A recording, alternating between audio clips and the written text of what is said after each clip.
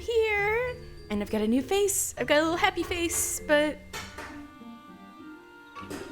Wait, Lori, you don't understand. I'm trying to make it understandable. If y'all have any questions, even if you're like never played before in your life and you're like, what is this? What's going on? I can do my best to give you a breakdown as brief as I can. Honestly, if you guys like ever curious about anything, you can always ask me. For real, for real. Anyway, hello. We are in Little Solace, which is a village the sylphs who have not yet been tempered by Ramu have set up camp.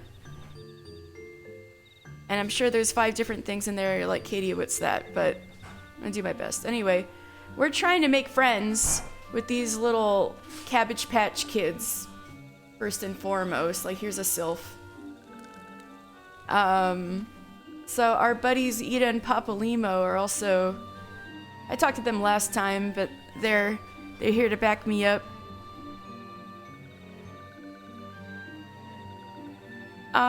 Alone, you make some good points. I hope you do, give it a shot sometime. I mean, there is a critically acclaimed and memeable free trial. Anyway, we gotta dance for the sylphs, right? That's the traditional greeting. So if we just talk to them normally with Amixia right here. This one is weaving cloth. Walking One would know more? This one does not trust walking ones who do not show respect. Well, I'm glad you love watching it. Yeah. Thank you, Alone. You're really sweet. Right, where did I put my emotes? Oh, I guess that works. Dance! I'm gonna do my little white boy dance. And, Walking One would be a friend to these ones? This one is overjoyed. But this one keeps the ways of weaving a secret. Even if Walking One learned the secret, Walking One could not weave the same way. A lot of people do that. Make cat girls and dress them up and stuff. You don't need a PC though. Like, I'm playing on PS5 and it's also available on PS4. If you have either one of those, you can pick it right up.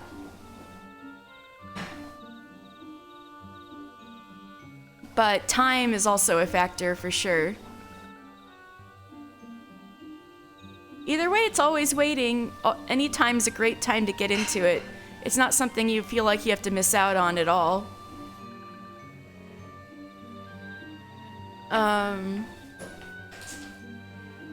Walking One would be a friend to these ones? This one is overjoyed. But this one keeps the ways of weaving a secret. Even if Walking One learned the secret, Walking One could not weave in the same way. Alright, what about this one? Nalexia. Hey, there's some people here, so the sylphs dig you. What? Oh no. Really? Our PS4 is not getting any cheaper? But either way, if you don't already have it, I guess it's a moot point. But yeah. Zacchaeus. Sylphs are, by and large, a bright and happy kind of folk. But those who have left their homeland behind have grown nervous and wary. I would ask that you do nothing to startle them.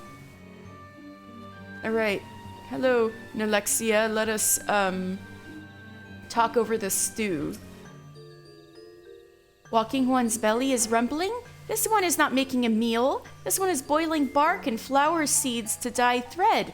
Color must be jolly, and so must be greet making. Oh, sorry. Alright, sorry, it's not a stew. It's... dye. Okay, it's dyeing. My roommate says eat the dye anyway. But what if I actually die? Alright, white boy dance, let's go. I'm saying hi. Ooh, walking one knows jolly dance. Jolly dance fills this one with good cheer. Let these two be friends. Brazil. First stuff is not only friendly, and for someone that only studies doesn't work, it isn't an option. But in a few months, I hope I can. I see. Oh no, that makes perfect sense. Well, I really hope it works out in a few months and you can get what you want and have fun. I'm wishing you luck.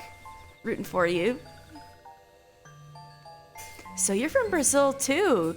So is, I'm pretty sure Enrique is too, but I'm not sure where he's been the last half of this week.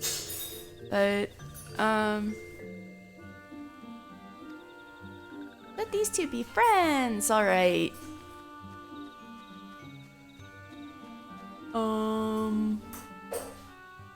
Third one is this way, Delexia.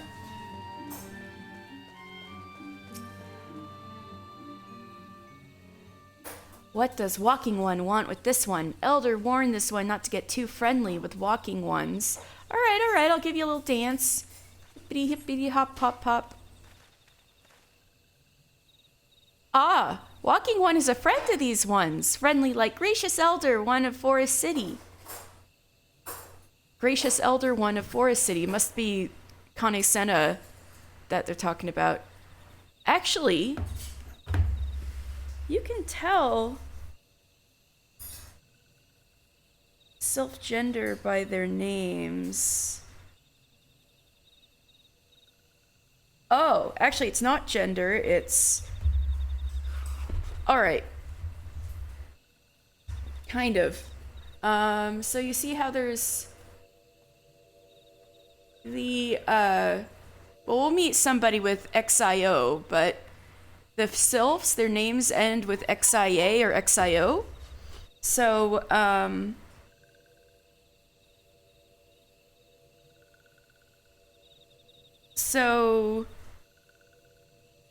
sylphs aren't mammals or anything like that. They're literally like flying plants. They photosynthesize, so they don't need to eat.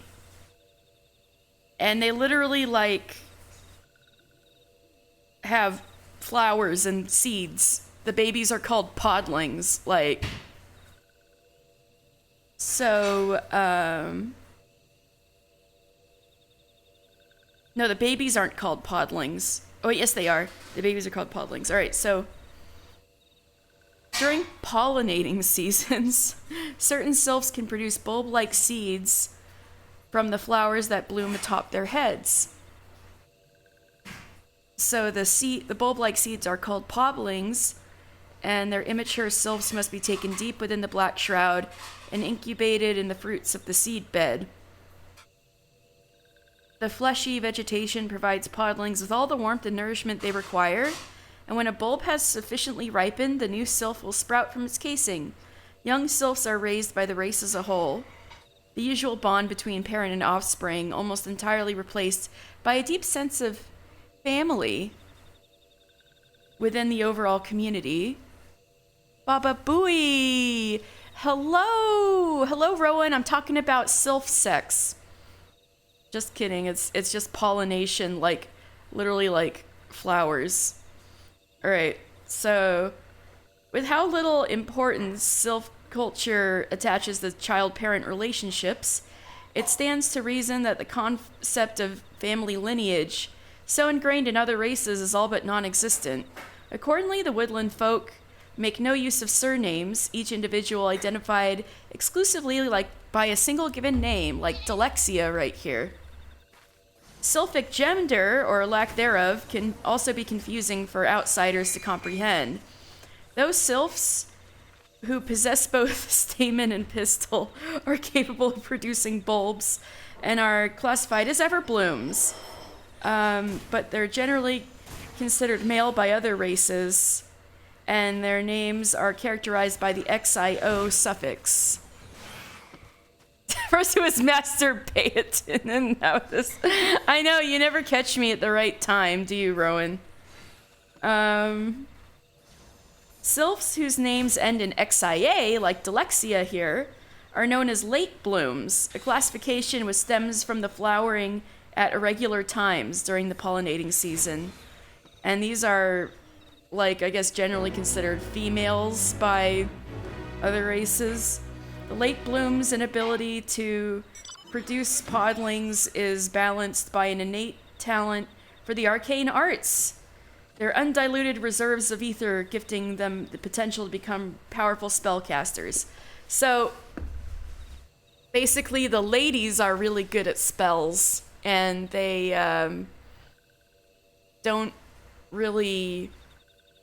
And they're not, like, regular...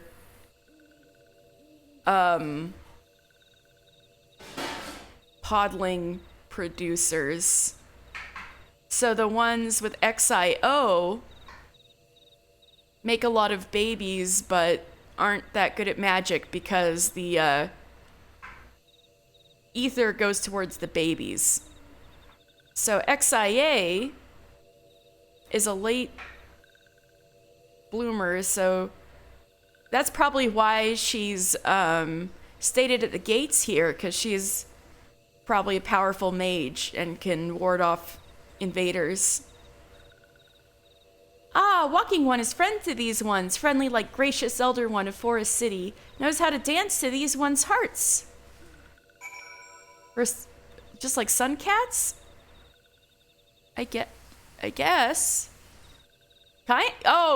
so. Yeah, the XIOs are like a nun. I guess you're right, except I guess nobody's stopping any of the so Kamuxio and Laxio, these are quote-unquote males, but they're the ones that aren't so good at magic. And so that's what the XIA and XIO difference is. Alright, anyway, we introduced ourselves around. Let's talk to Ida. The boys be mating. Mister, would you like to hear the good news or the better news? The good news is that your lovely dancing has brought smiles and high spirits to all little Solace. The better news? Why, I've thoroughly recovered from those accursed leg cramps. You know, the excuse she was coming up with to not help. Alright. Why, I've thoroughly recovered from those accursed leg cramps. Onward to our next adventure.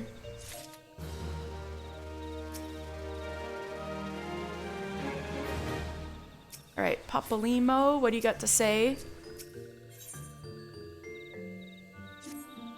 Mister, as an adventurer, you're no stranger to helping distressed folk, I'd wager. Tales of good deeds are quick to spread. An adventurer who comes to the aid of the local populace can go from stranger to hero overnight. No doubt you see what I'm getting at. The sylphs who make their home in Little Solace do so having been driven from their woodland home. Surely they have their fair share of troubles.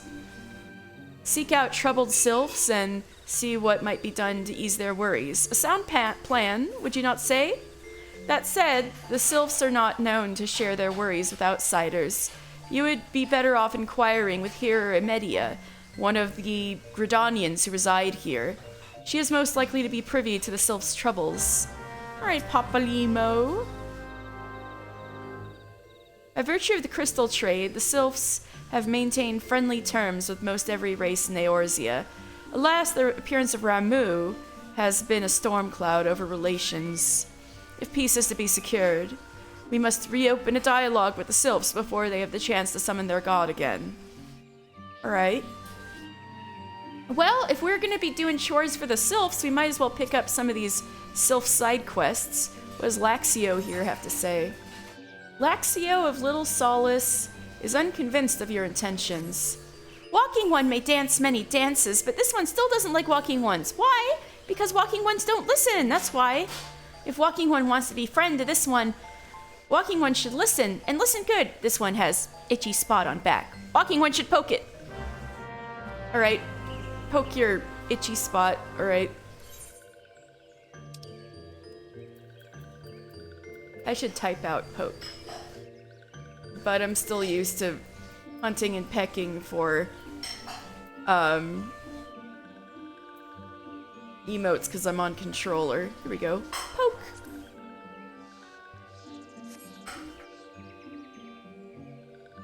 Peeve as a sylph. Oh, that's your kitty. It was like, scratch my back. Ah. I guess Stella's like that too. Tee. Walking One fell in the trap. Touching this one turns Walking One's skin into moss. What? Oh no, you're gonna turn my skin into moss? Tee. Mossy One's skin turns greener and greener. Mossy One should examine himself to see just how silly Mossy One has become. Oh god, where is it? Where's the moss?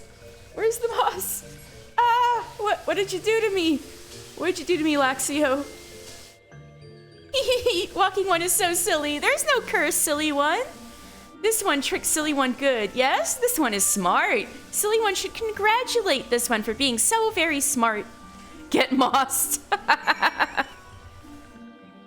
Right, congratulations. Congratulations. Congratulations. Wait, I wasn't locked onto him. Fuck. Congratulations. Congratulations. Congratulations. That's right, Silly One. This one is very, very smart one. Silly One is smart to know this. Silly One makes this one laugh. This one likes to laugh. Maybe Silly One is not so bad after all. All right, I am designated Silly One. Are these better gauntlets? Nope. What now? Laxio the Sylph needs to help to put down the Gigas. These ones need help. Please help these ones. Vile ones called buzzing Gigas think these ones are food. Attack these ones. Attack whenever these ones go into forest to bathe in sunlight. Oh, cutesy voice. Is this not cutesy enough? I have to make it even cutesier. All right, this is fine. This is fine. Let me get my timer.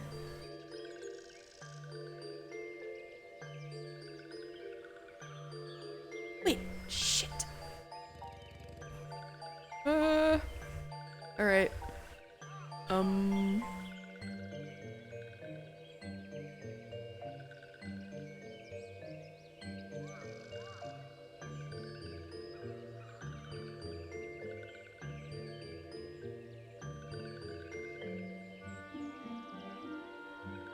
There we go.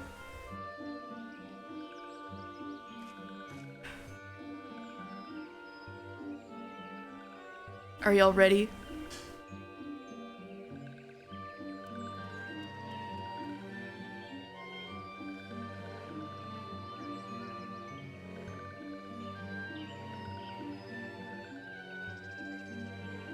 Ubu time.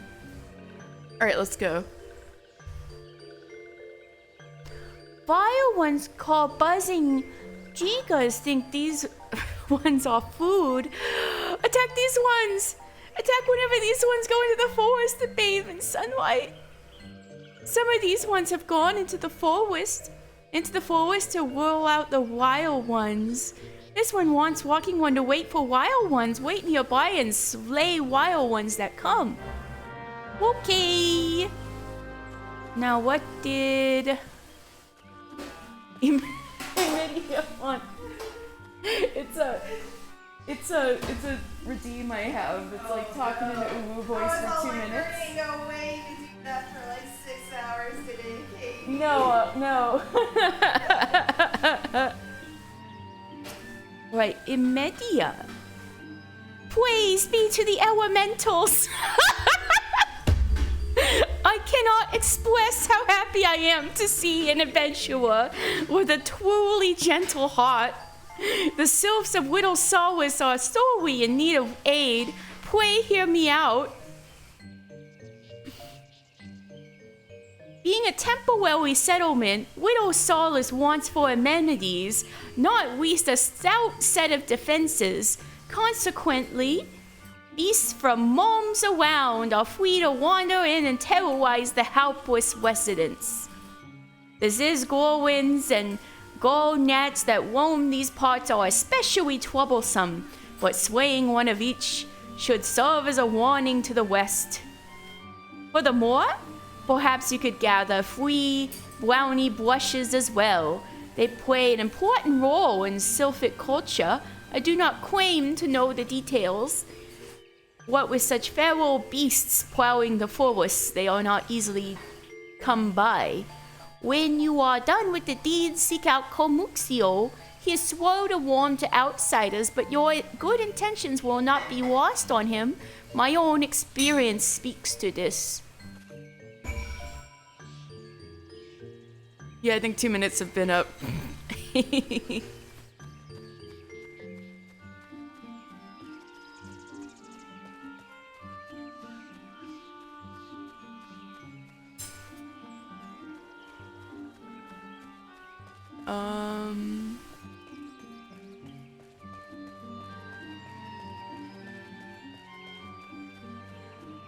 Right, Ziz goal wins. Right, get wrecked. I'm level 39, bitch.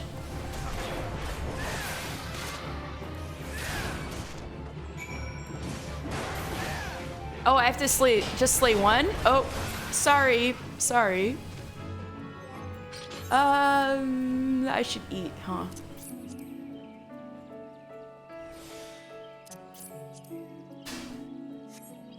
Just shove a bunch of dodo in my mouth. All right. What's over here?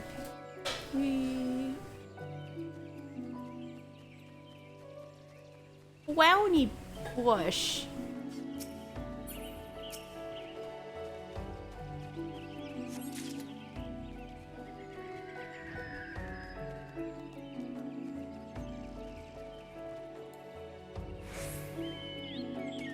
Oh yeah. This is my chocobo. His name is Karage-kun.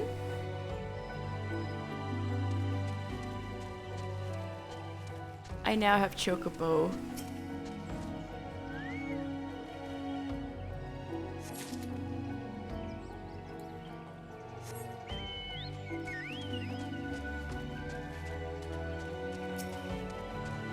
Is this where I fight the Jigas?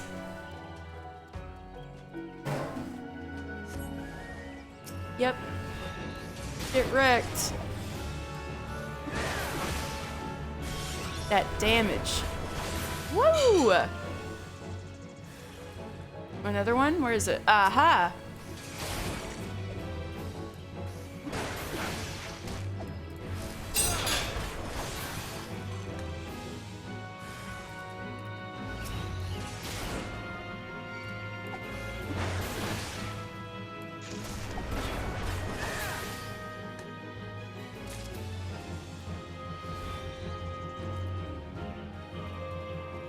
What is it? Where is it? Ah, there you are. Oh, this one's level 21. That means it's scary. And yet, there it goes. Amazing.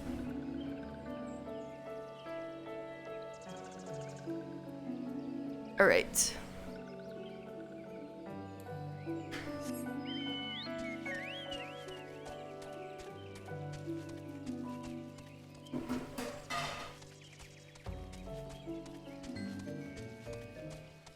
Back to Komuxio.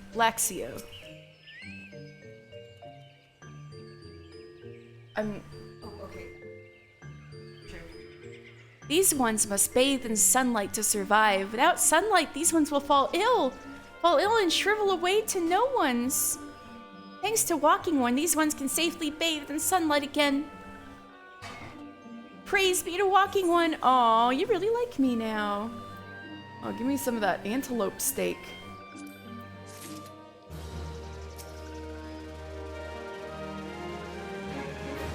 Walking Ones may think this one's home is small, but this one has biggest home of all. The forest itself is this one's home. What does Walking One think of that? That's cool, I guess. Yeah, Komuxio, you're the one I'm supposed to be befriending. Kind Walking Ones, Listening Ones, and Masked Ones protect these ones. Protect little Solace from nasty ones who would steal these ones home. Walking Ones are kind and strong, but these ones cannot rely on Walking Ones alone. No, all ones must work together, that one day these ones may return home. Oh, right. I'm supposed to get more stuff that's south of here. Well, wait. What does Amixia want?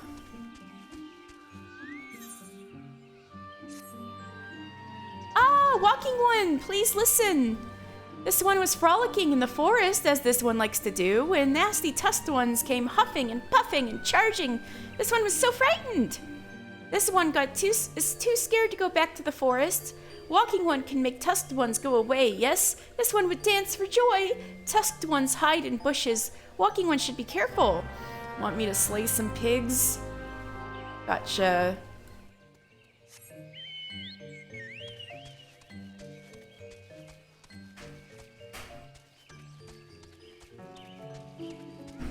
Oh, don't mind me, says Gorlins. Suspicious thicket? Oh! Howdy! That is sure a hog. Alright. Yeah! Now I can... Right. Why is it not in line of sight? How about you come out here, buddy? There we go.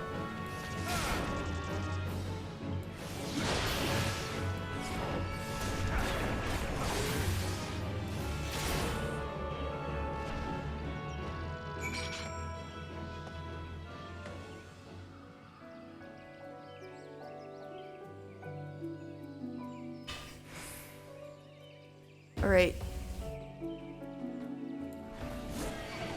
Oops. I didn't mean to touch that. I didn't think that would aggro you. All right, sorry.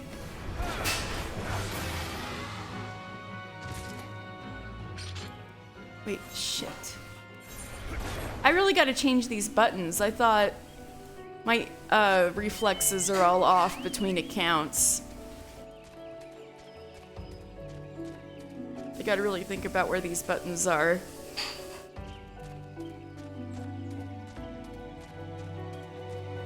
There's another piggy over here.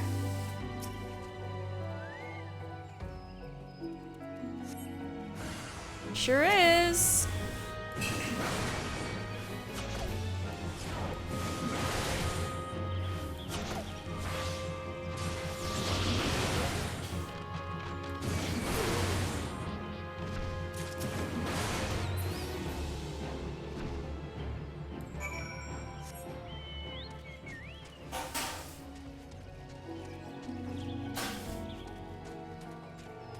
Oh, what a beautiful day in the Eastern Shroud.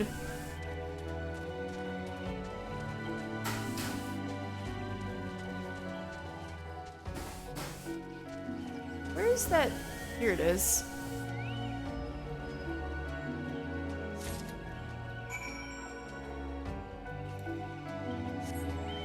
Might be a good time to talk about this place. So this is Americai's Spire. Amarasai? I'm so bad with these French names. So, let me go back to the page on the Eastern Shroud.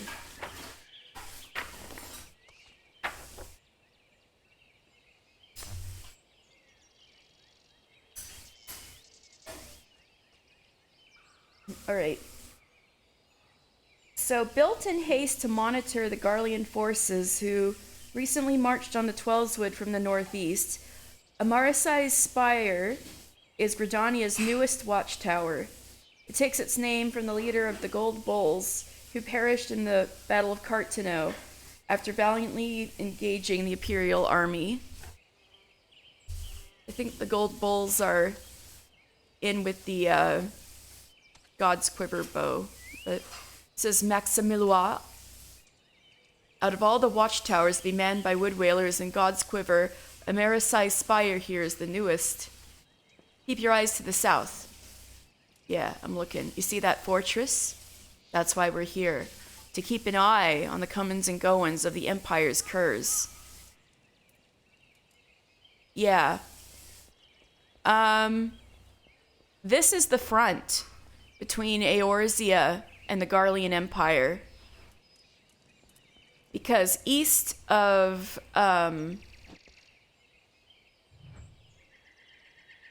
east of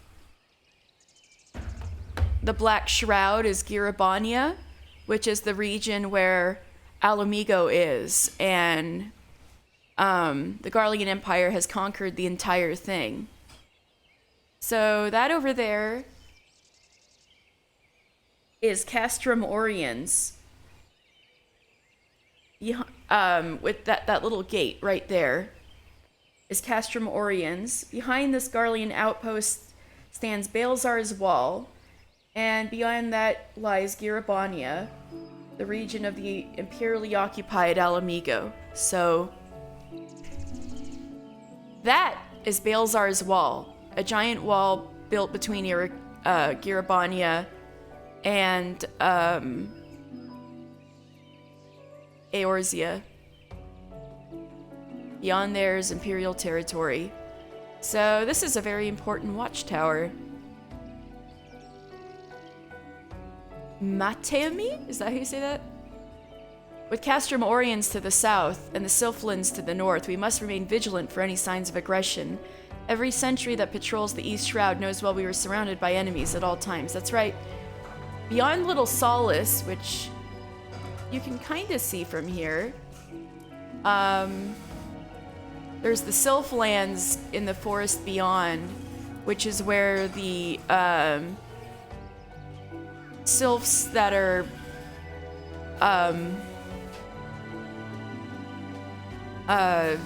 tempered by Ramu have taken over. And that's why the ones in Little Solace want to go home and can't, because the sylphs there will try to brainwash them into following Ramu.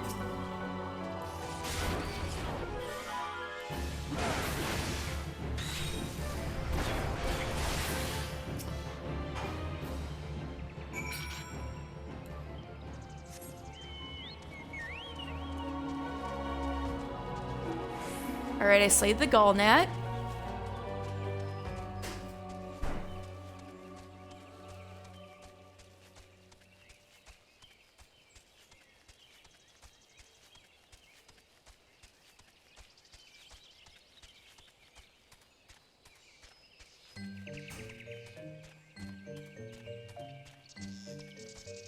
Amixia. Walking one has made tusked ones go away. This one can play in forest again. This one thinks Walking One. This one is forever and ever Walking One's friend. Yay, I made friends. What now? Helpful One has returned. This one is troubled. When this one ran away from nasty tusked ones, this one dropped 3 spindles of thread. This one searched Brambly Place over and over, but nothing was found. Oh, whoa, is this one? Helpful One will help, yes? Yeah, in a bit. When I'm going through the Bramble Patch next. Alright, Kumuxio, I did stuff for y'all. Dancing One is still here. Dancing One can dance all day. This one's trust is not so easily earned. Have some brownie brushes.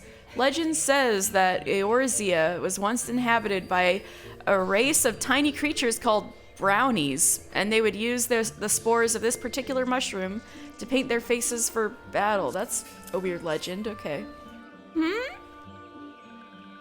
Dancing One brings brownie brushes for this one. This one can dye thread once more. This one is pleased. Maybe it makes brown dye?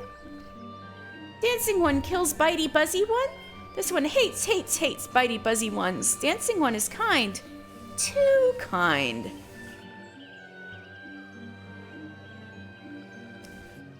Many Walking Ones come to these ones' abode, but few are friendly like Dancing One. Perhaps this one was wrong not to trust Dancing One after all.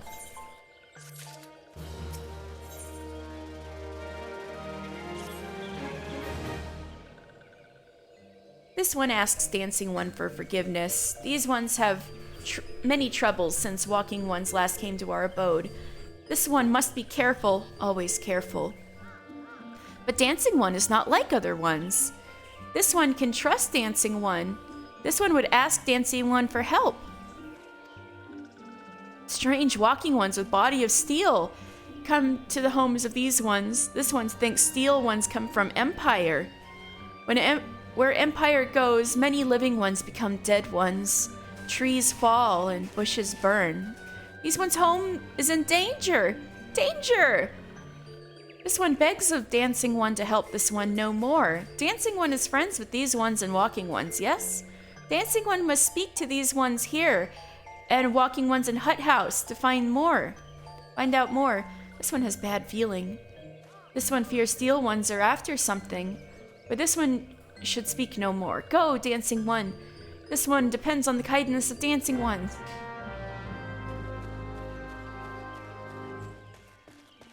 Alright, Pelixia. You seen anything weird? Any Garleans? Strange steel walking ones? Yes, this one has seen. Steel walking ones carry big boxes. Maybe walking ones hunt for shiny treasure? This one likes treasure.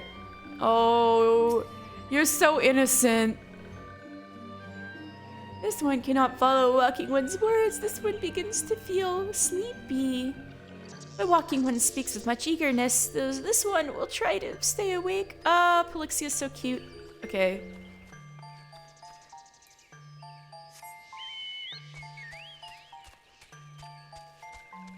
Probably whatever is this way is shorter.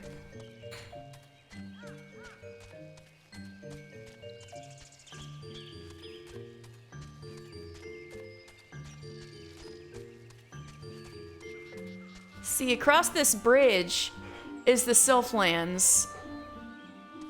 Marinterre. A word, if you will. The lands beyond this point belong to the Sylphs. Unlike the gentle souls in Little Solace, the vicious woodland sprites out there will slaughter any outsider that dares cross their borders.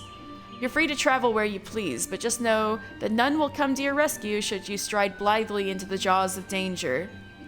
Nathaxio. Shush, shush, this one says. Steel walking ones are scary, like touched ones. This one hates scary, and scary ones have scary friends. Walking ones should not go any further down this path. These ones who summon the primal one will do hurtful things to walking ones who enter these ones' territories. Those ones' territories.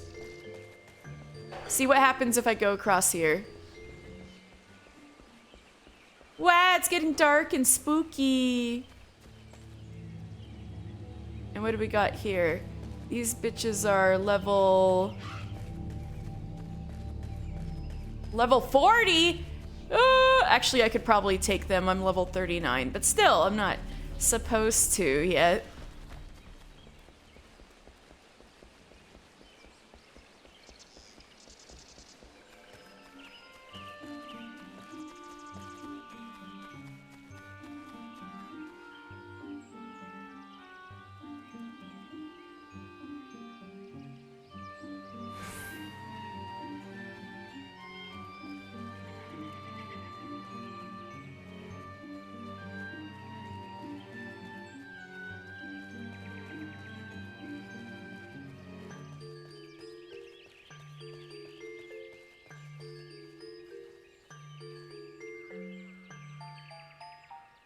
Alright, let's get on my chocobo. We gotta talk to some more peeps. We gotta go to the Hawthorne Hut, right?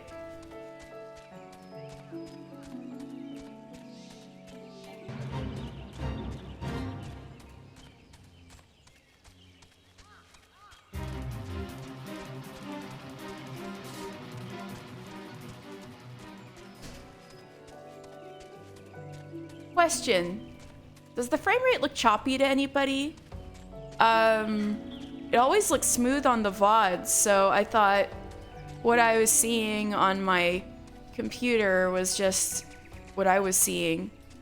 But yesterday, when I was doing my needle felting stream, it seemed that whenever I saw my camera freezing, viewers could see my camera freezing. So if like choppiness while I'm running around and stuff, if that's visible to you guys, then that's just while it's streaming. Ah, it's been doing that this entire time and nobody's ever told me. Oh, and I thought it was just me. It was just me because it always looks smooth on VOD. How do I fix this?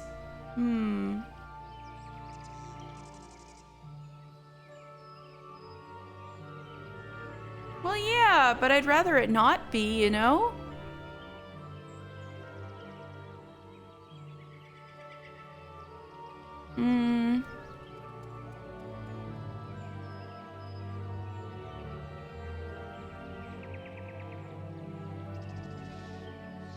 Yeah, maybe midstream is not the time to figure this out.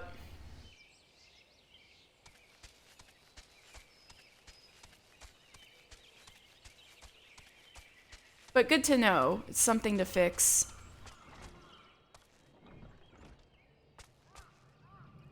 Alright, Victor. Fearsome types clad head to toe in steel, you say? Imperial soldiers, no doubt. I couldn't tell you what they're plotting, but I'm sure it's nothing good. What would you give Florimon? You have the look of one who's seen more than his fair share of danger. I am Florimon, Sentry of Jocelyn's Spire. Though you would have forgiven, for imagining me a sentry of this hut, so seldom have I left it in recent days. I sustained an injury, you see, and have been out of commission for some time.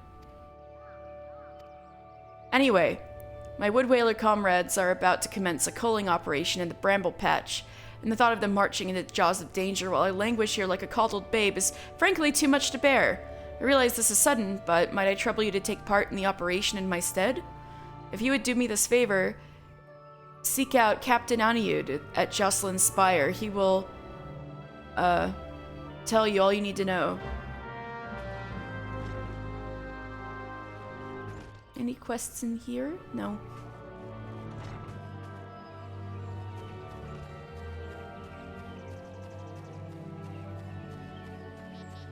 I do need to talk to Mon over here. This is interesting. Men clad in strange armor. Why, now that you mention it, I did see some suspicious types of late. They were gathering deep in the forest. I simply assumed they were adventurers.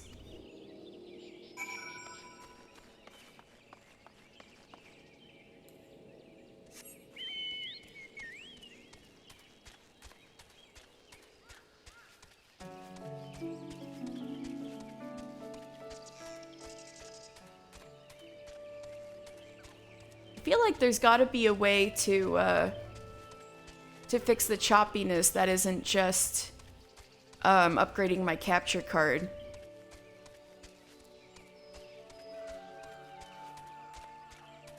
Because a lot of the Nintendo Switch games, it's like perfectly fine, the frame rate. Aniud.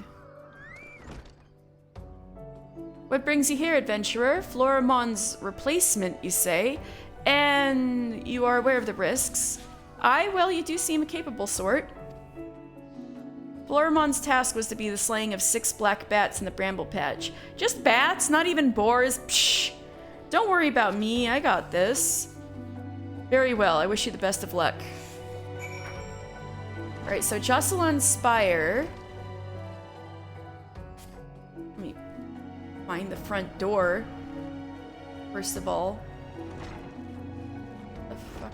There it is. Alright, it was dark in there. Y'all need some more lights in there. So this is Jocelyn's Spire.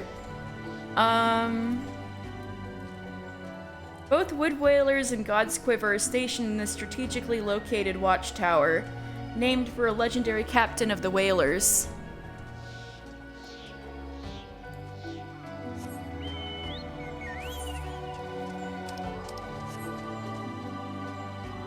Oops, that was a long drop. Sorry, Kurage-kun.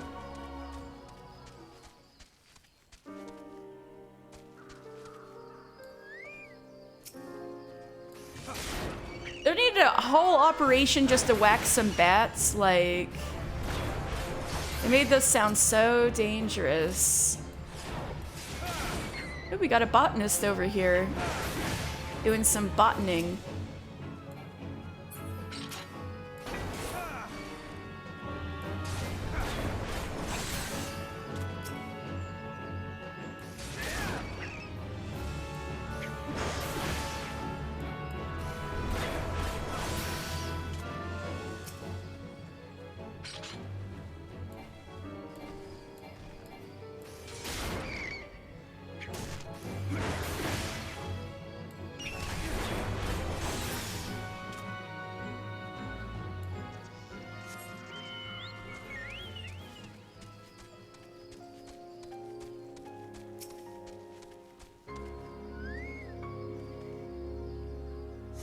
Oh my god. Rowan, I feel it. I hate that. I don't know why I have this pet peeve, but also I don't want it to be in first person.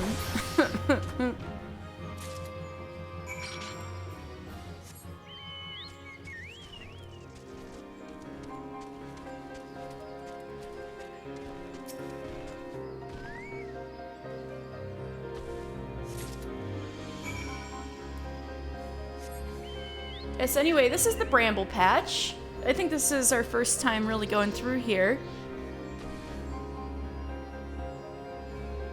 By reputation, the mighty thorns of the Bramble Patch are a playground to the Moogles.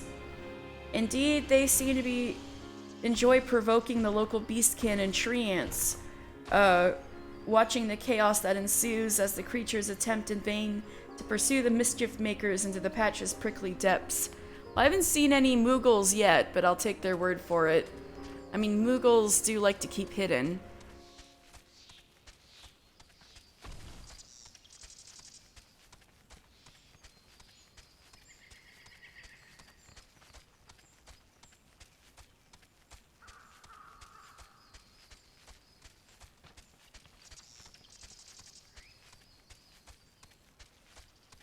Okay, we're heading back to Little Solace.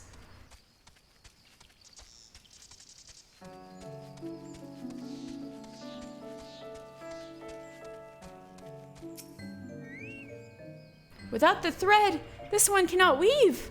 Whatever is this one to do?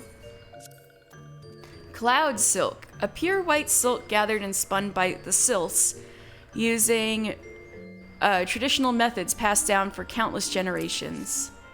This one's thread. This one can weave again. Helpful One is so kind. This one thanks Helpful One from bottom one of this one's heart.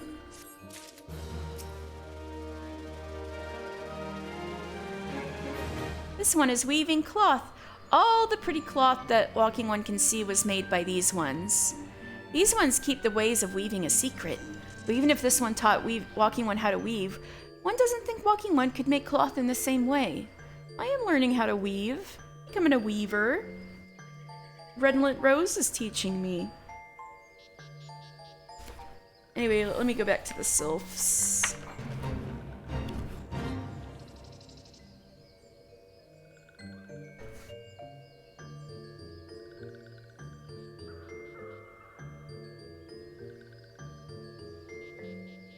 So sylphs are adept at weaving fibers from a variety of sources, be it plant, ochu vine, or cocoon. They also excel at dyeing their creations and are known for producing threads and fabrics of extraordinarily vivid hue. So they do like their pretty cloths. Right, Coaxio. That must be what these tents are made out of. Must be sylph cloth. This one is happy to see Dancing One return.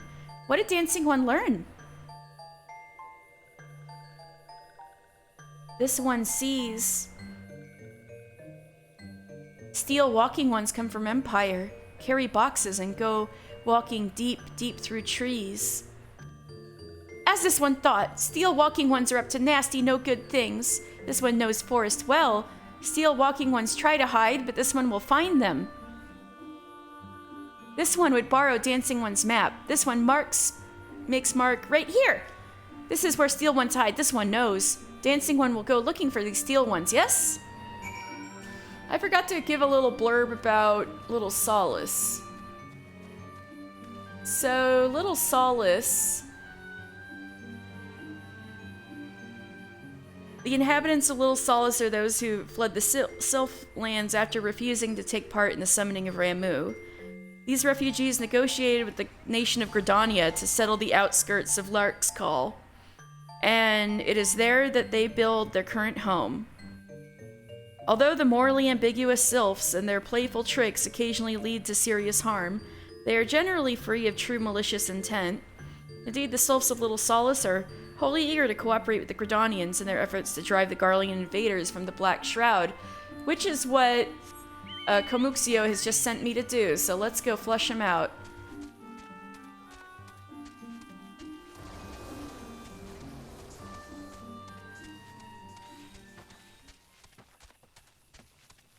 Is this it?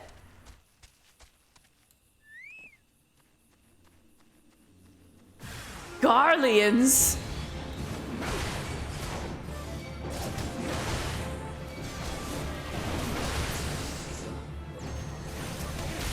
I'm sorry, I know y'all are just conscripts who are forced to be here, but get out.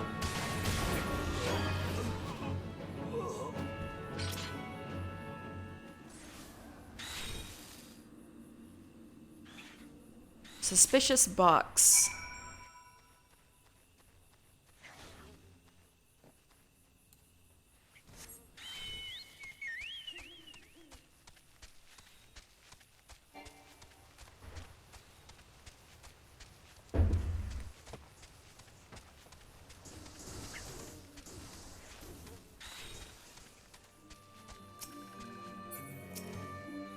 Komuxio, I got a suspicious box.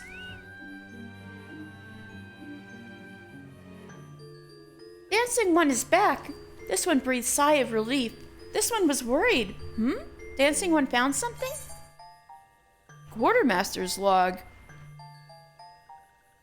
A list of supplies and materiel to be delivered to a certain imperial stronghold. Dancing one found paper inside of box. This is a message from Empire. This one can read walking one's symbols. Message paper has names of food and rocks. Food and rocks were inside boxes, this one knows. But this one does not understand. Food and rocks mentioned all come from home of these ones. How do steel walking ones know to find them? Wonder if the rocks are crystals. Is there sneaky one hiding in this one's wings? Snooping ones selling secrets to the steel walking ones? This one fears for this one's home. The dancing one has helped this one much today. Dancing one must promise to always be friend to these ones. Yeah. Well, we can be buddies.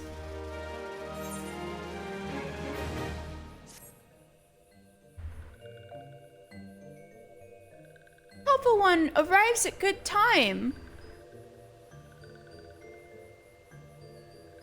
There we go. This one needs helpful one's help. One of these ones named Claxio ventured outside Little Solace alone. Alone is unsafe. Helpful one must find Claxio. Claxio struck west after leaving the settlement. Hurry before Claxio ends up in the belly of a beastly one. Alright, we gotta find Claxio. We got a missing sylph. We must be rising in their esteem. Well, he wasn't very far.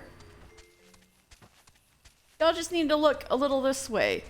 Is it all this is Gorlins? Are they scary? Is that why you didn't look out here? What? Walking one wants this one to return to Little Solace? Don't make this one laugh. This one is weary of living with those who are not these ones. This one wants to be alone. These ones rely on walking ones for everything. No better than those ones that summoned a primal one. Small wonder this one chose to leave. This one thought this a likely place to build a home, but then Meddling One arrives, forces this one to go deeper into the forest. Meddling One is forbidden from following this one. Away with Meddling One! Nah, that sounds dangerous. I mean, you're literally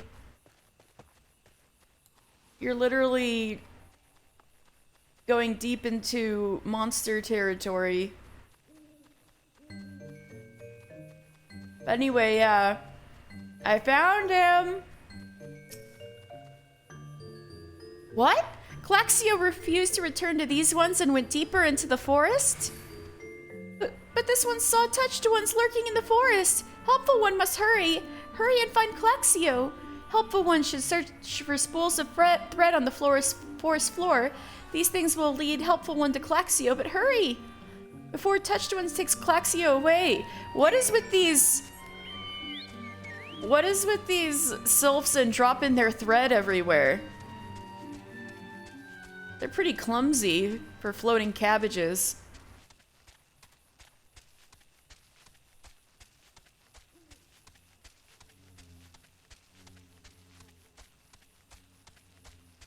Ooh, can we squeeze in here? Yeah, good job, Karage-kun.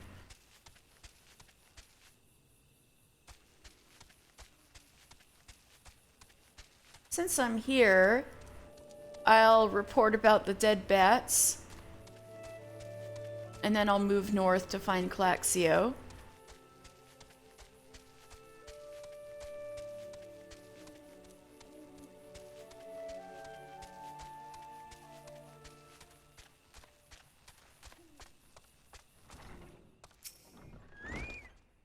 So, you have seen to the black bats. We couldn't have asked for a better substitute. You have my gratitude. Now, on the risk of seeming brazen, which I would ask you a favor of my own, might you bear a message to Florimond for me? The lad is being overly hard on himself for his absence. Tell him that his fretting avails no one, he himself least of all. He serves the wood whalers best by getting back on his feet with all swiftness, and that requires peace of mind. Oops, sorry to get on my chocobo in here. Whee! Whee!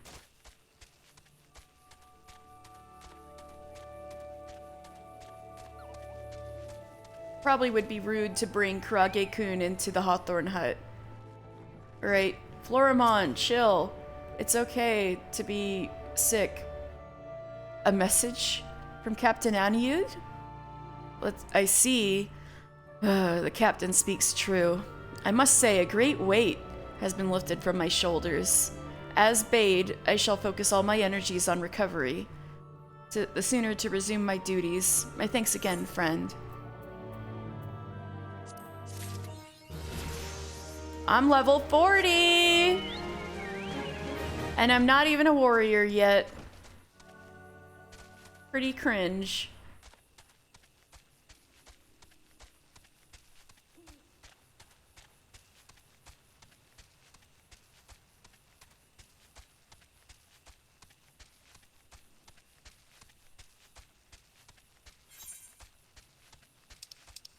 Yeah, it looks like Claxio went deep into the bramble patch.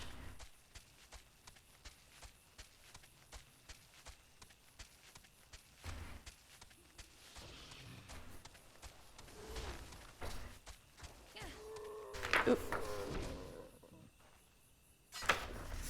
You know, since we're here,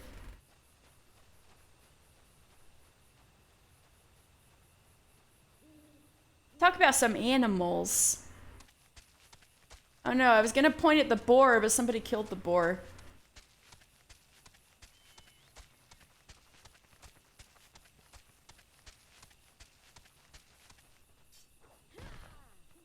So this is a wild boar, which is classified as a beastkin.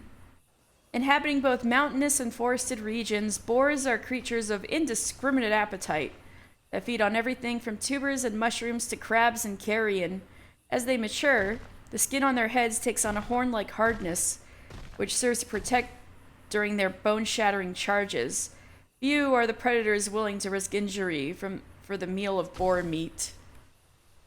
And this is a diseased treant. I'm pretty sure treants are seedkin.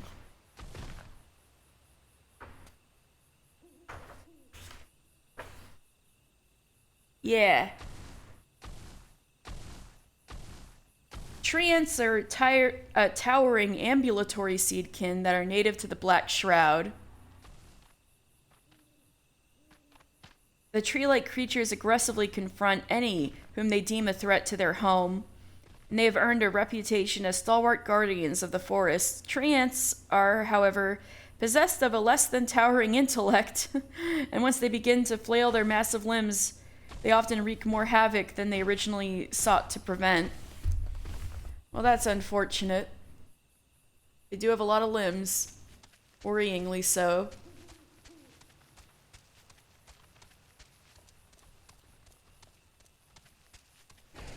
Ooh, Stinging Sophie! I can look up lore about the hunt marks, too.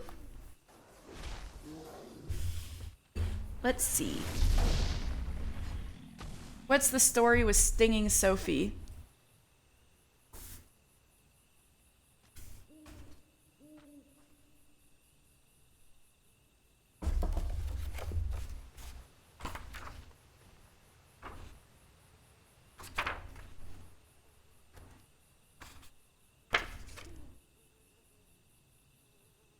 Alright, Stinging Sophie is a rank B. Haha, get it? B. Fattened on the honeybees of full flower comb, this giant hornet inspires both disgust and complacency, contrary to what its excess of embonpoint? Embonpoint? I've never heard of this word. Suggests this grotesquerie is agile enough to evade its would-be slayers, and instead give them a deadly stitch with its needle-sharp stinger. It eats bees? That's so sad. Those are Rosa Hawthorne's bees.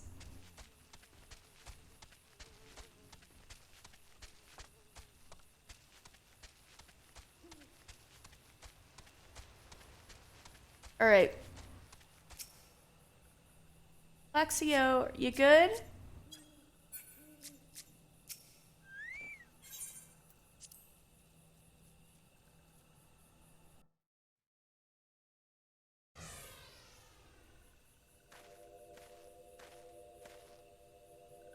Meddling One is back?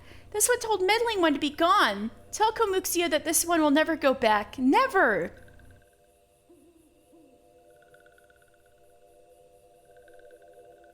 Oh, so these kind of more purplish blue looking sylphs are the ones that have been touched by Ramu. Or they're called, yeah, touched ones. Touched ones should go away too. This one is a good one.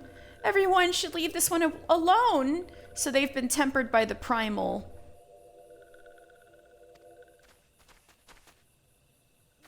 Be on guard, mister. These sylphs have been tempered, brought under the thrall of the primal Ramu. Oh, I should have said anything. Papalymo's got me covered. Akin to the Amalja tempered by Ifrit, these sylphs exist only to serve their deity. They'll answer not to words, only steel. I take no pleasure in this, but it must be done. Aw, man. Guess we're fighting some sylphs. Claxio, these ones are your friends. Come with these ones. Serve Primal One together. No! This one is good one. We'll never go with bad ones.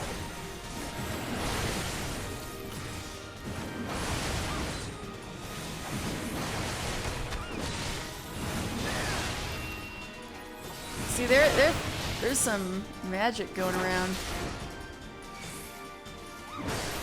Meddling One, not smart to anger this one. This one has many friends in forest. Hurry up, Papalymo. I can't bear the stench any longer. A Morble? And things were going so well. Wow, they're friends with Morbles. There's something not right about this Morble. Ignore it and focus your attacks on the sylphs. No! Not Stinky One. Stinky One is scary. Stinky One make this one's head go spinning. Mr. Papalymo and I can handle this beast. You take care of the sylphs. Yes. Alright. All the sylphs are gone. Can I... Oh, we're chasing the Milkroot Morble away? We're good? Alright. That was a buff-ass Morble. We couldn't do much against it. This one is safe? This one was so scared. Claxio, this one has been worried, so very worried. Is Claxio unharmed? Still in possession of wits? Komuxio? And Meddling One as well. Why are these two here? These two came to rescue Claxio. That Claxio is safe fills this one with joy. Komuxio, forgive this one. This one did not mean to run away from Little Solace. This one was just afraid. These ones who live at Little Solace were changing, becoming friendly with other ones. This one feared that these ones were forgetting who these ones are, like touched ones did. But this one was wrong. This one can see that now. Helpful one. This one is grateful. This one will return to Little Solace to be with Kumuxio and friendly ones. Bye-bye. Well, that should see to that. What say we return to Little Solace as well? I, for one, could do with a nice hot bath.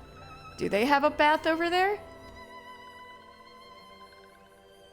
Well, I guess it's Papa Limo. All you'd need is like a bucket of warm water, and that would that would do it for a bath.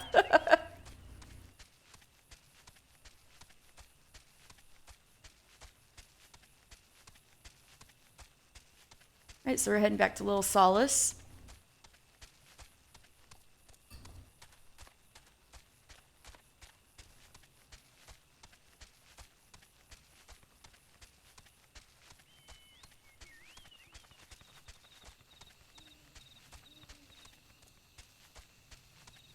Through the bramble patch.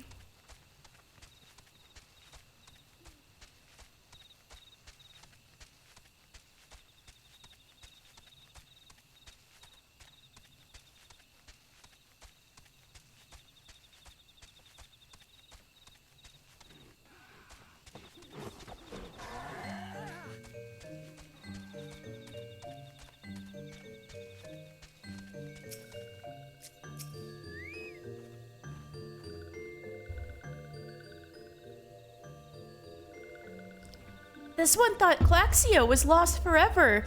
Helpful One saved Claxio. Now these ones can be family again. This one has known many walking ones, even many kind walking ones, but Helpful One is kindest and strongest of all. Well, I think I've won him over. Helpful One is a hero to these ones. Helpful One will bring these ones and walking ones closer together. This one knows. This one would be helpful. This one would take Helpful One to see Elder One. But Elder One is... What? Elder One is what?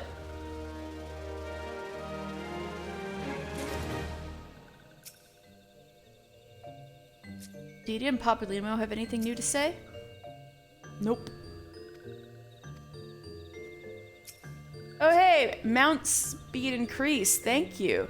Ooh, look at all these mount speed increases. Oh, yes, I love to see it.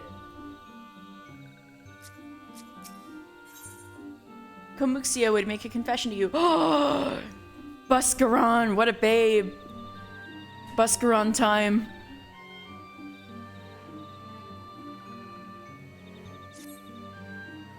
This one must ask Kind One's forgiveness. This one made promise to take Kind One to see Elder One, yes? But this one cannot. This one cannot. This one cannot because Elder One is not here. Elder One is not anywhere. Elder One went into forest yesterday but has not come back. This one is worried. Elder One often goes into forest, but never for this long. Kind One will help find Elder One, yes? Near where Elder One disappeared is home of a walking one named Buscaron. Buscaron may know what happened to Elder One. This one would talk to Buscaron. The walking ones do not always trust these ones. Would Kind One talk to Buscaron for this one? Heck yeah! Also, I think Buscaron would be down with you. He's a cool guy. And this one comes from Gridania, yes? In Gridania live many kind ones, yes? Well, kind to you, maybe. This one begs of Kind One. Please go to Gridania and ask fellow Kind Ones for help, and please hurry. These ones are not safe until Elder One returns. So we need to go find the Sylph Elder.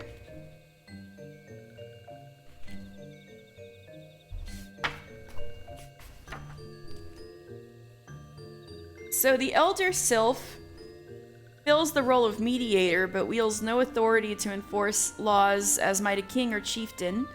As a result, attempts at a race-wide diplomacy are largely meaningless, with Gridanians reciting a frustrating history of needing to treat with the fickle individuals when bringing grievances to bear. So, rather than their leader, the Elder Sylph is kind of more like their mediator. But looks like they all look up to him, so Anyway, let's go see Vorsi. Our boy Vorsi.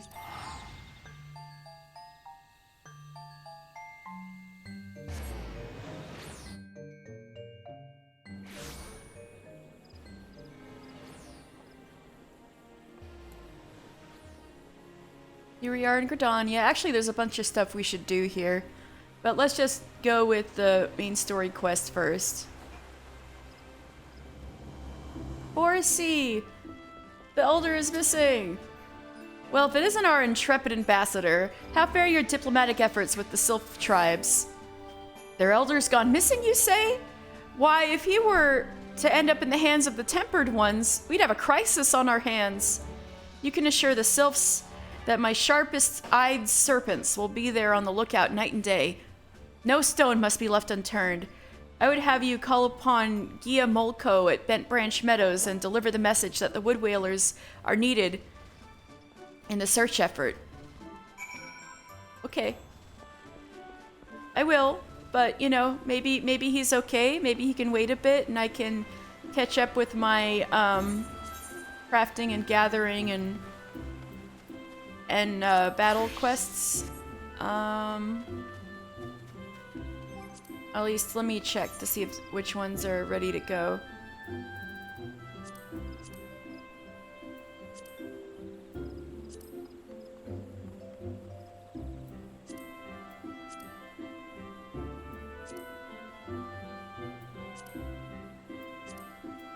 What?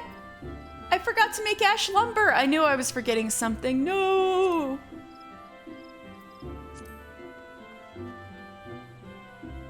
Oh well.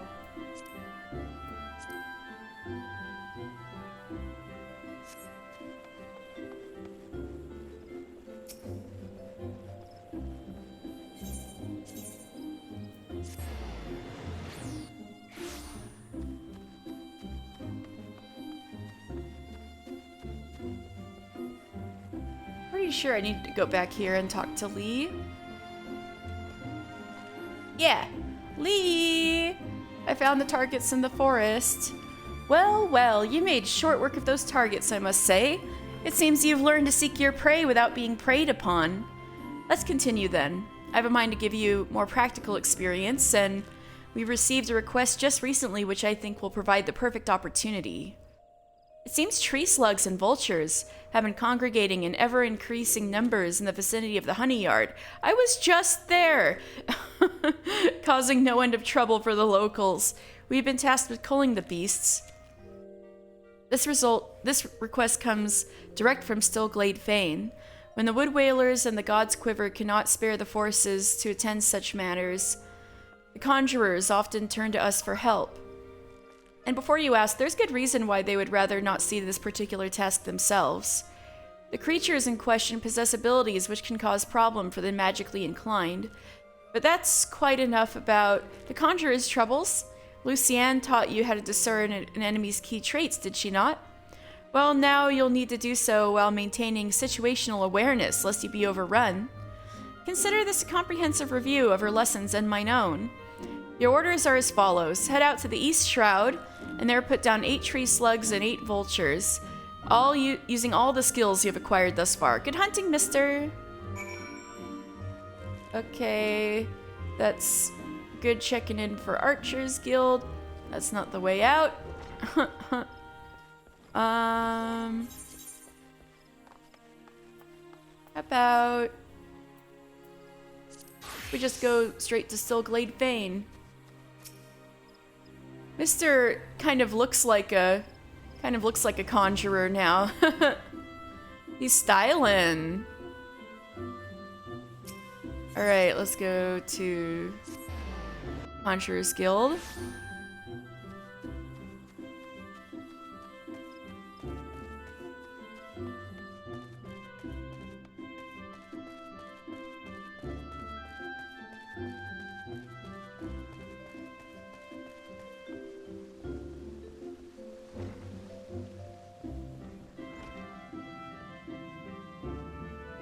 Isumi!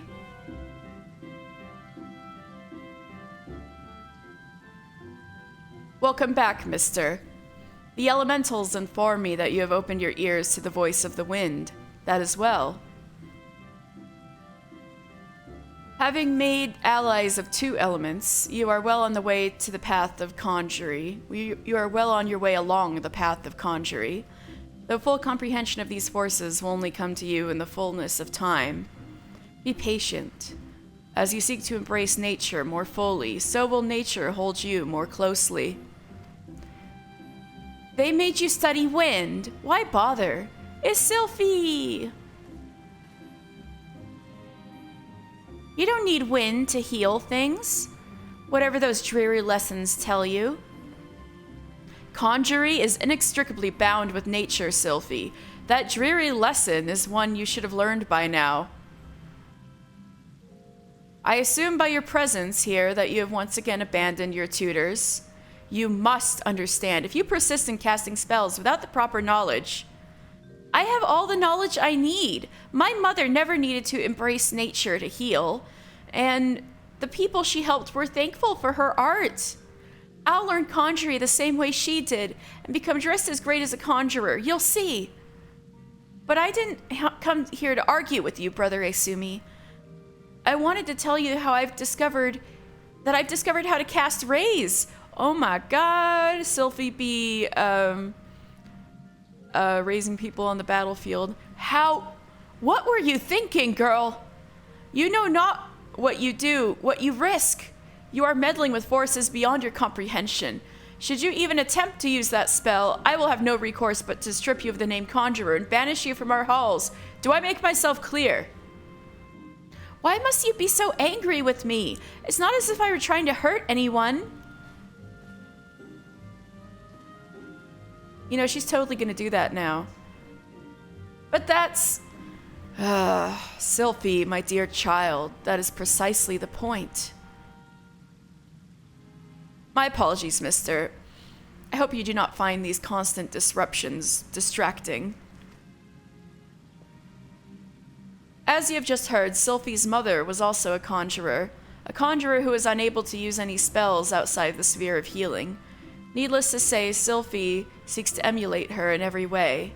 It is a rare and wondrous talent to heal without relying on the energies of nature, but such power is not born of true conjury. By all that we know of the art, it should not be possible for Sylphie to cast rays. I shudder to think what would happen if she tried. I fear my inability to set her upon the true path reflects my own failings as a teacher. I am only glad that those same failings have not hindered you, whether it be with my help or in spite of it. Don't be so hard on yourself, Asumi. I believe that you will become a fine conjurer. Already you are blessed with great power, and more shall be yours should you persevere with our art, as I indeed hope you shall. Yet however much you grow, however powerful you become, remember that ours is a power borrowed, not taken.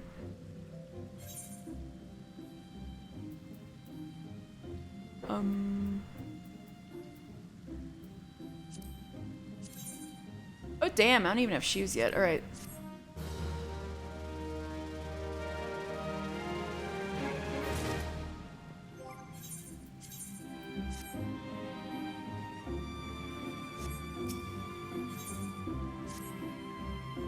It is good to see you again, mister. By the aura you exude, it is plain you have grown further as a conjurer. The time has come that you acquaint yourself with the third element of our art, water.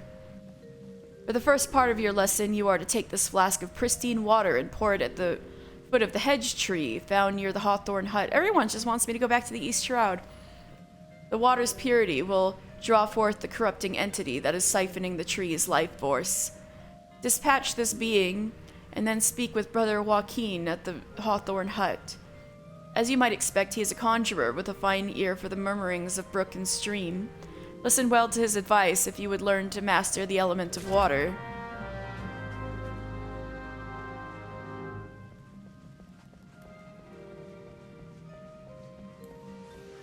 Alright, what's next?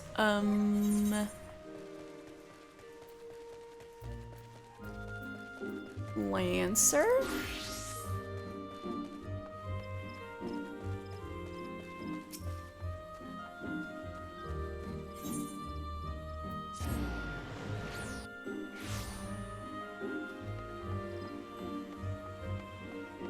Did I go the right place? Oh, yeah.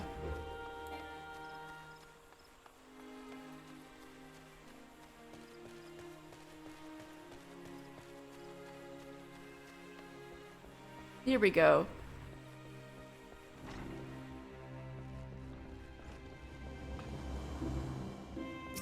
Right, Wayne. Welcome back, mister, and well done. I trust you now understand that in times of direst need, no amount of strength or skill with a spear will avail the lancer who lacks composure. You are now ready to learn the second aspect of a lancer's courage, resolve. When faced with a terrible foe, a lancer may succumb to fear and self-doubt. Should this happen, he will become defensive, and in seeking to cover his weakness, surrender his greatest strength, namely, his capacity to attack. A lancer who fears to attack is not but a man holding a pole. His spear may as well be a broomstick for all the good it would do him. It is not and will never be a shield. I don't know, I think you could probably, like, stop a strike with the edge of your pole, right? Like a quarterstaff? No? Okay. That you may learn the truth of my words firsthand, I bid you go to the central shroud, to an area adjoining the abandoned dungeon known as the Spirit Hold. Since the calamity, that neck of the Twelveswood has become a veritable menagerie of fearsome fauna. There you will find 3 collapsed pillars, which have become a haunt for fell creatures. You are to put them down. What manner of fiends can you expect to encounter? Ha! To reveal that would defeat the purpose of the lesson, my young lancer. Right, whatever, dude, whatever. Whatever. I will say only this. If you face those foes with the lancer's resolve, you will surely emerge the victor. Once you have completed this trial, pray report to Jillian in the entrance hall. She has grasped 2 aspects of courage, albeit with some trouble. Though I doubt you will encounter similar difficulties, her struggle has furnished her with certain insights, which I think you would benefit from hearing.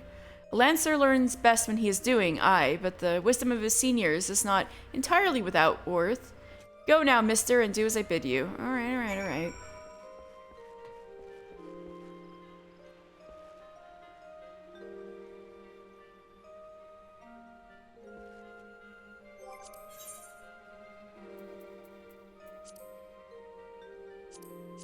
Okay. Why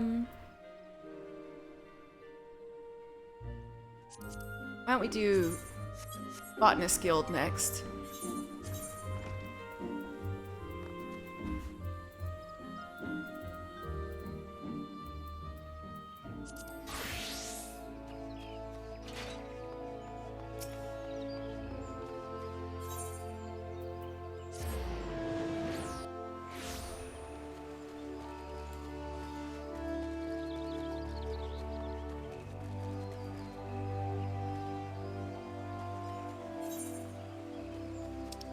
Got turned around for a second.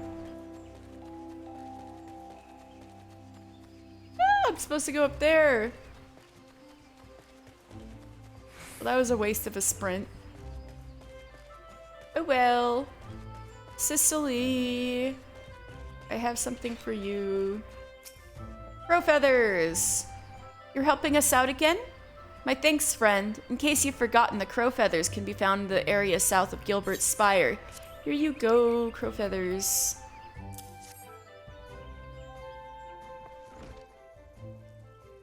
Ah, the crow feathers! You have my thanks.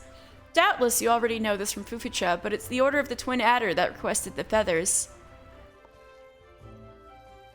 If I heard it true, they're in the midst of preparing for war against the Ixal. The crow feathers are needed to make arms and armor, feathered harpoons, plumed yew crooks, and the like. What about fletch and arrows? It's a fine feeling being able to do our part to aid those men and women who defend our nation. But to need such a large stockpile of feathers, it gives me pause to imagine that the bloodshed that lies ahead.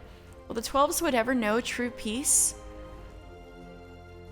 Oh, but there I go again with my wistful ramblings. Feel free to ignore me. Now, before I forget, Fufucha asked me to give you something on her behalf. A scythe. Yay, scythe.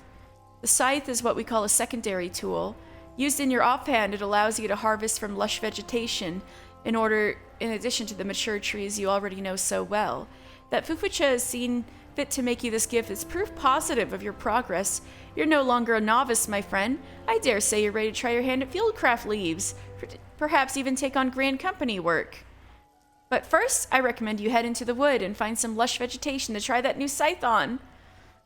Off you go now, and come back when you're ready to take on another task for the guild. Yes, ma'am. Ooh, heck yeah. Give myself a straw hat.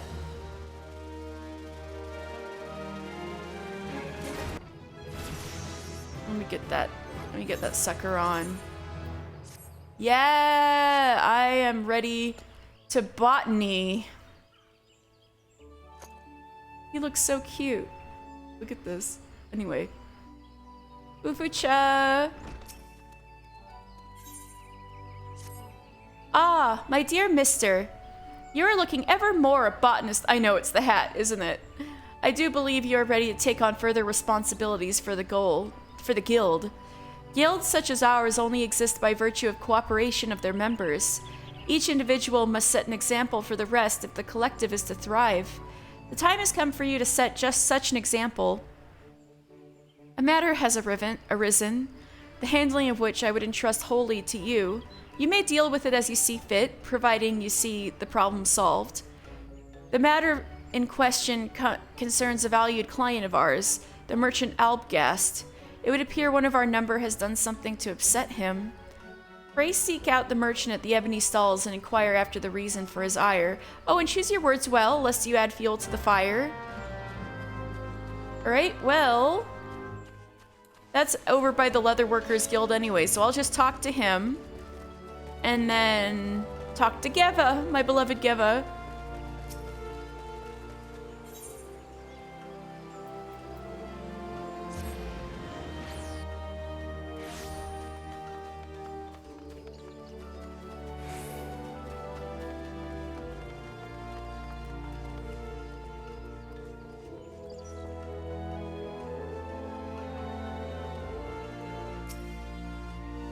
Fufucha sent you, did she?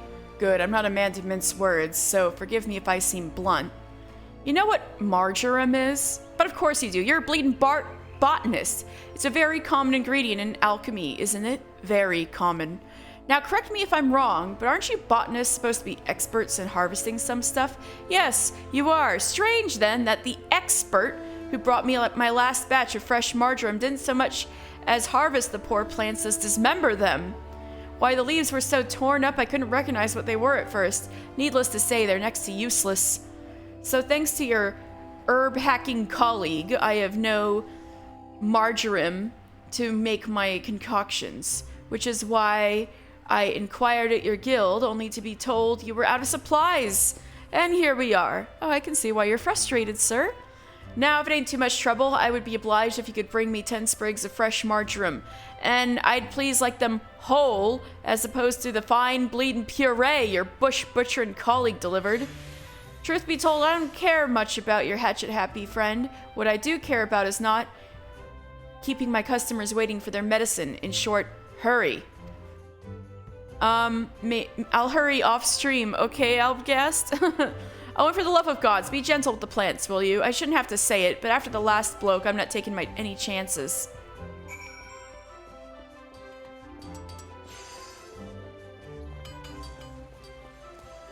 Right.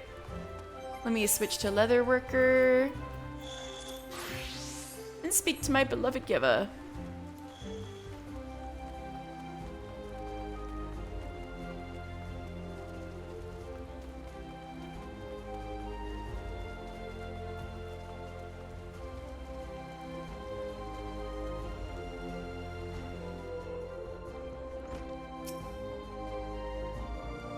The 2 pieces are ready, you say? That remains to be seen. Got your hard leather calico and hard leather choker.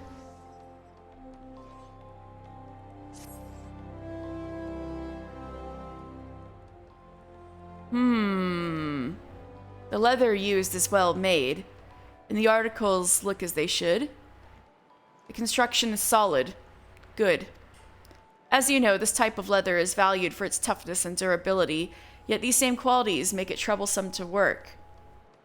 An inexperienced leather worker often ruins the material with shoddy stitching and poor molding, resulting in a final product that is misshapen, brittle, and liable to fall apart.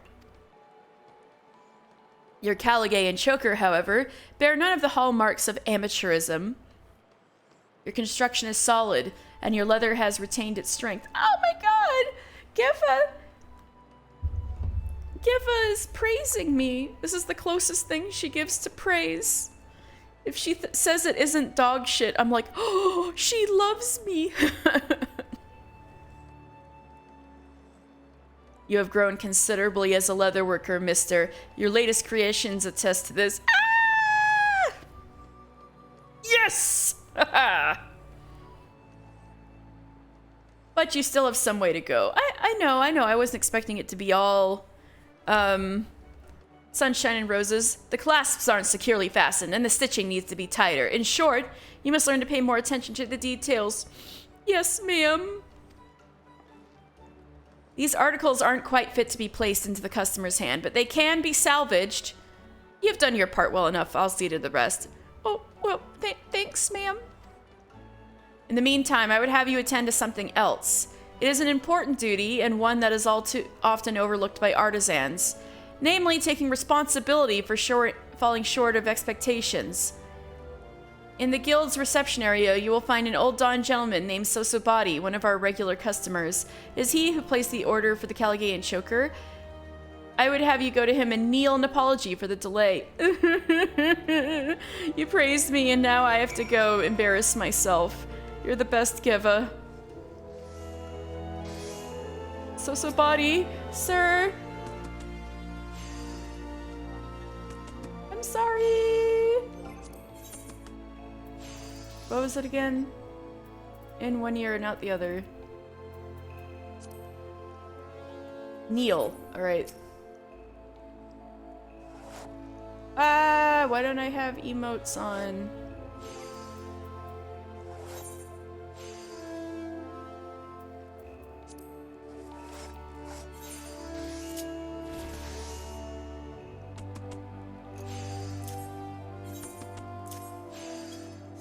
Okay.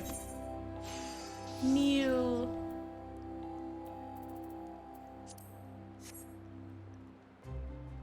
I'm sorry, sir. I'm very, very sorry. Huh? What in the name of the 12 are you doing? Do get up. What's that? My order is delayed, you say? Is that all?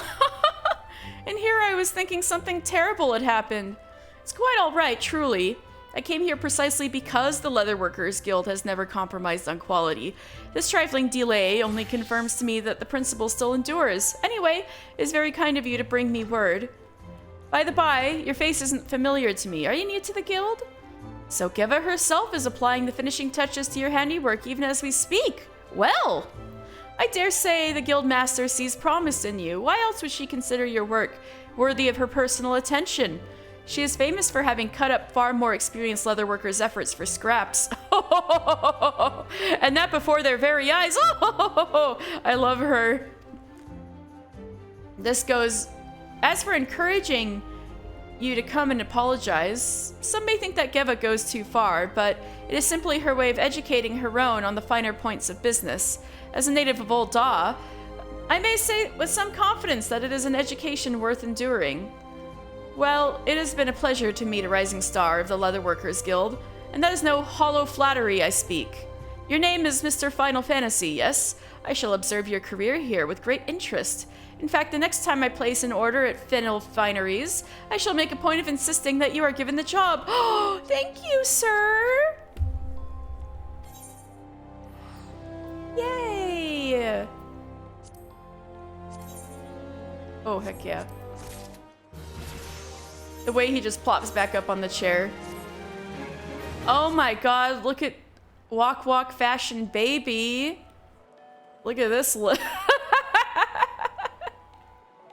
Check out my guns. Alright. What's next on the agenda? I think that about covers it. I can't do carpenter. Is that it?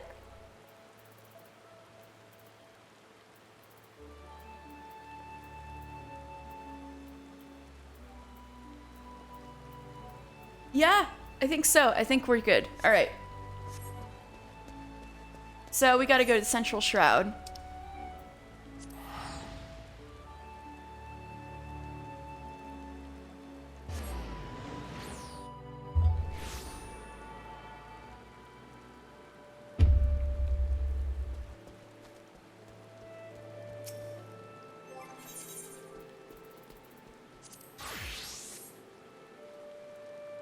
Guillemolco is a keeper of the moon, Mikote. And a wood whaler, obviously. A message from Commander Ulua, you say? The Sylph Elder has vanished. Worry not, friend. The wood whalers have eyes under every leaf, behind every branch. If the Elder is anywhere in these forests, we shall find him. Alright, good. Next, I need to go see Buscaron. Meet Buscaron for the first time. But before that, let me finish up this quest that's been waiting here. About a chocobo. Well, do you plan to keep me in suspense? I must have a chocobo for my very... What's this? They told you nothing of her material desires. Ah, the stubbornness of these Gridanians is infuriating. And I should have known better than to hire a buffoon for such delicate work. Well, thanks, sir. Whatever. To think the amount of gil I have wasted on this fruitless venture. Oh, cease your mewling. I promise you a reward, and a reward you shall have. Now leave me to my misfortune. Well, fuck you very much.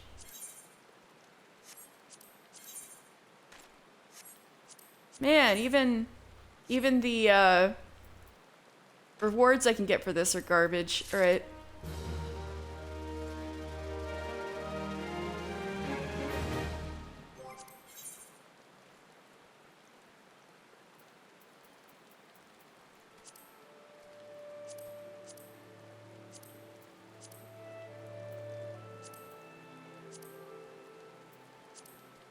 There's something I could do.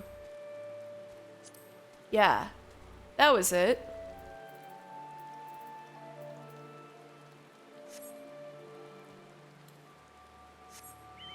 How far away is it? I'll just go on to the South Shroud, which is where Buscaron is. Actually, I attuned to the Aetherite off stream, so I can just teleport there. Oh, I'm getting cheered on. Thank you.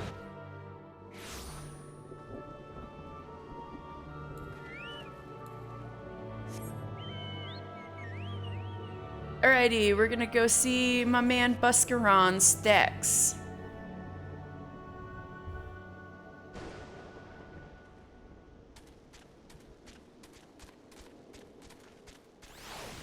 Anyway, this is our first time on stream that we're going into the South Shroud, so let me pull that up.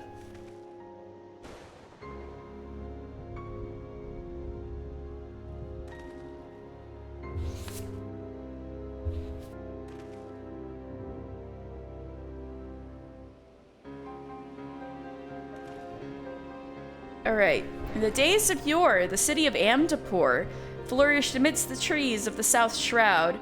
Now the lumber line cuts through the area from north to south. The merchants traversing the trading route must be wary of brigands with an eye for their wares. Yeah, pretty sure this is the lumber line going up through here.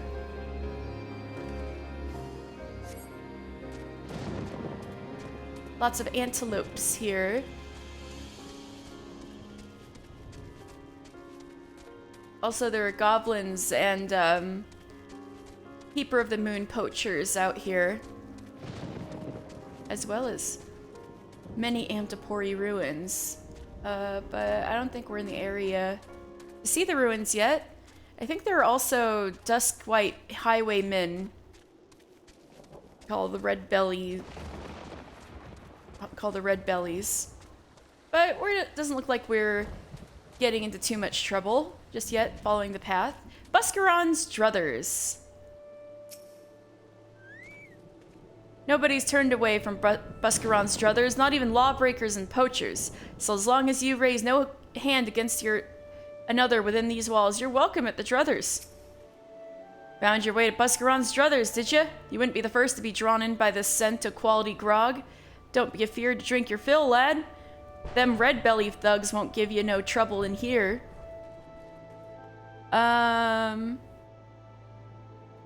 So...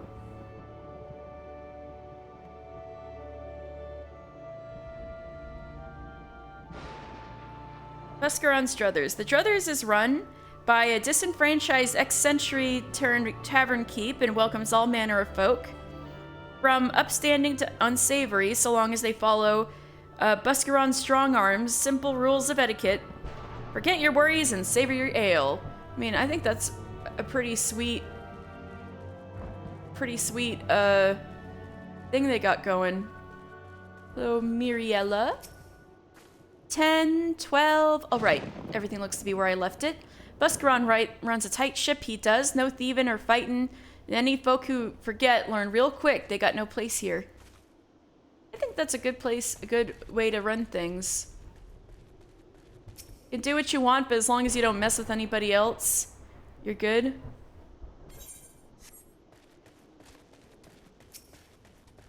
That's disorderly adventurer. Saw that ruin to the north, did you? It was a watchtower once, Master Buscaron manned the ramparts there when he was a raw recruit. I didn't really see it, but I'll point it out next time we're in the area. Gunterus, what a name. Oh there, friend. Is this your first visit to the Druthers? If so, then we drink to new acquaintances. If not, then we drink to old companions. A toast, I say. A toast to the best tavern in Eorzea. All right, let's go into this tavern. But first, Ida and Papa Limo are hanging out. Hello, Ida. Buscaron is a good friend of ours, and there's no place like his for the latest gossip in the South Shroud. The Sylphs are known to avoid the South Shroud, but what could have compelled the Sylph Elder to come here? Oops. But the question of motive must wait. Finding him is our What? Ah! Kosen, thank you so much for subscribing for 4 months. Thank you so much. I hope you're having a great day. Welcome, welcome to some Final Fantasy XIV Shroud exploration. We're looking for the Sylph Elder. Going good. I'm so glad to hear. Oh, Kosen, I have a question. So apparently my frame rate's a little choppy. I have no idea why. Is there like a setting in OBS I can mess with?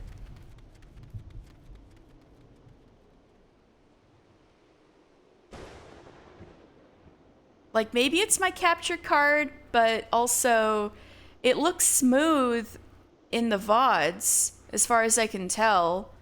And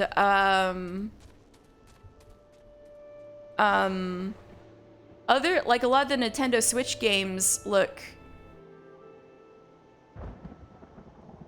I have a capture card that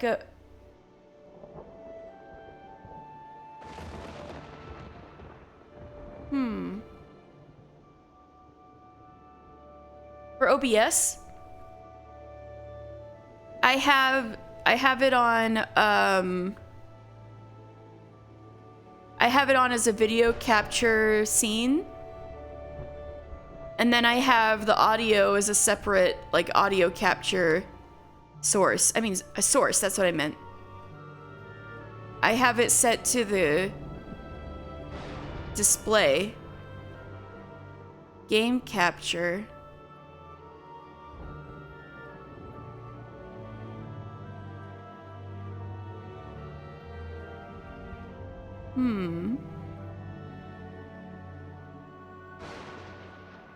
No, I know what you're talking about.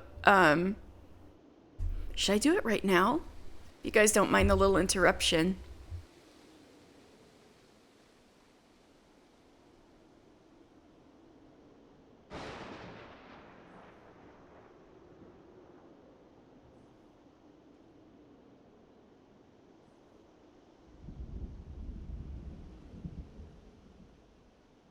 No, it doesn't come up. I think it doesn't work that way. I think that's not how my capture card works. What do you mean by output setting?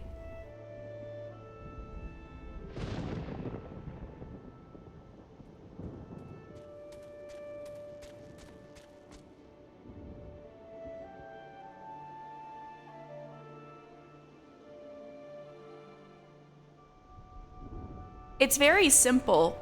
It's kind of just a plug in, plug out thing with a driver. Oh, okay.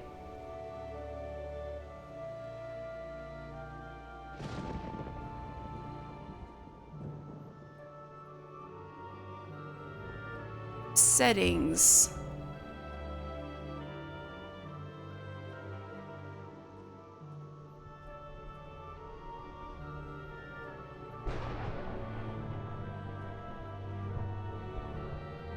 Output. So there is streaming. Do you mean the streaming tab? It's rate control CBR bit rate 2500 kbps. Keyframe interval 0. CPU usage preset very fast. I haven't touched these very much. Maybe these settings are bad.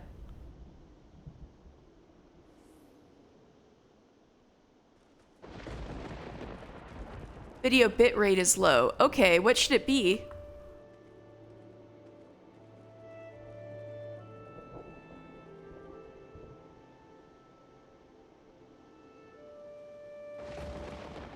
So that's why. It's not very strong.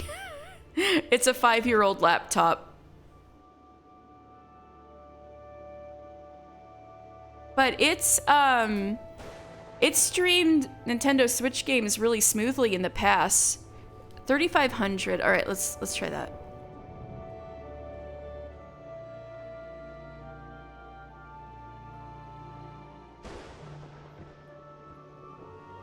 Okay.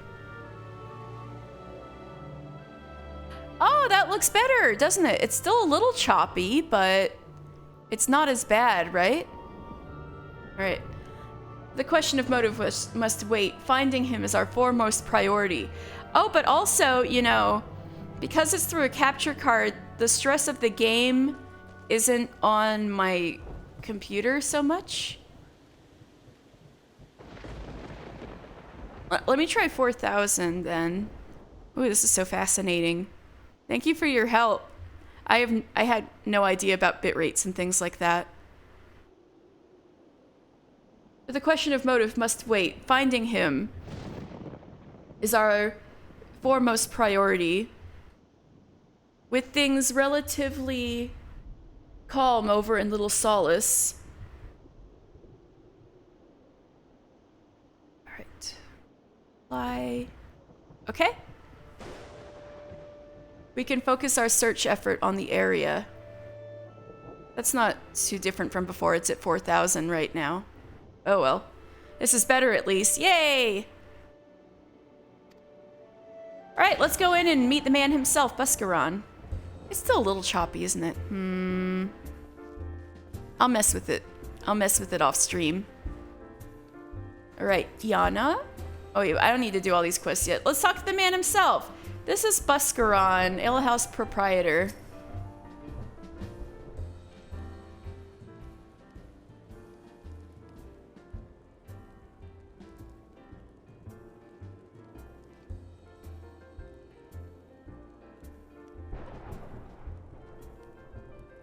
Why,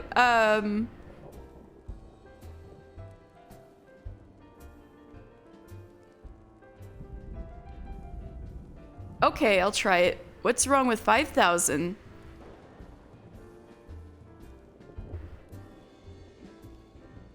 Alright, well met, adventurer. We had the finest grog and grub this side of...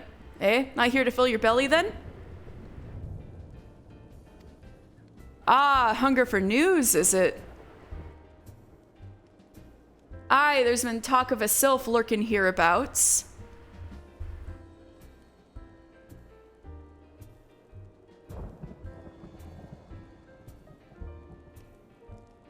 Alright, well, I have it at 6,000, so I guess I'll see how it is once we're out of scene. But I couldn't rightly say if it be the elder you seek. Those woodland scamps all look the same. All look alike. Short of painting one red and another one blue, most folk would struggle to tell two of them apart. If you have the time, mayhap you could stay a while and see what the gods have in store. You never know, you might stumble across this sylph elder yourself. This sylph elder actually looks different than all the other sylphs, but...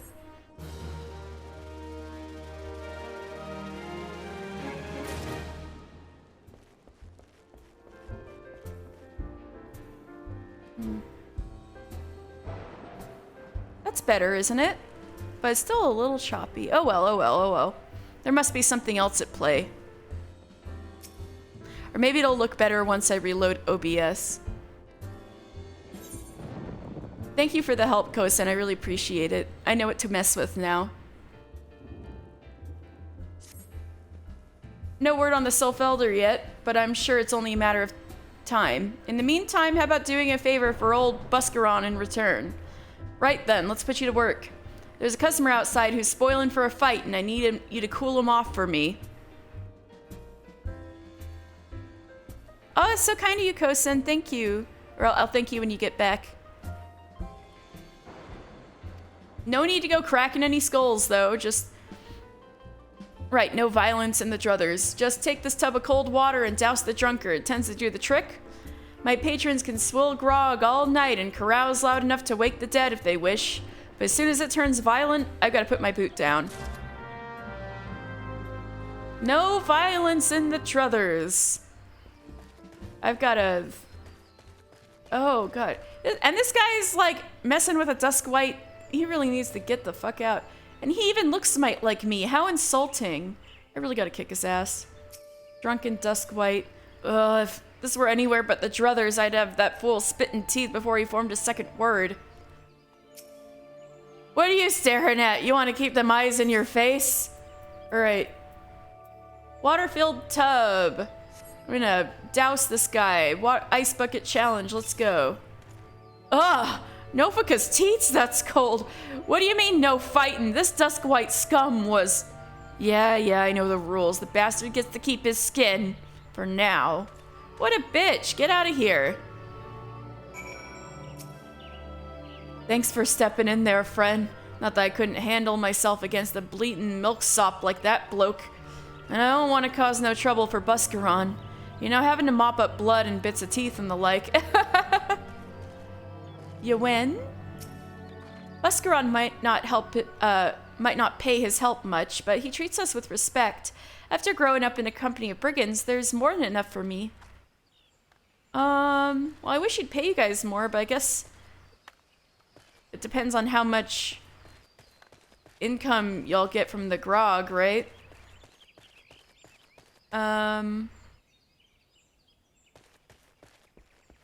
Oh, absolutely, we need to talk to the alehouse wench. Oh, I can just buy food here. Buy some more antelope steaks.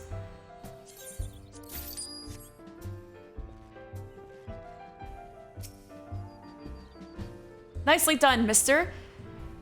I'll not have my patrons picking fights with each other over a bit of petty prejudice. In case you didn't see, the bloke who caught the brunt of that outburst is a dusk-white Ellison.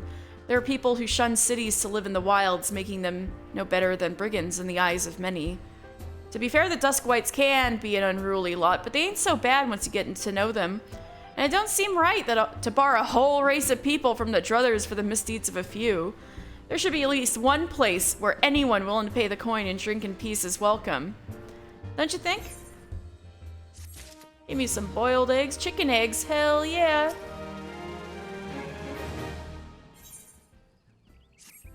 I appreciate all the good you've done for our patrons. If you aren't disinclined, I have a favor of my own to ask of you. There's a Kikern friend of mine, you see, name of Tederun.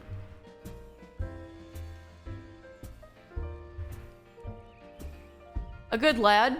It was right after the calamity that I came across him fallen in the shroud. He nearly died in all the havoc, so I took him in and nursed him back to health best I could. Buscaron's such a bro. He worked here at my druthers for a spell after that. Got to talking about striking out on his own, he did, and not long after, cast his lot in with a merchant bound for Lenosha. Lenosha? That's where my, stomping grounds are. Well, it just so happens that I got to cleaning up around here and came across something of his, the Scarlet Earring. I know he was so fond of the thing, but he must have just forgotten when he left, so I'd like to see that it gets to him.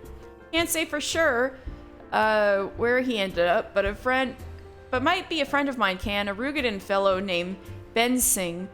You can find him in Hawker's Alley in Limsalominsa. He knows everything of the comings and goings of the merchants there. Welcome, welcome. I'm Buscaron. This is my place. Soldier, merchant, adventurer. It don't matter to me as long as you follow Druther's etiquette. That is, sit down, forget your worries, and savor your ale. I think there's a entry about Buscaron in here. Let me see if I can grab it real fast.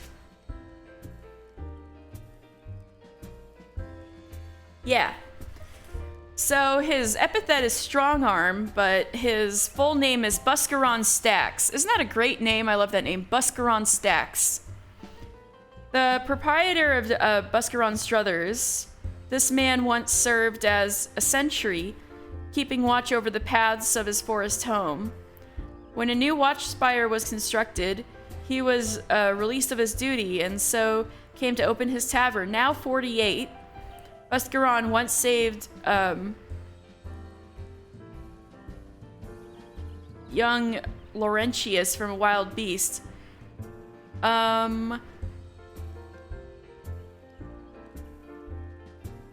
Oof. We haven't met Laurentius yet, but I'll just say this now so it marinates in your noggins. Buscaron once saved a young Laurentius from a wild beast. Though he became a regular customer, Laurentius himself seems to have forgotten this incident, and Buscaron has not had the heart to remind him. I'll just let that marinate. All right. So, we need to go back to good old Limsalominsa.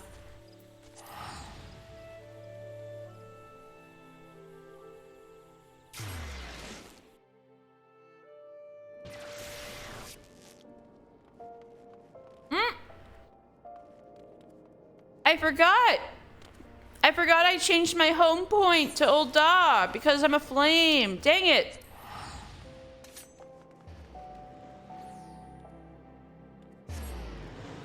Well, that probably made the trip cheaper anyway.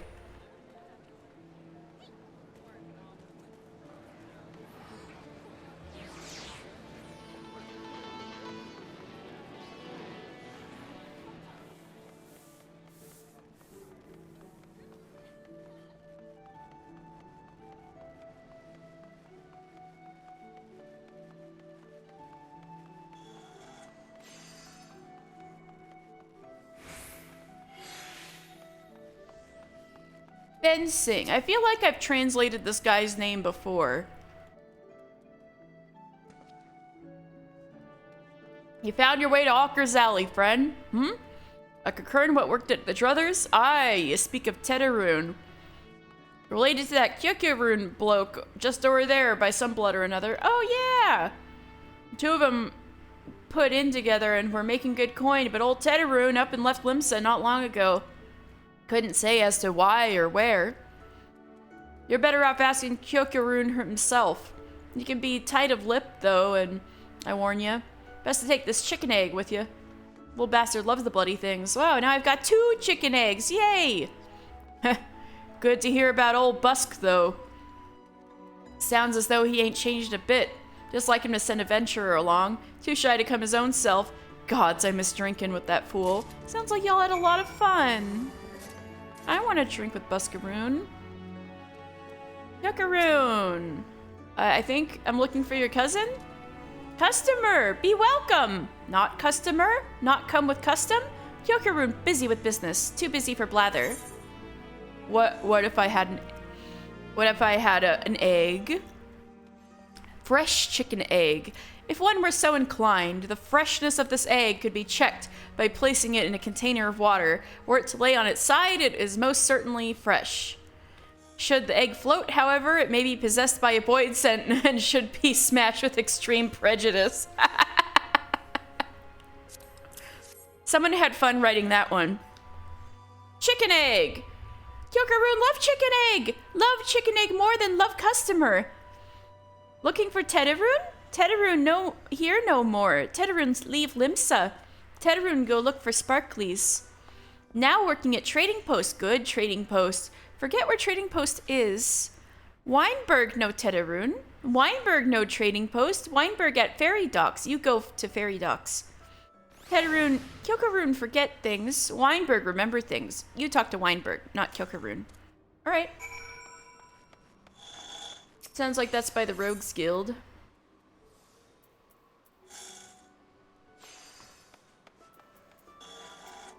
I mean, Fisherman's Guild, yeah.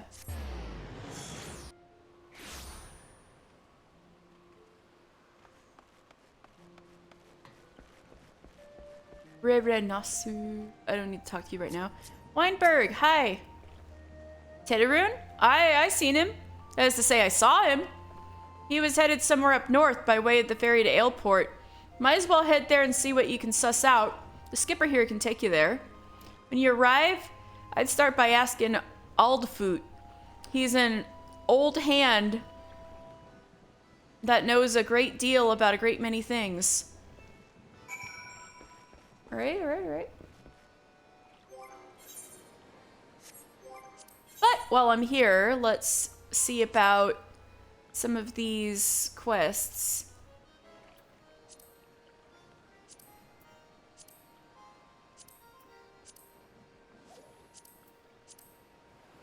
What? Where did I eat? I ate the grilled dodo that I made for the quest. What's wrong with me? Ah! This is what happens when you only play this file once a week. No! I ate the food I was supposed to turn into Lingsath. Ah!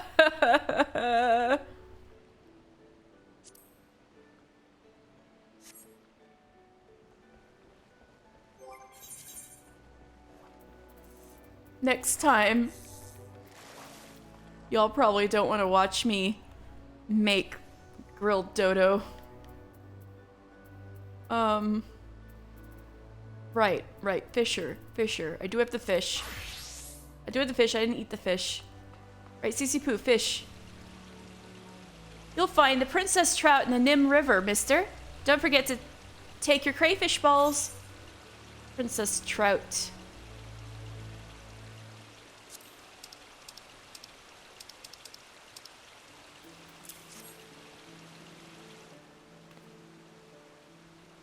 Depending on your perspective, you either rescued or abducted the princess. Uh-oh. A prim and proper princess she is, will ready her as a royal roast feast fit for a king. The king can keep his fancy feast. Any fisherman worth her salt prefers her trout prepared simply. Said like a surly, salty-mouthed sea hag. Hand her over here and heed how the cultured classes cook. Wallalago, why do you speak like this? It's really hard to say it out loud. I gotta drink some water for Wallalago talk.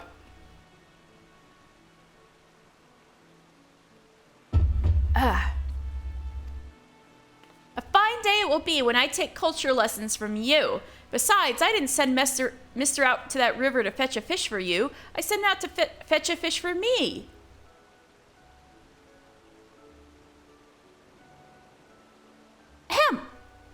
For my lesson, that is. Yes, of course that was the purpose of the expedition.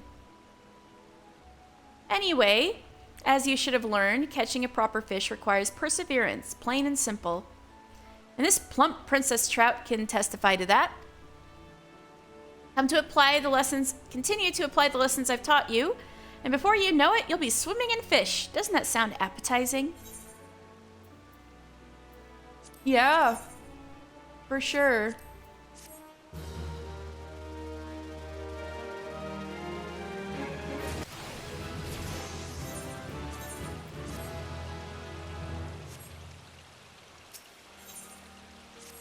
I've been thinking, mister, now that you can catch more fish than you can eat, it's time you learned a little about the art of fishmongering.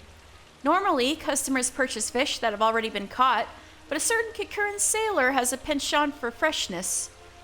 Unfortunately, the fishermen who usually fill his orders have all, somewhat ironically, gone fishing. So I turn to you, mister. I'm hoping you could talk to Chicharoon over there, or at least listen to him. Hello, Chicharoon. Do you know Tetaroon too? Chicharoon, the sailor sailed the seas. You, the fisherman, fish the fish? Looking out as lookout. Chicharoon spots in water. Jumping silver fish, jump. Flashing silver flashes. Chicharoon wish to taste silver fish taste. Chicharoon pay good silver if you fish 5 good silver fish. Alright. What is he talking about, Sisipu? Well, Chicharoon has a way with words, doesn't he? Unfortunately, his way appears to be repeating the word silver fish. Only the most experienced fisherman would be able to decipher that nonsense. This sounds like a job for Wawalago since I'm busy doing his job. Oh, the shade. Rest assured that what he may lack in sense, he more makes up for in nonsense. Oh, no way he's coming back from that. Old man, you just got talked to so hard behind your back. Anyway, what silverfish this be?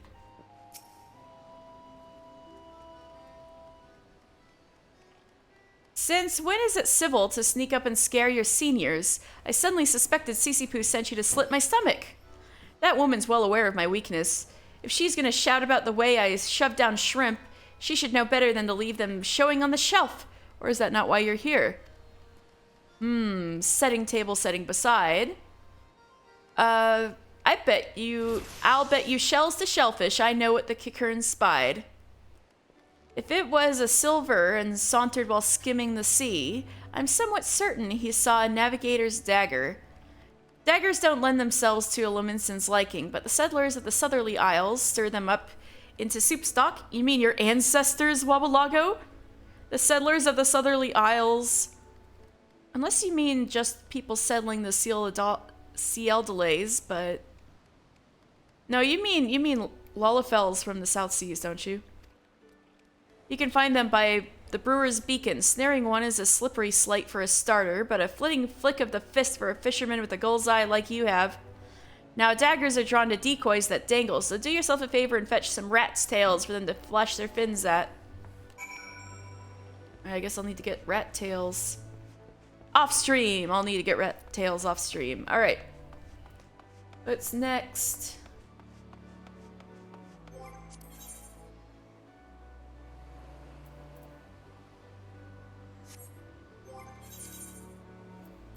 Arcanist quest, which we forgot to do last time. Let me get my bunkie out.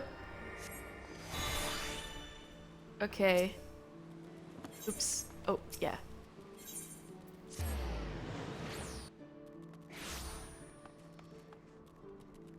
Where's my bunkie? There you are. Hello, sweetie.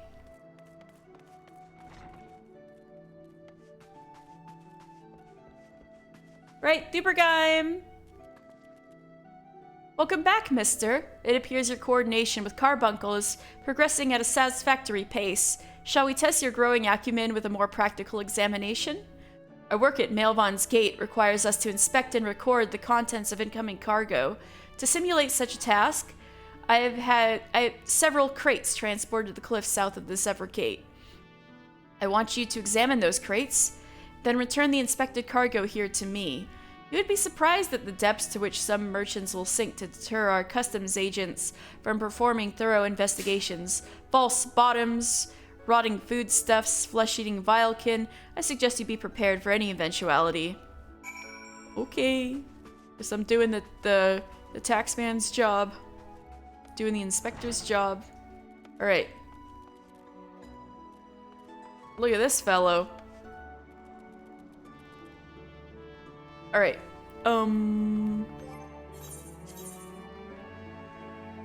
Also, this frickin' quest name. Or is it what's in the box? Oh my god.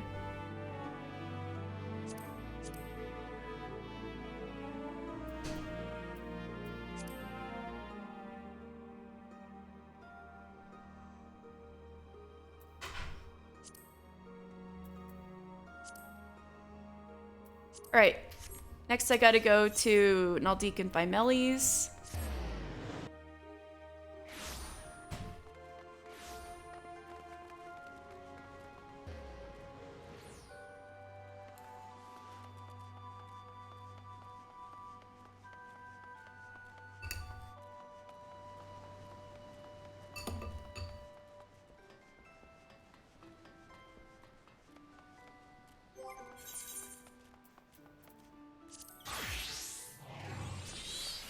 Right. Rene, I think you were behind on some things and I made the things. Oh, you must be Mister. The Guildmaster told me you'd be... Wait, where did I put my hammer? Ah, there it is. Sorry, what were you saying? Right, yes, I would be most grateful for the extra sheets of bronze plate. Here you go.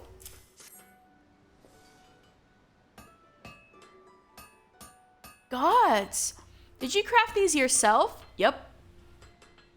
Why, they are absolutely... Whoa! Nearly dropped them. No harm done, though.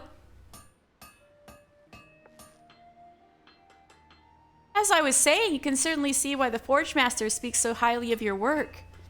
The bronze is the perfect color and thickness, so I assume you carefully measured out the amounts of tin and copper? I always add too much tin. Did you know metal can shatter? Well, I didn't. Truth be told, I've tended to put all my effort into making the armor itself rather than bothering with these base materials. I mean, compared to hammering out glorious winged helms or ornate greaves, measuring out metals just seems so trivial. It's, very important. But looking at your work, I'm beginning to wonder. I never realized how beautiful a simple sheet of bronze could be. With materials like this, just imagine the sturdy, shiny suits of armor one might create. It seems I've been putting the cart before the chocobo. From this moment onward, I swear to focus all my attention to take care of the task at hand, even if the task at hand is forging bronze ingots. And what of you, mister? Do you have any grand projects awaiting you on the anvil? I overheard some of the senior armorers boasting about the coin they made through tradecraft leaves. Might that be something you'd consider? They say Tamakri over the drowning wench is the one to talk to. And that's where I'll be heading once I improve my technique. Now, where did I put that hammer? I hope she'll be okay.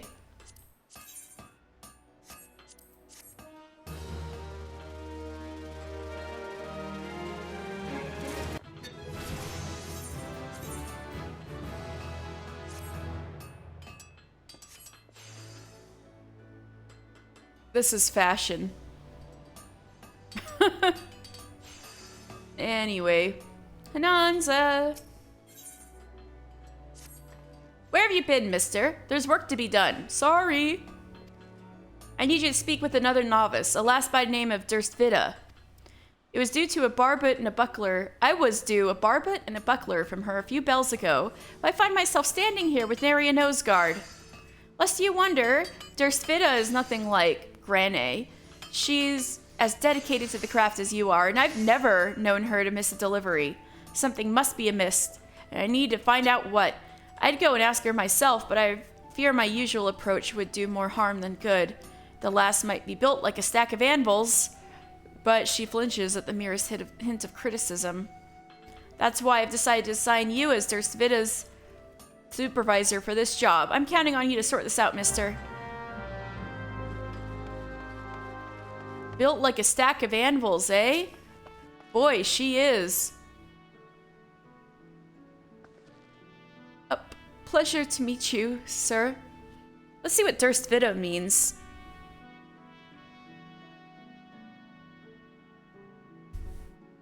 Durst means thirsty. Thirsty willow. So you suck up all the water? I'm sorry the Forge Master had to interrupt your work so that you might assist me with mine. I do hope you're not angry. I don't know if I could endure another dressing down. As pathetic as it sounds. That's actually the reason my delivery is late. I just can't bring myself to work. Oh, I'm sorry. I should start from the beginning. A short while ago... Ah, I knew it! This is where that asshole Blandsteer comes in.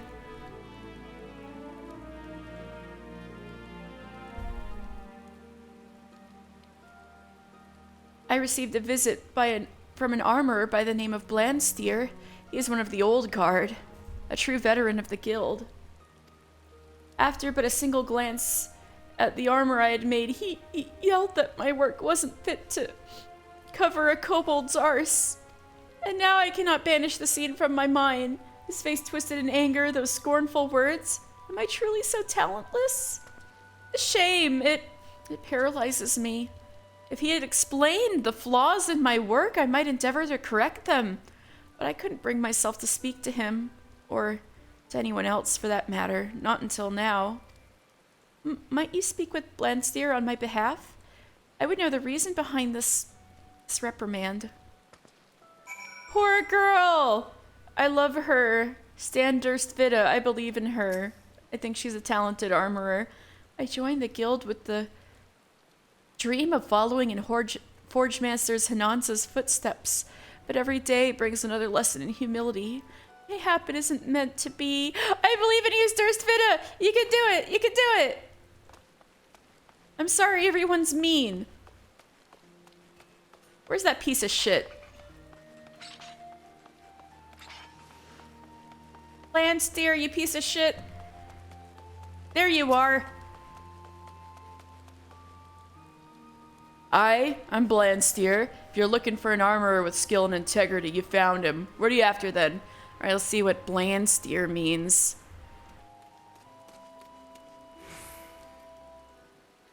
Bland means dark. Or darkness. I can see that already. Steer means star. Black star or dark star. That's actually a pretty, it's actually a pretty badass name. Dark Star, right? Dark Star. Why do you have to have such a cool name but be an asshole? I guess it does make you sound like an edgelord, which you kind of are. Alright. Eh? You want to know what's amiss with Durst Vita's work? One of the guild's newer faces, are you? All these whelps training under Hananza get their heads filled with daft, bloody notions of cooperation and camaraderie, when what they should be learning is how to use a pair of pliers. I've yet to meet one of their novices that could forge an ingot worth a damn, and them as ain't got the skill ain't worthy of me time. Which means you, boy. Now bugger off. Not budging, eh? Stubborn sod. Alright then, tell you what. I'll give you one chance to prove yourself. Let's see you craft the same piece as your friend made such a meal of. A decorated bronze barbet and a bronze buckler, it were. And if they're half decent, we'll have ourselves a nice little chat. Alright, asshole. Anyway, let's check in with Brithael. My friend. Brithael's friend-shaped. How are them rivets coming along? Any time now, lad? Yeah, here you go.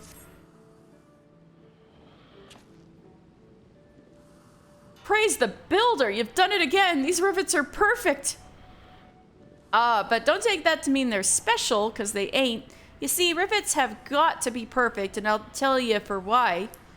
If you're pounding something and your hammer breaks, you can just grab a new one, but it's a whole nother story when your rivets fail. Ever seen an airship, lad? Marvelous things they are, but bloody complicated. Now imagine you're a dozen malms above Limsa, and your fancy flying boat starts springing rivets. Might be as it's from the engine, might be from the hull. Don't make no difference. Whichever it is, you're royally buggered. If I was on that airship, lad, taking in the gorgeous view as the confounded contraption tumbled down to the earth below, I'd be cursing them rivets with all me heart. Aye, and the half-arsed bastard that shat him out, too. And you wouldn't want that on your conscience, would you? No, I wouldn't. Which is why you must always make quality products that stand the test of time. To help you learn the importance of quality, I want you to try smithing for paying customers. Start by having a word with Tamokari down by the wench. She should be able to point you in the direction of a few low mincins as need the services of a talented lad like yourself.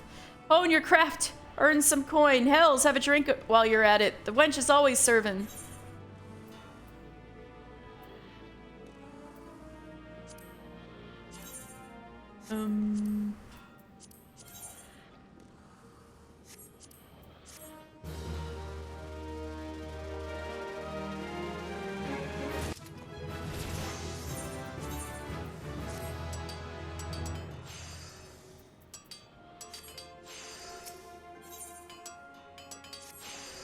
Ah, hells. Not now, lad. Can't you see I'm struggling with a matter of great import? Being Forge Master ain't all drink and debauchery, especially when Hananza's breathing down me neck. We're a business, she says, and it's our job to ensure Naldeacon by Melly stays profitable or some bollocks. Yeah, I was just talking to her. To which I says, now look here, you greedy shrew. We're making a mint off our commission from the maelstrom, ain't we? Well, I mayn't have said shrew. Uh-oh! What did you say to her? Any road. You greedy shrew. The greedy shrew then starts yattering on about expanding into new bleeding markets. Says we should be selling more of the tree folk in Gridania. Says I should be the one to develop a plan of action. Seven hells, lad. I'm a smithy, not a merchant. I've never even been to bleeding Gridania. Oh, I just got back from there. It's pretty nice. Oh, and it gets worse. See, we need a man with connections, don't we? Someone as can make arrangements with the tree folk. So Hananza goes and finds one right clever bastard by the sound of it and orders me to go meet him. So I goes and meets him, only to find it's none other than bleeding fit Phasar. I'd sooner bash me own teeth than to talk to that piece of... Wait a minute, I know how to deal with this. You can talk to him. Poor Brithale, he never catches a break. You'll help old Brithale handle this Gridanian nonsense, won't you? Of course you will. Go on then, chop chop. All right. You don't want to deal with talking to this scary guy. I got it. Right. Phasar. Let's see what that means. Phase means fat.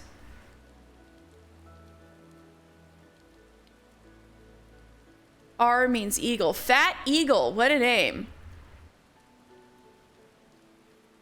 But Zar could also be Tyr. So his name either means fat eagle or fat Tyr. I'm not sure which one.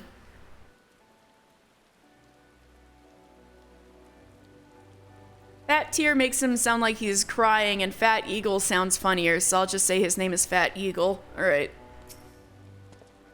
Here on Brithle's behalf, you say? I might have guessed. Puh, that whore's son doesn't realize the trouble he's in. Well, it's his neck. I'll work with you, Smith, and I'll even keep my diction simple. I'm not that stupid. Taking instruction from that drunkard will have dulled your wits. Now, listen. Dealing with Gridanians is no different from dealing with anyone else. Everyone has needs. It's just a matter of identifying and fulfilling them. Anyone with half a brain, which discounts your mentor, don't be mean to him. knows that the forest-born do not want for wood or leather goods. You'd have more luck selling brine to a fishback. What they do lack is steel. Theirs is an insular, isolated nation that has long sought to survive without relying overmuch on foreign trade. But the calamity changed all that. Half a decade on, and with no end to rebuilding in sight, they have been forced to open their gates to adventurers like me. And where there are adventurers, there's demand for weapons and armor.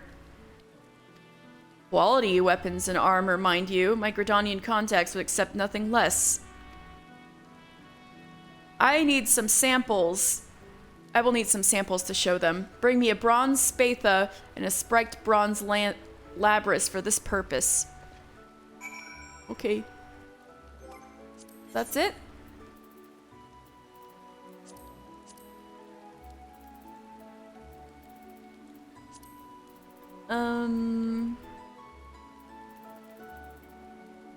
I think so.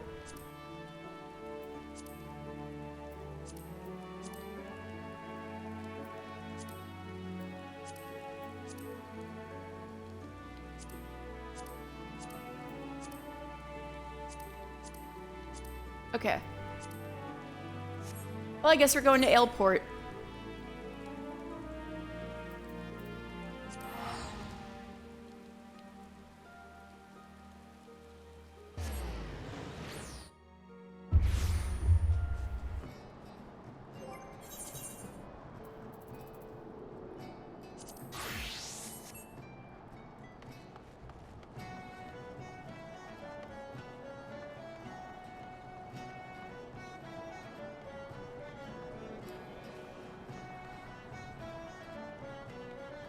Gotta talk to somebody down here. Aldfoot. I'm pretty sure I translated him before.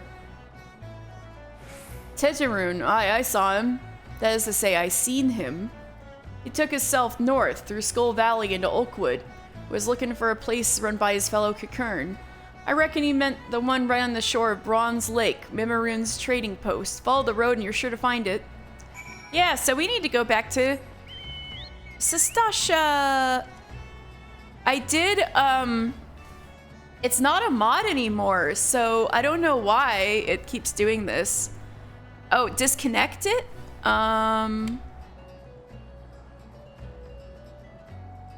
I need to log in and tell it to F off. Sorry about that. I'll try to do that when I'm on break.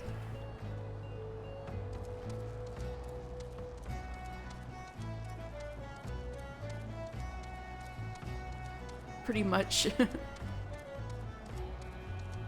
So yeah, we basically need to cruise by Sastasha again and keep going north.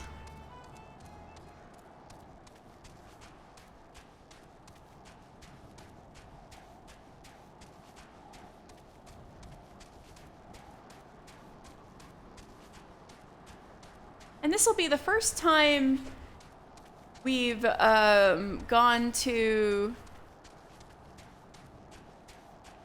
this part of Lenosha on stream, so let me... Yeah, Upper Lenosha. Alright, Upper Lenosha. Known primarily for the spectacular floating ruins of Nim, which we can't really see from here, but it's around, which can be viewed all along the territory's northwestern edge. See, we are not anywhere near northwest. The area stretches to the north of Lenosha's inner regions and rises slightly in elevation towards the mountain of Ogomoro. I think that might be the mountain out that way. I think that's Ogomoro that's peeking up in the middle there.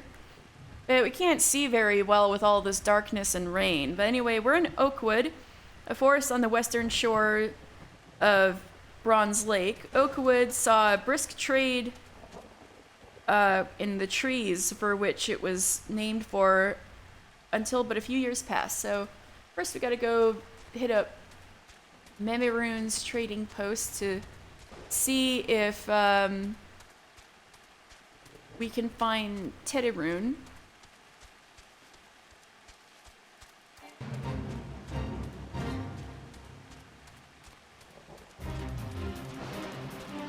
This is Memorud's trading post.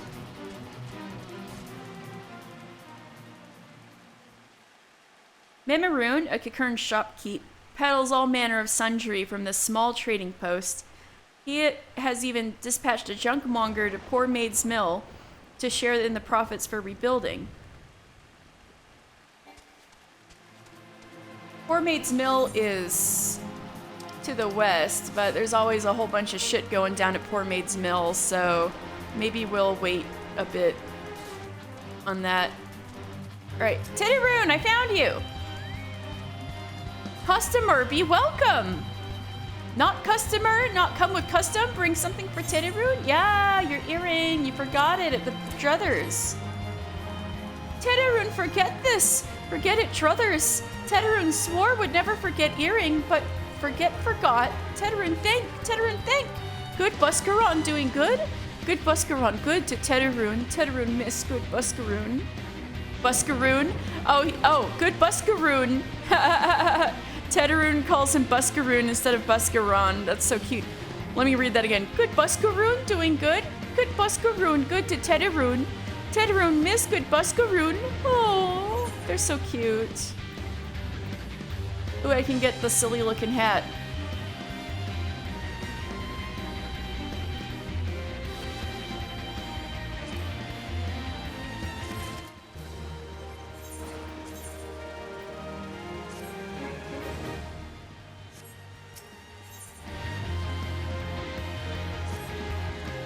Good Buscaroon, help Tedderune.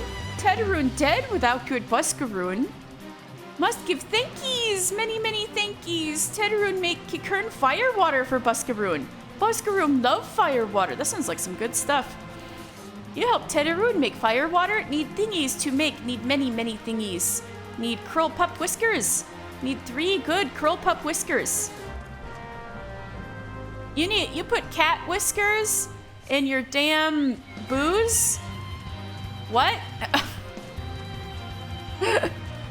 I hope it tastes good. Anyway, let me. So there's a whole bunch of shit going down at Poor Maid's Mill, but this, yeah, we cannot see very well, can we? Poor Maid's Mill is this kind of area around here. As you can see, a lot of shit is going down. So Poor Maid's Mill, once a hamlet where men eked out a living through wood cutting, Poor Maid's Mill takes its name from the broken-hearted women whose lovers were lost to the kobolds or the forest.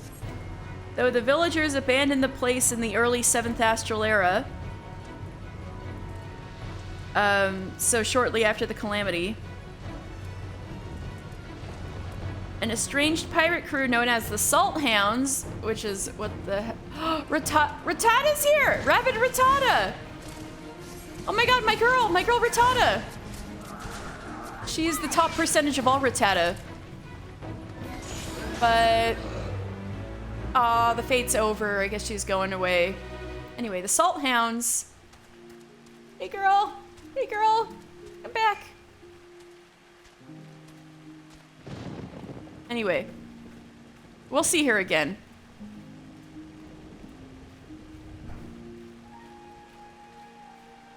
An estranged pirate crew known as the Salt Hounds have recently moved in, and under the strict guidance of their captain, begrudgingly attempt to restore the town to its former glory. So I guess the Salt Hounds are here trying to get this place up and running. Let's see what's up with them. I once slit the throat of an island king, took his daughters, and burned his village. The loot I plundered that day saw me belly filled with rum for a moon. And now here I am, dancing in the shrubs. So if you think I look happy, you're blinder than a one-eyed crone. Well, okay.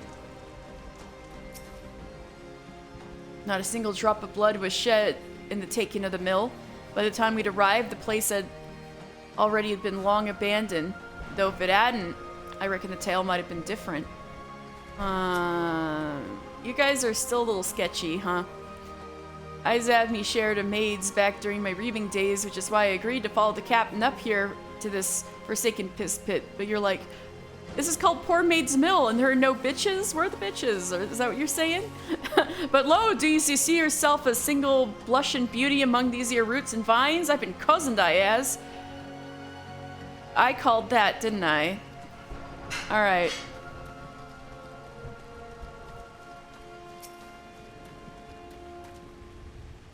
We salt hounds lost our ship and half the bloody crew when the sky fell 5 summers past. If it weren't for the captain, I suppose most of us would still be reaving, but as scrags with other crews.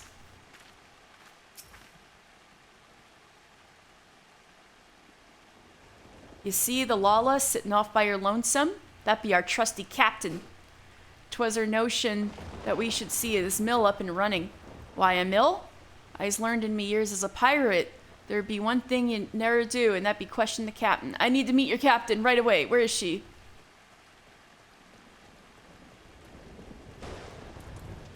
Where's Rattata?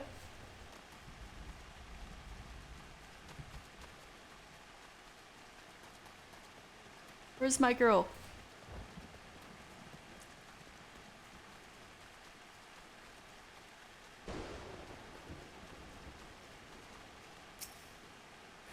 Captain says no rum till the mill's running proper like. Good thing I still keeps me that bottle hidden by the falls. Where's your captain? We didn't force this life upon a single man. Those what could not resist the call of the deep left us lubbers long ago. I wish him naught but the best. Where's the captain? No coin, no loot, just a rotten mill and slugs to break me fast on. Might be as I should raid that rat-run trading post on yonder. Don't leave them alone! Don't do that! If the Admiral wants to believe that we salt hounds righted the rudder and straightened the ship by reclaiming the mill, let the fool. Calling her a fool? Well, this is the way into Fool's Falls, speaking of which. I guess we could get the curl pups while we're here, and then I'll go look for my Rattata.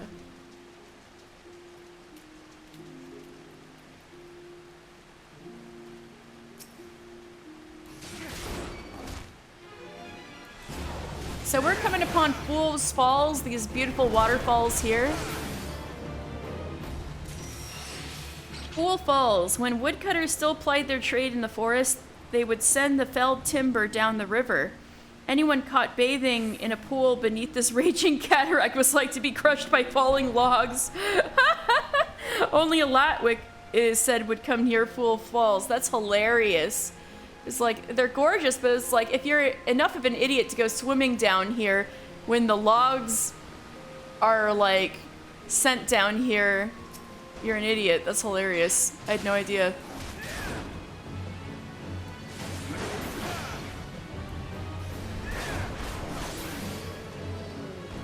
So anyway, these kitty cats are curls. I'm sure they have an entry.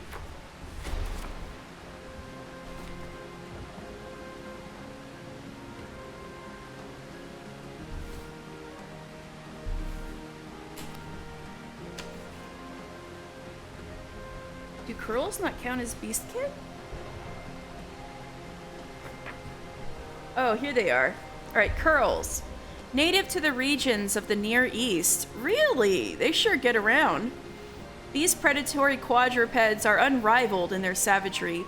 A curl subdues its prey by unleashing electric shocks from the 2 whip-like appendages that frame its fang-lined jaws. The feral specimens encountered in Eorzea descend from escaped war beasts once trained on a remote island at the mouth of the Rothlet Sound known as the Pearl. Oh, I see. So they're an invasive species.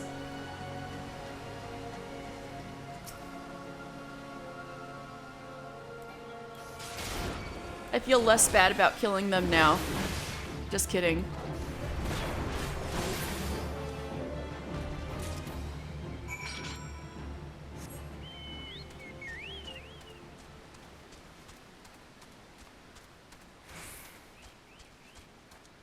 Where's Rattata?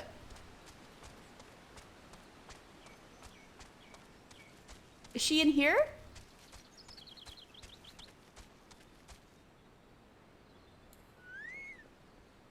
How do I get in here?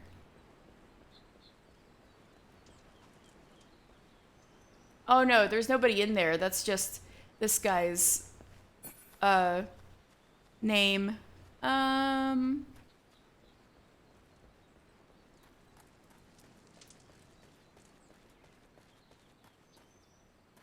You came to sit down here.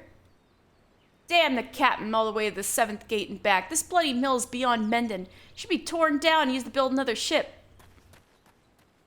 Where's the captain? I want to meet her.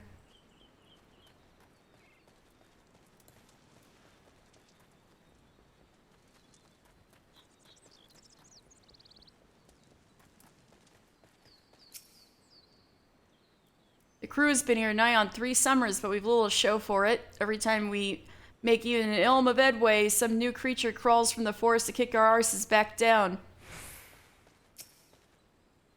The captain keeps telling us our day shall come. I has not better to do with me time, so wait I shall.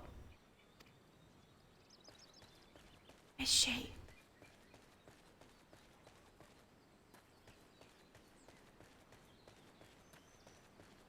You'd think she'd be standing in some important position.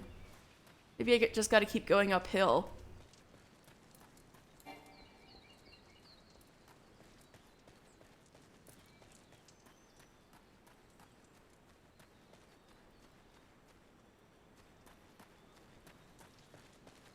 No, but that goes to... Oh, well, this is a good opportunity to show you guys the big old cool skeleton.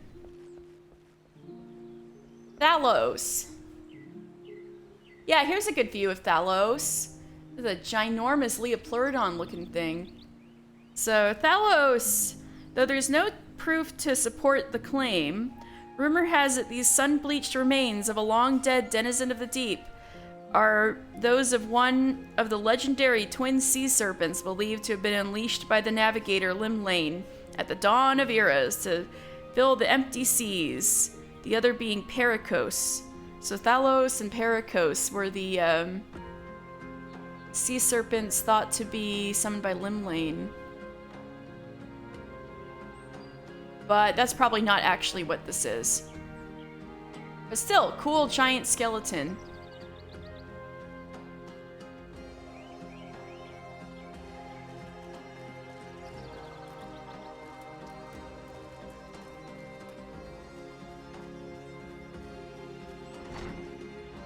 Tanga Tonga! I love him, but you're not Rattata, you're not relevant right now. We'll talk to him eventually. I'll give it one more shot, and if she's not here, I'm just gonna move on. I just want to talk to her because I enjoy her.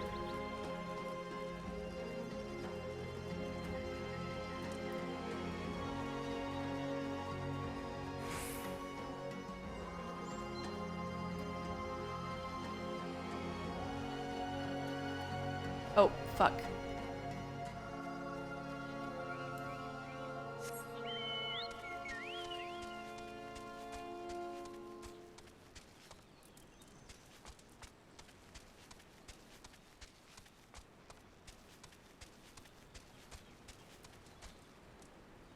Man, they really are surrounded by, like, baddies at all sides.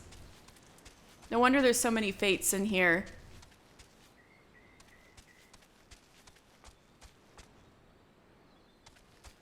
She's pretty tiny, no wonder I can't find her. Oh well.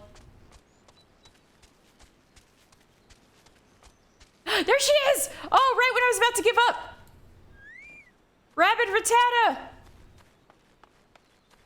There she is, just sitting by herself out here. I suppose you're wondering why I brought Meows here.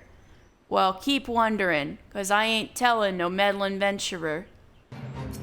Oh! She stands up as soon as this other, that was creepy. A knife to the gut will serve you fine. As soon as another fate comes up that she just stood up, that scared me. But yeah, Rattata is a... There she goes! Ha ha ha ha! There she goes. She is a Lalafell marauder who is super hardcore, and that's why she's called Rabid Rattata. And so she's the captain of this whole pirate crew. That's how badass she is. And she's got glasses and pink hair. And her name's Rattata. I mean, that's pretty epic, I have to say. But we'll get back to her. Let's finally move on.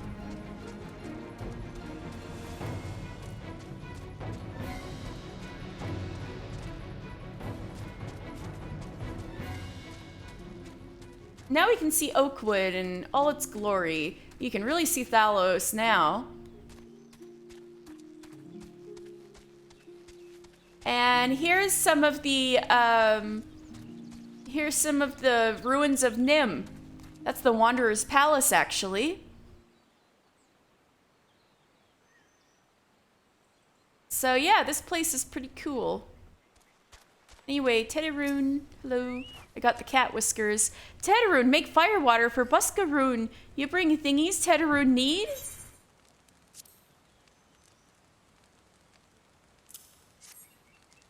You brought all the thingies. Tediroon, make firewater now. Make good fireroon for good Buskaroon. Tediroon, start making firewater now. Good firewater take time. More time, more good. You come back later. Well, I guess I'll open this chest while I'm waiting.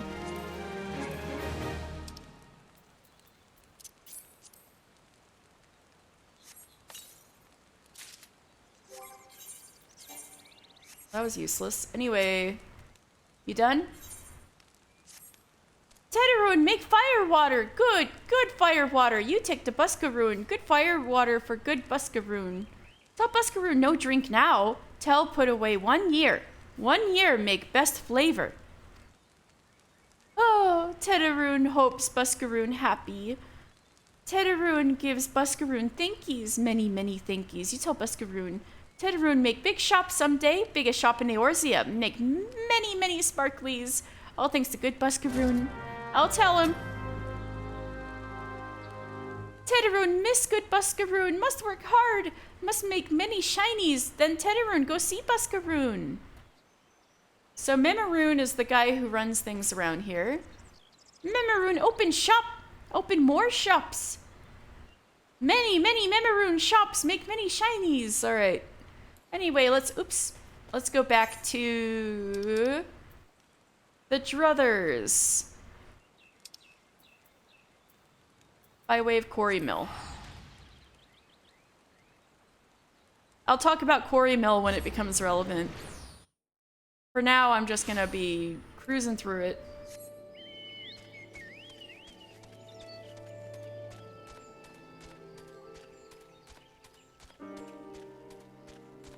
Oh, I could talk about the Silent Arbor.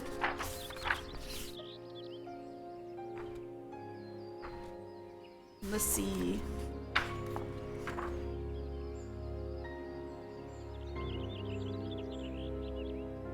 The Silent Arbor is an area where the elementals permit hunting. It's been a source of concern in recent times, from trespassing poachers to roaming Duskwhite bandits. Too many disturb the wood's peace for Gridania's comfort.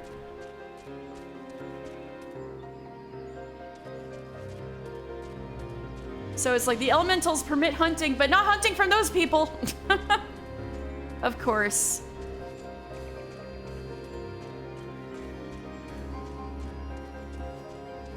So these are red bellies. I'm too scary for them to,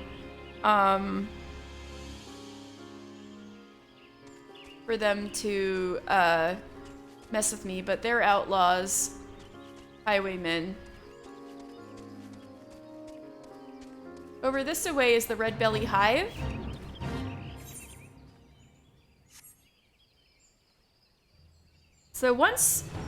So the Red Belly Hive, nobody's gonna aggro me, so, this was once known as the village of Bowbury. So this was once a village called Bowbury. The original residents fled their homes during the calamity. A notorious band of outlaws known as the Red Belly Wasps have since taken the place as their own. Now, Red Belly Hive is the site of many a skirmish between the bandits and the wood whalers, who attempt to reclaim it for the rightful owners. Oh.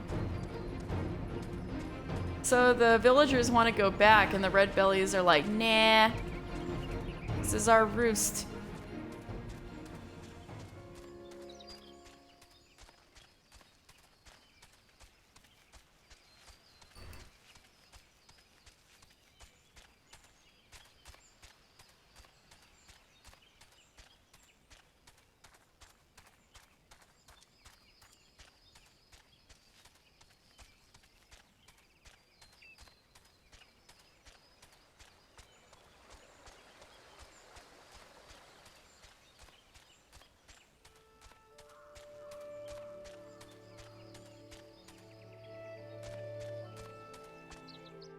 Oh, sorry to bring a chocobo into the tavern.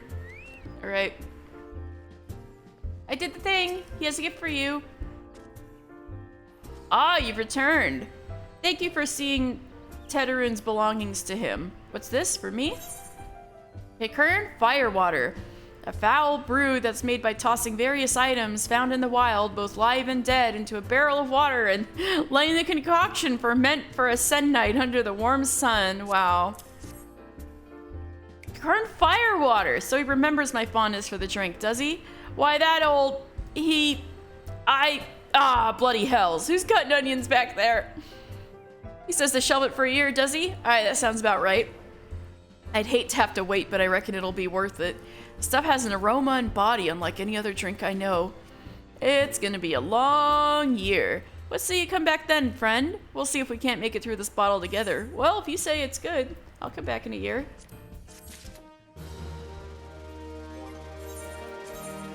If the game would let me.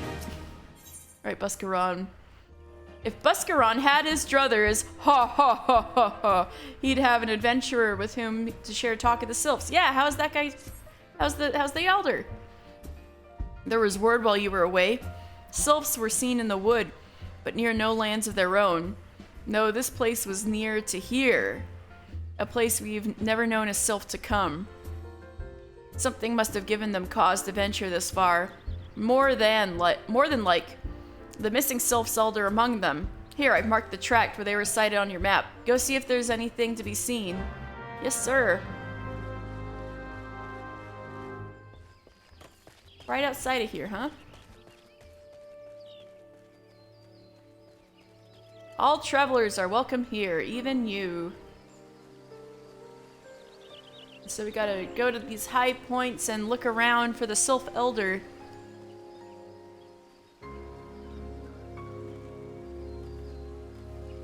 Oh, Sylph Elder, where are you?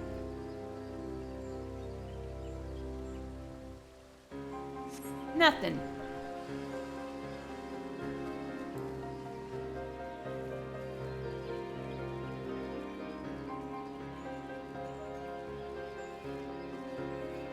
Oh, Sylph Elder, where are you?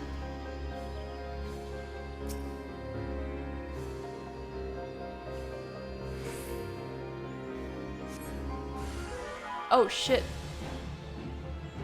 Oh, Garleans! That's not good.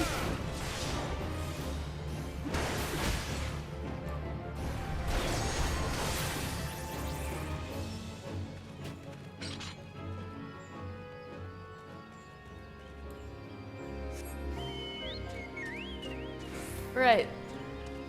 Let's go, Karage-kun.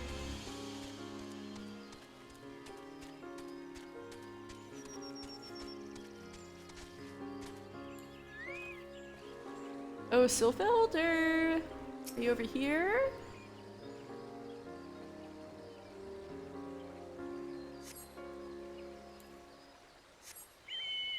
Nope.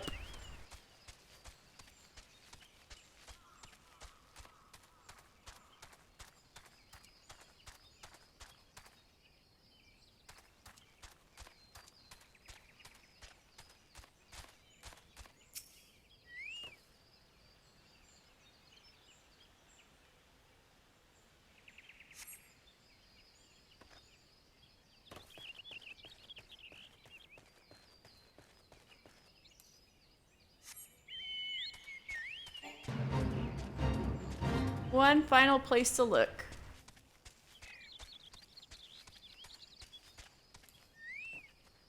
Oh, Sylvelder.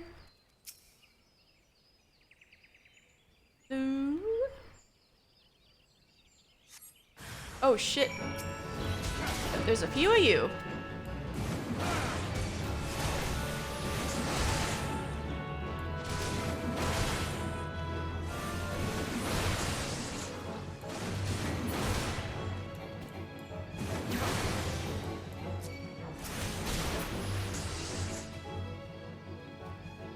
Alright.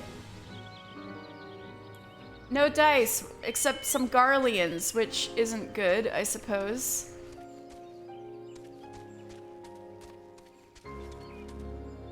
Oh. This is a man we're gonna talk to later, but this guy's name is Jehontel. Jehontel. I am but a simple minstrel. Though once I served with the god's quiver, my days are now measured by stanza and verse. It has been long years since I last set foot within the Twelveswood, yet I could no longer ignore fate's insistent pull, and so I shall abide here for a time until certain matters are laid to rest. Well, you have a good day, sir.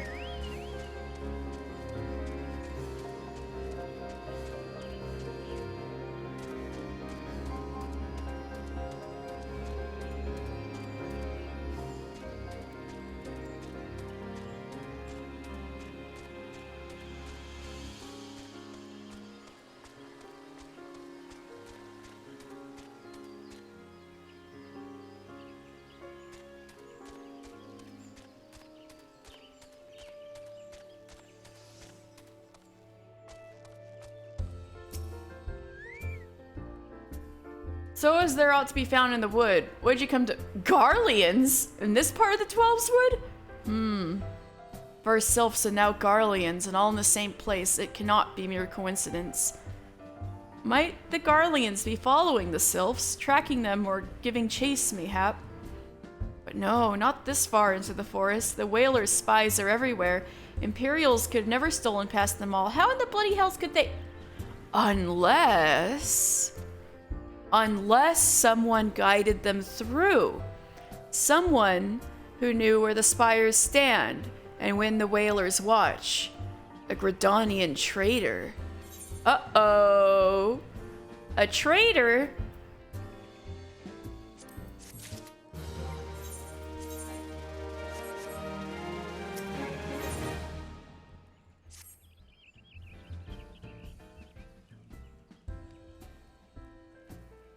I'm glad you've come, friend. There's something I want to talk to you about. You know, I said I thought we might have a traitor in our midst. Someone was aiding the Garleans. Well, I'm thinking I might have identified our suspect. There's a regular of mine who used to dine on thin soup and sup his pint on account of not being able to afford another.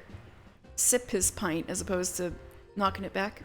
But of late, he's taken to ordering my best wines and the finest cuts of meat I can lay my hands on. Were he a merchant, I'd probably think nothing of it, but this lad's a wood whaler. And wood whalers don't earn that kind of coin. By chance, I was musing on where the money was coming from when you first told me about the Garleans in the forest, and I couldn't help putting two and two together. Suffice to say, if a whaler is working for the Empire, none of us is safe. The lad I'm talking about goes by the name of Laurentius. I mentioned him before. Last I heard, he was in the South Shroud. Find him, mister, and if he is no good, put an end to it. And him, if it comes to that. Hydrate! Thank you, Chisen! I'm gonna hydrate. And stretch! Thank you!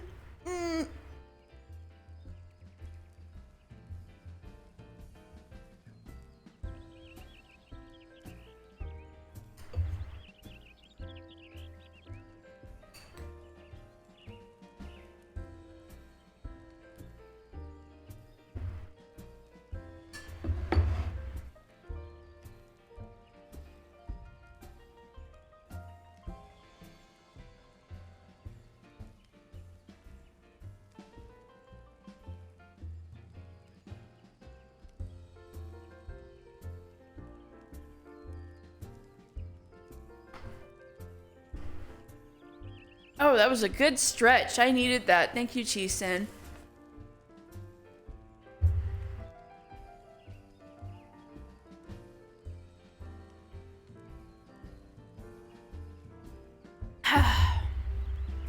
All right.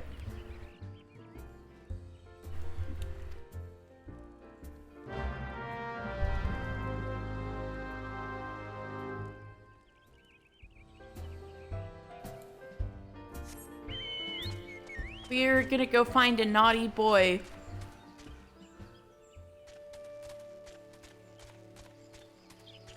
He's not even that far from the druthers.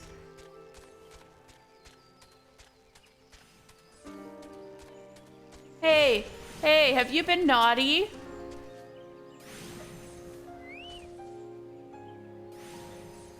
Can you not see I'm on patrol? Be gone. If you have business with the whalers, take it to the barracks.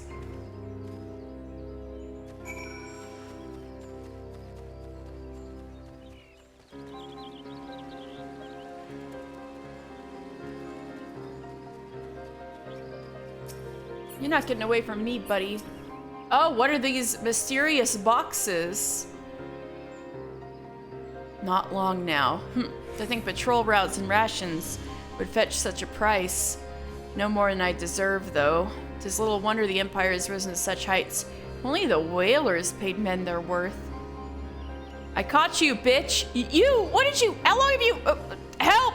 Help! Help! Please come quick, my friends! It is I, Laurentius! I am under attack! What a cunt. That sure didn't take you long to figure you out. Alright.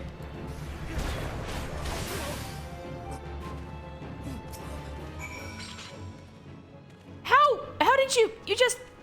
I know nothing.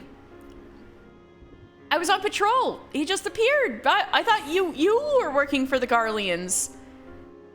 I'm not gonna fall for that. You little bitch.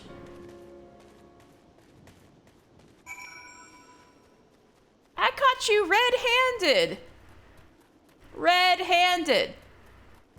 And easily, too. Like, you didn't see me sneaking up on you at all.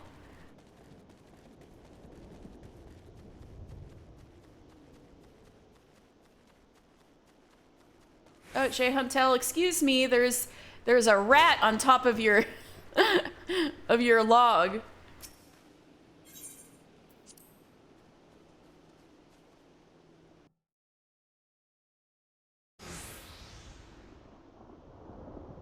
How long do you mean to keep this up? What is it you have imagined I've done? Enough! Enough, I say! It's over then. I sold the maps and rations to the Empire. It was I. I meant no harm. I only wanted the coin. The whalers are good, strong. I was proud to join their ranks, am proud, but they do not provide. They preach justice, honor, duty, but in the end it's those with money who do as they will, who live as they will. So I sought an opportunity to change my fortunes and took it. All I've done for money. Endangered myself, my home, everything and everyone I love. Why, my actions have put your life in danger too. He's laughing. Ha ha ha ha ha. Though you do not yet realize how much. Bloody idiot. Did you imagine that you had cornered me? It is not I who is cornered. Garleans, I brought the here bastard.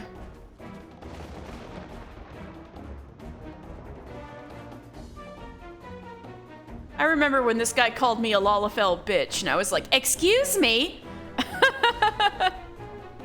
Rat, I know, we got a rat in our midst. Permit me a question, if you will. Are all adventurers so deluded as to think they can challenge the power of Garlemald? I think I found a brown noser and a rat.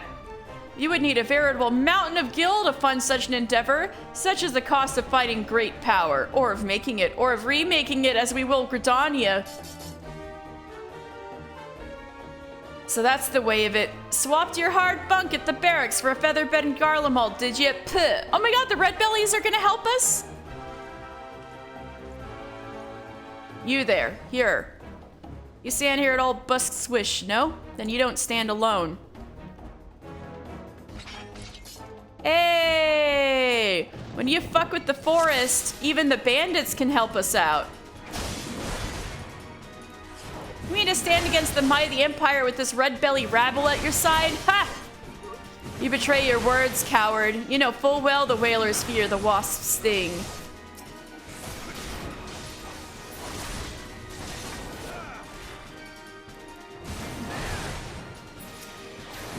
After these trees drink your blood, I will see it there cut down and burned. Show them what happens to those who oppose the Empire. Oh, we're getting to some Fern Gully shit.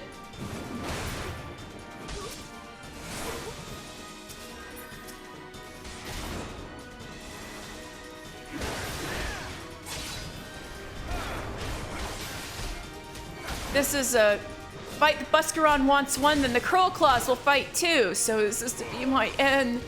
So now the Curl... How? Why? You scum have no allegiances. So the Curl Claws, where are they? So the Curl Claws are coming in too, and they are... Yeah.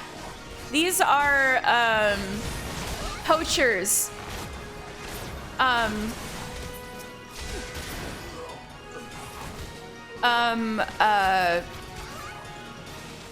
Keeper of the Moon Mikote poachers. So let's kick Laurentius's ass.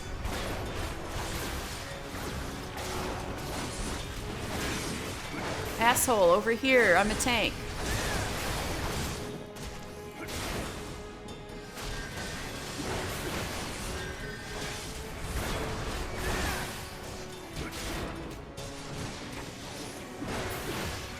How has it come to this?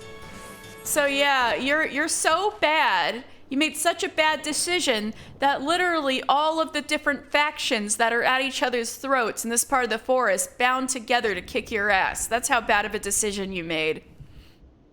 Impossible. How did you best the Empire's finest? That was not the Empire's finest, I can about guarantee. And with the bandits and poachers at your side, they're your sworn enemies. Why do they fight with you and not against you?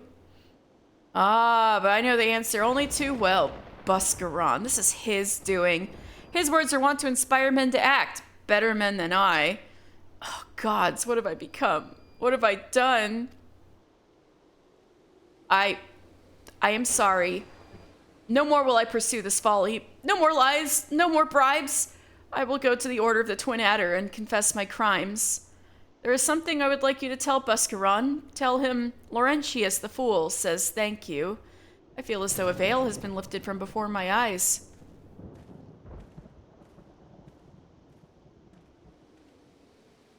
And now he goes and turns himself in. Wow. You got no spine, my man. I guess that makes some spine. That requires some spine, but still. All of this was like no effort. I effortlessly found that he was a traitor, and then I effortlessly kicked his ass and his friends, his Garlean friends.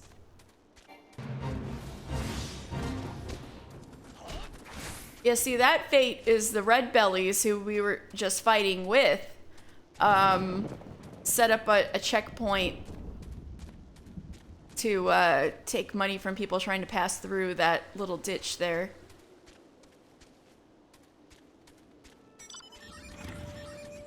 Alright, Buscaron, I have some bad news about Laurentius.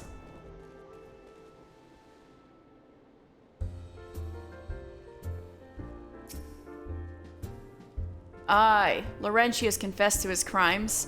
I've just had word from the Twin Adder. Seems he marched straight into the nest and gave himself up. The lad's had quite a life, you know. His mother was killed by a brigand when he was only small. As a young man, he joined the Whalers, hoping to spare his fellow Gridanians the misery he'd known growing up. Trouble is, protecting Gridania is too big a job for one man, and he came to believe he couldn't make a difference, that it was hopeless. There are few things more dangerous than desperation. And a man lost in the dark is easily drawn to the glimmer of coin. I reckon he thought that if he couldn't change the lot of his fellow man, he might as well change his own. Thing is, he was making a difference, just not on his own. Somehow he'd failed to grasp one simple truth. That those things we cannot do alone, we must do together. Eh? He asked you to thank me, did he? Then there's good in him yet. I just hope them at the Adder's Nest are able to see it. What he's done ain't easy to forgive, but I'd like to think he'd be afforded a chance to make amends. But let us leave fates to the 12. I have other news for you, mister. The Sylph Elder has been found. Yay! Oh shit, tell me. Where is he? Where is he?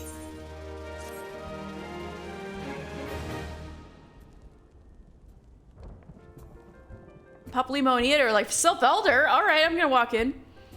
It's taken us a fair old while, but we finally got our hands on some reliable information concerning the whereabouts of your missing green friend. Ahem! His name is Phrixio, and he is the eldest among the sylphs of Little Solace. Long has he represented his kind in dialogue with the Gridanians. Yes, he's like a bridge between us and them, a small, leafy green bridge that we can't find at the moment. And bridges are of no use if you don't know where they are. That's why it's so important that we find him. There's an abandoned dungeon called 1,000 Maws of Toto-Rak here in the South Shroud. 'Twas by the entrance to the place that... He's like, a dungeon? Oh, it's gonna be a dungeon, right? No, he means like a literal dungeon where they kept prisoners. 'Twas by the entrance to the place that Phrixio was seen. And not long ago, neither. If you hurry, I reckon you'll find him. Walking ones! Please help this one! This one needs help! Needs help to help Elder One! Poor Phrixio! Poor Phrixio! Oh, this is a unique looking sylph. Got a leaf mask. Whoa, whoa, whoa. Hold your chocobos. Take a deep breath and tell us what's wrong. Nice and slow. Elder One went to Toto-Rak, but has not returned. This one is worried. So very worried. And you're right to be. The place fair crawls with nasties waiting to make a meal of anyone daft enough to wander in.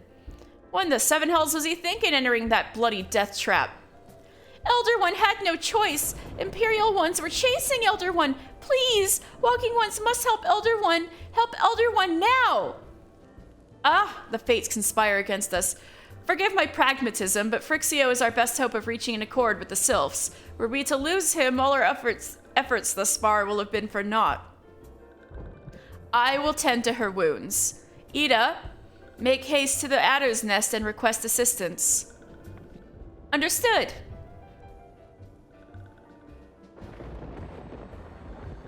Mister, go to the 1,000 Maws of Toto-Rak and see that Phrixio comes to no harm. Peace between man and sylph rests upon your success. Mm-hmm.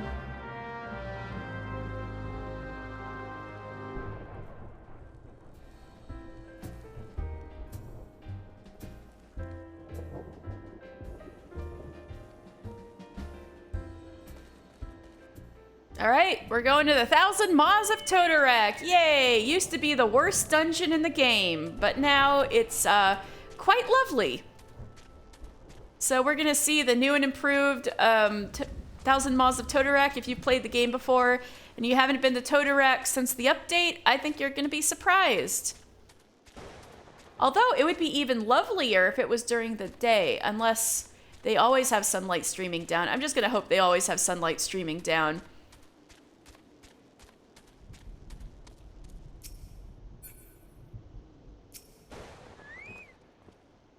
By order of the Elder Seed Seer, the dungeon known as the 1,000 Maws of Toto-Rak has been placed under the control of... What? The Sylph Elder is inside, and you are sure of this. How in the seven hells did he manage to sneak by? God strike me down for a purblind fool. You must find the Sylph Elder before he falls prey to the fiends within. Entrance to Toto-Rak is ordinarily restricted, but these are exceptional circumstances. Pray assemble a rescue party, and enter as soon as you are ready. Ooh, dungeon time! Lazaron?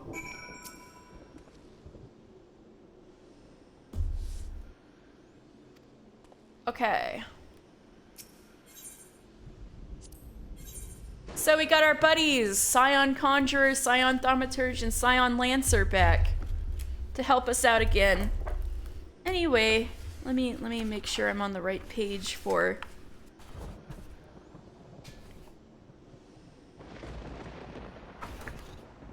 Toto-Rak. Alright. Let's go! Yay! Dungeon time!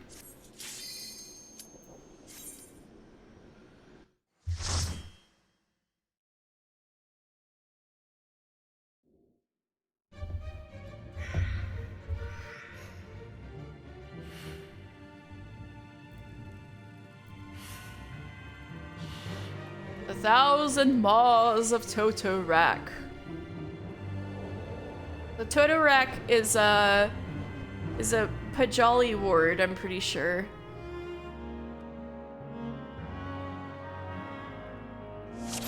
Alright.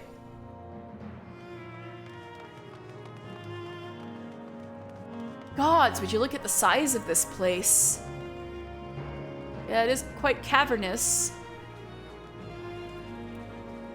Ooh, there's a water-stained note right here. First Spear Rydell. Toto-Rak Expedition Notes. 1. Dangerous fauna encountered upon entering cave. Culling as permission parameters. Expect to encounter more as we press deeper. Yeah, so this place... Alright. In the past, this forbidding dungeon, the 1,000 Maws of Toto-Rak, held all of Gridania's foulest criminals, from arsonists to poachers. So it's basically like Gridania and Alcatraz. Its name is taken from a man-eating creature of legend, perhaps by way of a brutal warden who wore the self-same epithet. Oh, I guess we're gonna fight these guys and I'll talk some more.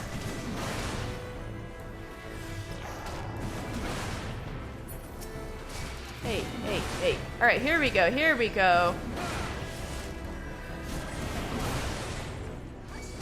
Got interrupted by a mob. Can you believe this?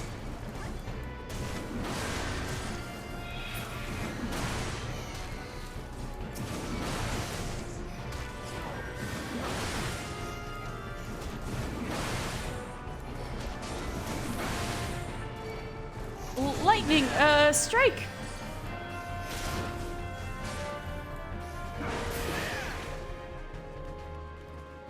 Alright, yeah, this place is quite pretty now, isn't it? Alright, so...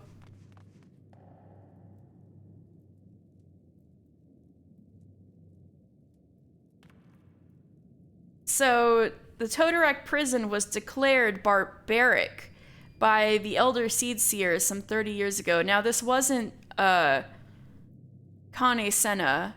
It must have been her predecessor, or one of her predecessors. So 30 years ago, Toto-Rak was abandoned, and thus subsequently became a hive for fiends. So basically, this is an old prison that was abandoned, and so all sorts of nasties invaded the place and infested it.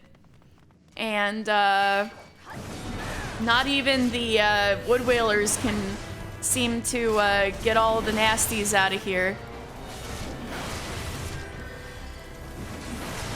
There's some mites here.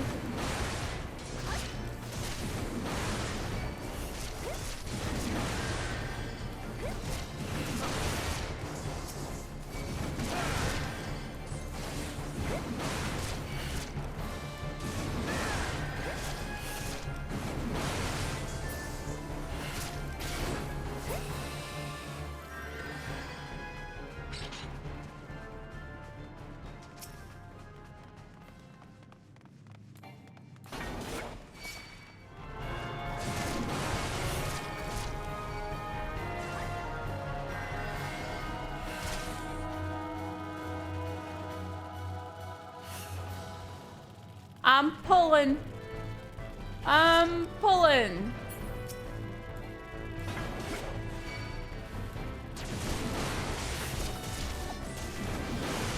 Ah! Healer! Help! Alright, I'll take these guys out. Ah! No!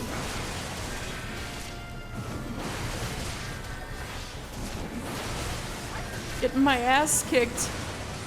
Come on, Conjurer, bro, help me.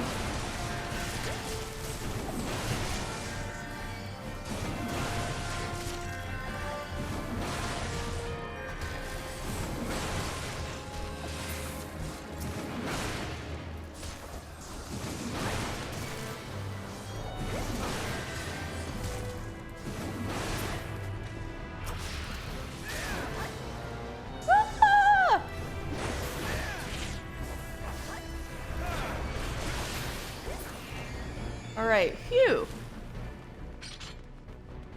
Wow. Alright. Careful, everyone, it bears poison. So this is a curl of nine tails. It's a Ochu, obviously, so... The name of this enormous Ochu is a morbid reference to the cruel whips the dungeon's jailers once employed. Made by binding together several cords, the curl inflicts multiple wounds in a single strike. An excruciating pain evoked by the seedkin's overgrown vines. So yeah, like literally like a cat of nine tails. Named after the jailer's whips. I guess I could see why the Elder Seedseer thought it was barbaric, the treatment of the prisoners in here.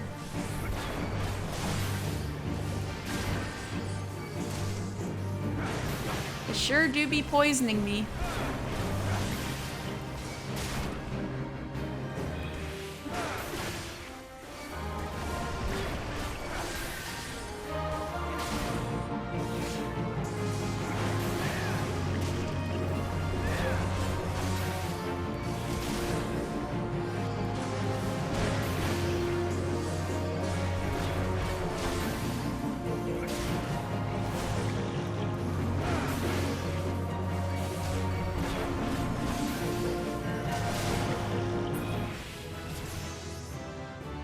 Confession chamber is no longer locked. Oh boy. Water-stained note. First Spear Rydell. So First Spear is like top position in the Wood Whalers. Toto-Rak Expedition Notes 2. Engaged with a sizable fiend. Exceeded in exterminating, but casualties mounting. Must consider turning back if situation worsens. Wow, they did a bad job of... Ooh, glowy plants! And here's an example of a prison cell where people used to be kept in. Now look at these cute glowing plants.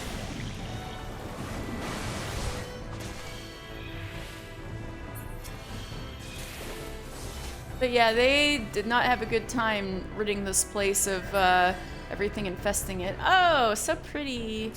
Weirdly beautiful,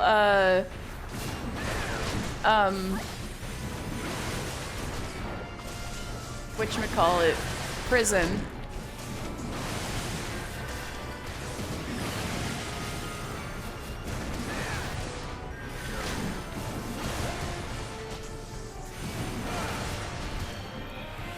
Got some prison puddings and prisoner's delight, warden's whip.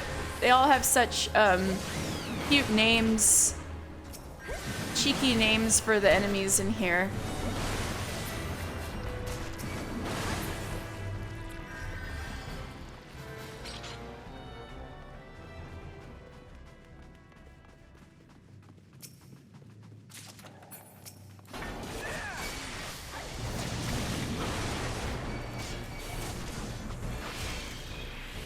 Oh, that's the wall. All right.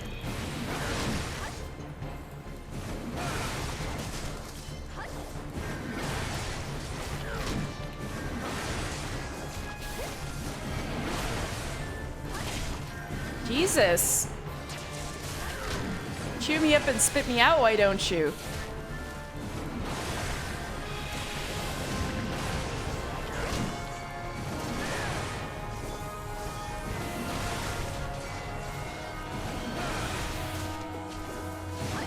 We're almost there. Just got this thing left. Alright. So this is a lot of webbing. Should I be concerned? Alright.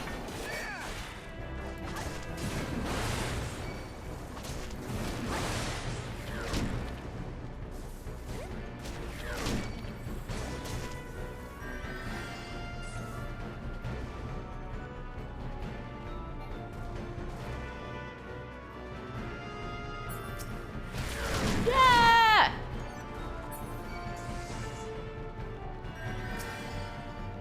Look at all these cute glowy plants. Woo! Reprisal, reprisal. Conjurer, you better help me. Thank you.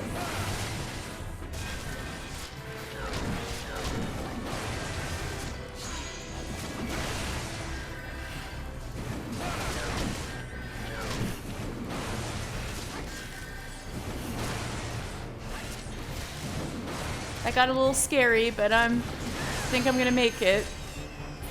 All right. Well, what, is there something else? Oh my god.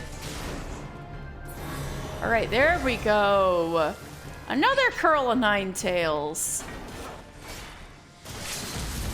Oh! Thaumaturge was going off. Blast this guy.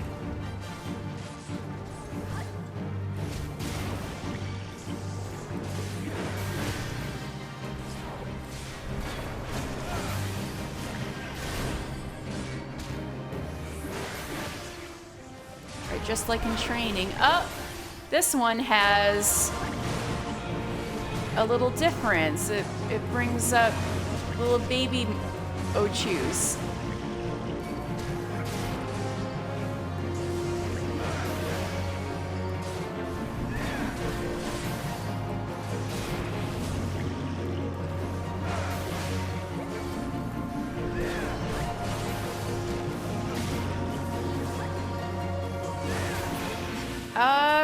Let's go.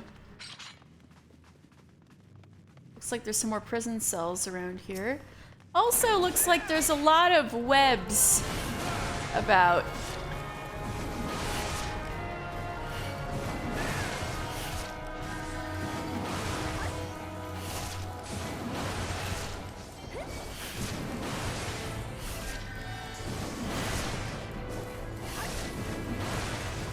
So this is where the mite infestation really starts to rear its ugly head.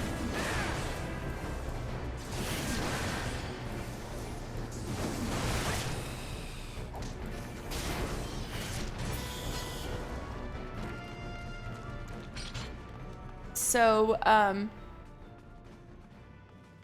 the innermost section, which we're approaching on, is where the mites are infested, and they leave the area slick with their vile secretions and grimly adorn their prey, adorned with their prey, tightly bound and preserved for later consumption. So all of these things is food for the mites, like poor little creatures that they killed and wrapped up in silk to munch on later.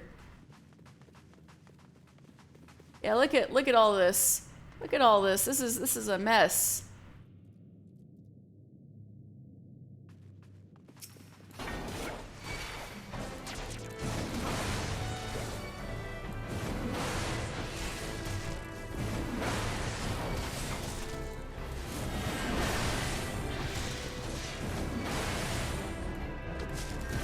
Fire, scorch.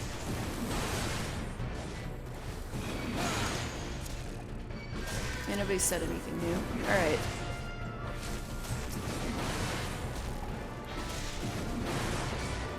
Baby, let's go.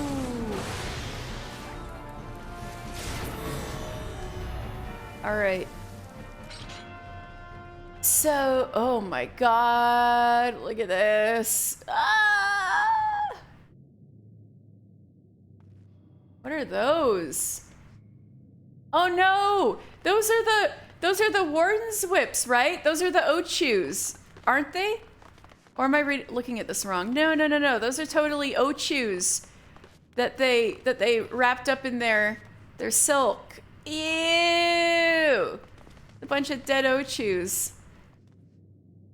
Yeah, I can get a better look at one here. Those are totally Ochus, aren't they? Ew. But there's a note here. First Spear Rydell, Toto-Rak Expedition Notes 3. Dire mite infestation confirmed. Yeah, no kidding. Scores of eggs on verge of hatching, beyond our means to deal with. Aborting mission. Subsequent parties beware. They're like, abort. Oh no, these are eggs. These are eggs, but these are like the prey that they wrap up in the yeah, I had it backwards. This is the prey they have wrapped up in silk, but all of these little bumps are all dire mite eggs, which is a little fucked. And all dire mite eggs.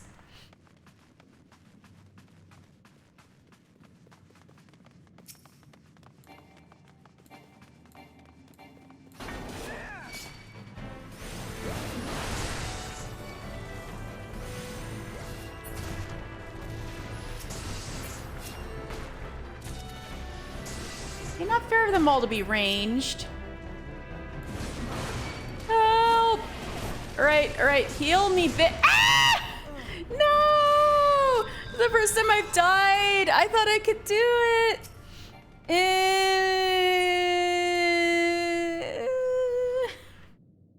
I can't believe I died.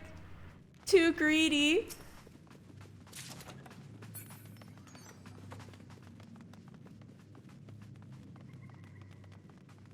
Well, anything to check out in these prison cells, despite the fact that they've been... Ew. I don't like those splishy splashy noises. What about this one?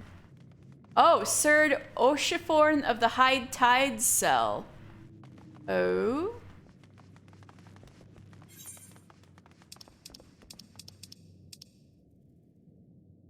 He must be, pretty... feisty criminal.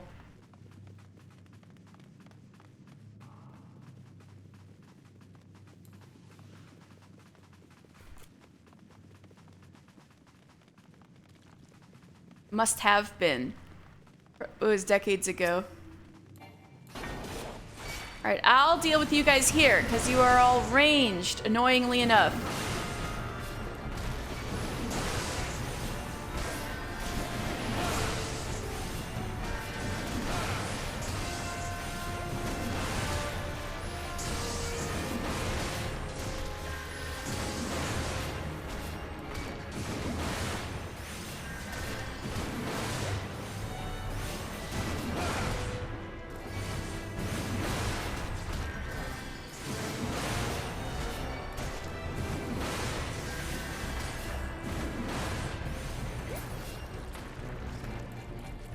Ew, they're so gloppy when they die. Like deflated balloons. Alright, now will you guys not murder me?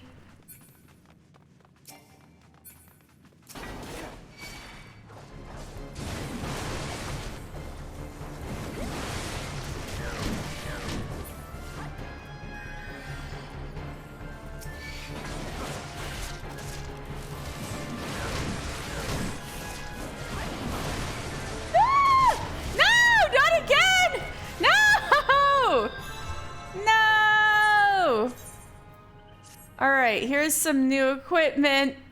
Live, bitch! Can you believe this?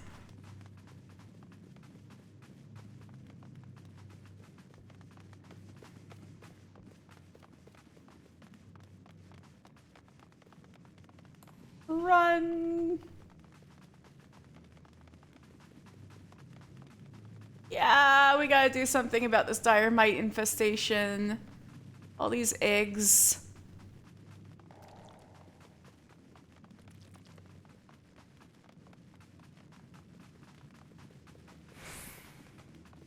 Ew, and here's some more dead Ochus.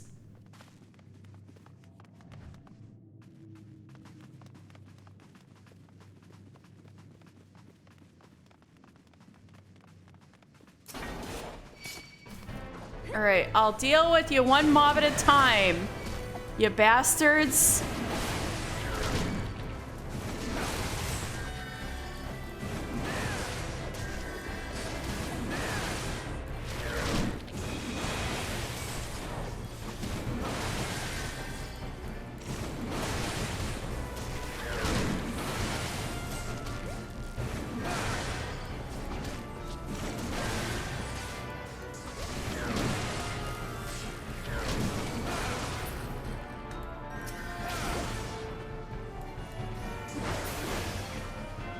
Alright.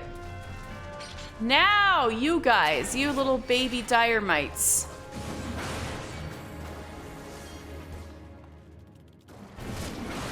This is what's gonna hatch out all these eggs, all of these scary little things with their scary little sharp-toothed mouths.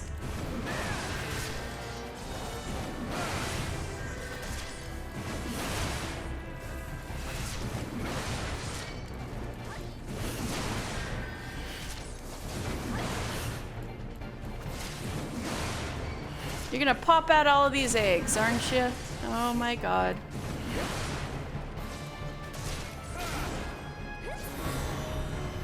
Okay.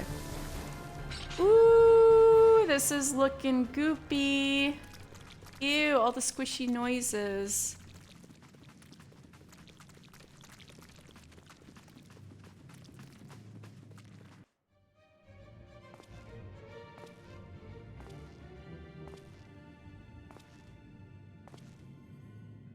Oh shit, dog! Darkness.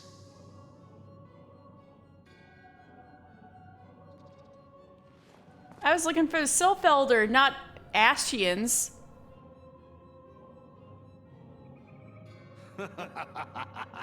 Oh my god, it's Wahabrea himself! Elko Hitra Buglo Hans. The mighty slayer of Ifrit comes now to me.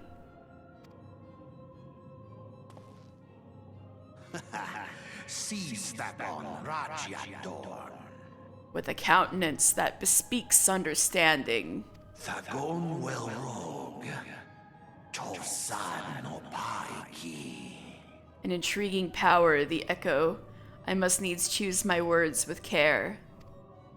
Mayhap I might if I deign to speak in my guest crude tongue. We meet at last.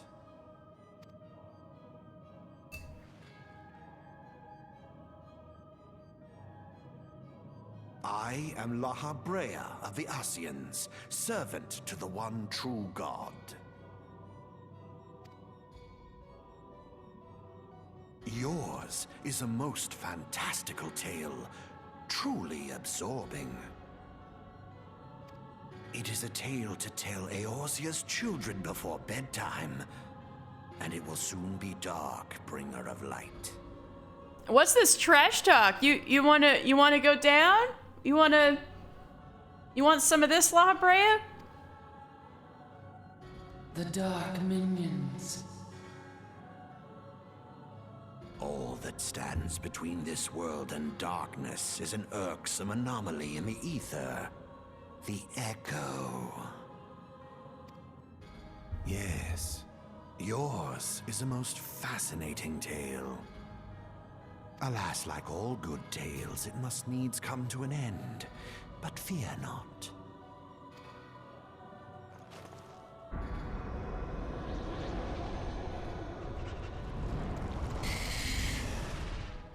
Here, Hello? feel the presence of evil. For the end of your tale is but the beginning of another. The tale of the crystal's demise.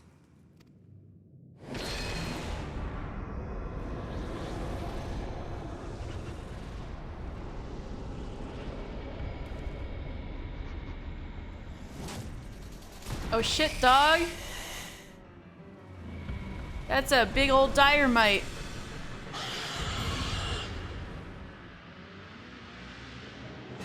Graphius, alright. That tail looks like trouble. Oh, let him. And that tail does look like trouble, doesn't it?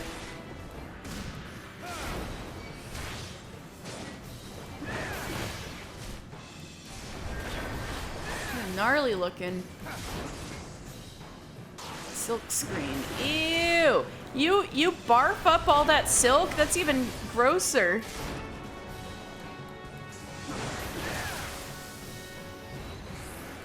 Ruh-roh. Why do they call these cum smites?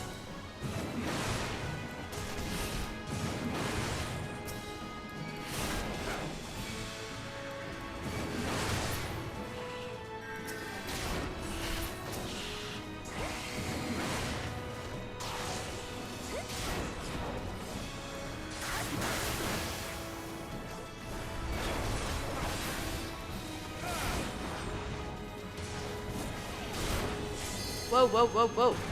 Oh. Uh-oh, that looks poisonous. No, Lancer. Let me get you out of there. Why are you still standing in it? Fine, fine. Oh, the tail is shattered. Oh my god, it sure is.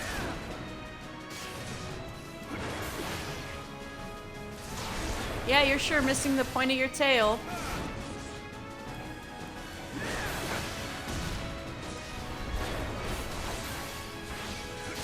Oh, fuck. Hey. Hey. Leave my buddies alone.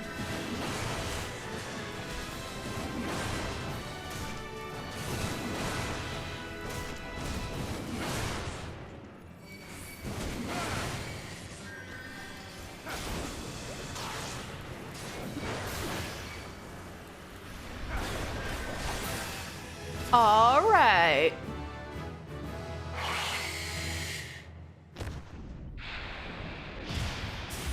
So that was Graphius.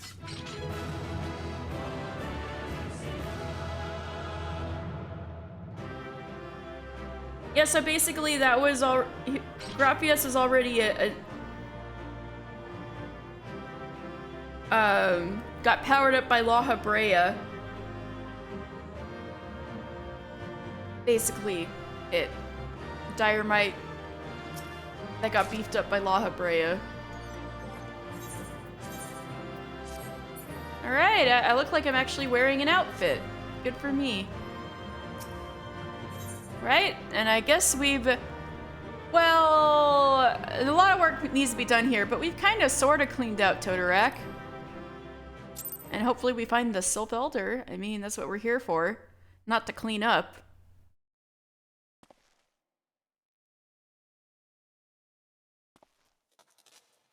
Oh?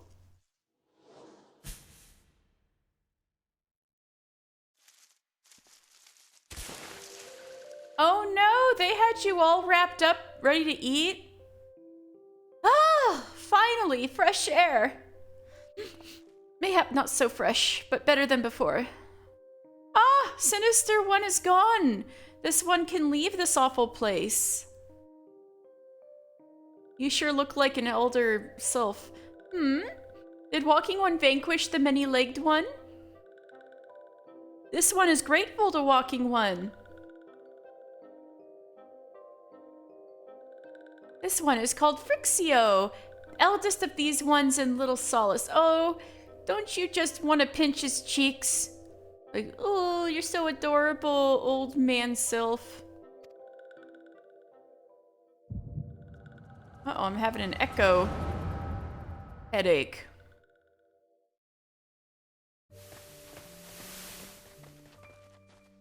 Garleans. Yeah, how are you guys fitting into this? Alpha Squad reporting, sir. Nothing of note in Lark's call, sir. Understood. Return to Area 12. Damn it all. Where is that accursed icon hiding? They didn't summon him yet, bitch. Nero! No sign of our wizened friend. I'm afraid not, my lord. Shall I order that the search perimeter be expanded? Absolutely not. We risk alerting the Gridanians to our presence. His Excellency bid us avoid unnecessary confrontation. Loath though I am to admit it, I have found no evidence to suggest that Ramuh will be gracing the mortal realm in the near future. I ask you, what good is a god who does not grant one's wishes? Were I a sylph, I should strongly consider finding myself another idol. Which reminds me, what of the sylphs we captured? A handful of them seemed to be in reasonably good health when last I looked. Apologies, my lord. I fear we may have been overzealous in our efforts to compel them to summon their icon. What the fuck? Really, Centurion, were you not aware that vegetables bruise easily? It is well that I did not entrust you with the important task of making my dinner. Nero's so funny, though. Well, mayhap it was a kindness. Better dead in truth than dead to one's own god, I suppose, if you believe in such things.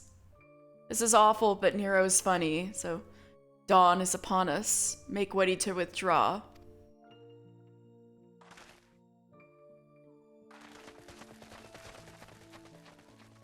Useless. We are so close to completion, I can fair taste it, but at this rate... No, I must be patient. Our efforts will bear fruit in due time. What was it you always said? Ah, yes. Though it mean bringing down the very heavens, who shall challenge the limits of possibility if not we? In that alone, you are right. Garland. Seem to be preoccupied with this Garland guy. But your star is long fallen, while mine doth begin to rise. And it shall burn so bright that Lord Van Baelsar's ultimate weapon will seem a mere candle beside it.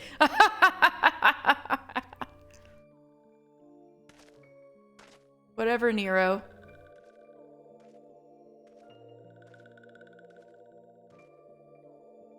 Norexia. Oh. Those walking ones did for Noxia. This one is certain of it. This one fears that other taken ones also suffered same fate. This one is convinced walking ones of black hearts seek only to harm these ones. Walking ones are not to be trusted. Now, Noraxia, do not pass judgment too hastily. Not all walking ones are alike. Though there are evil ones among the walking ones, there are good ones also.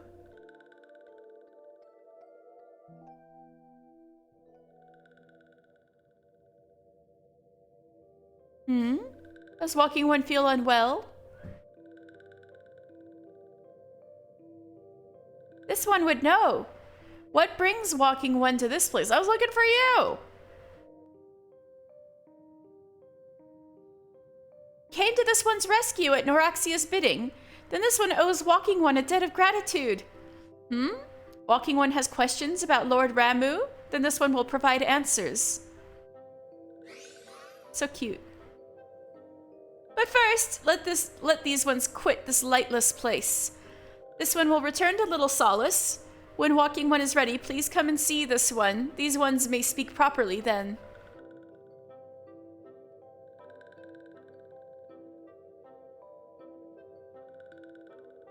Then it is settled.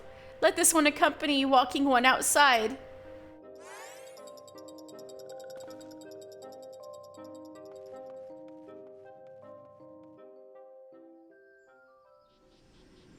Yay, we're out of there.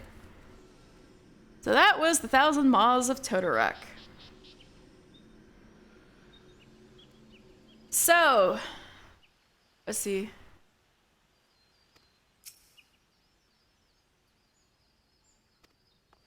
So since we're not coming back here story-wise, I'll just say that after this incident, the Order of the Twin Adder conducts a thorough sweep of the dungeon, destroying all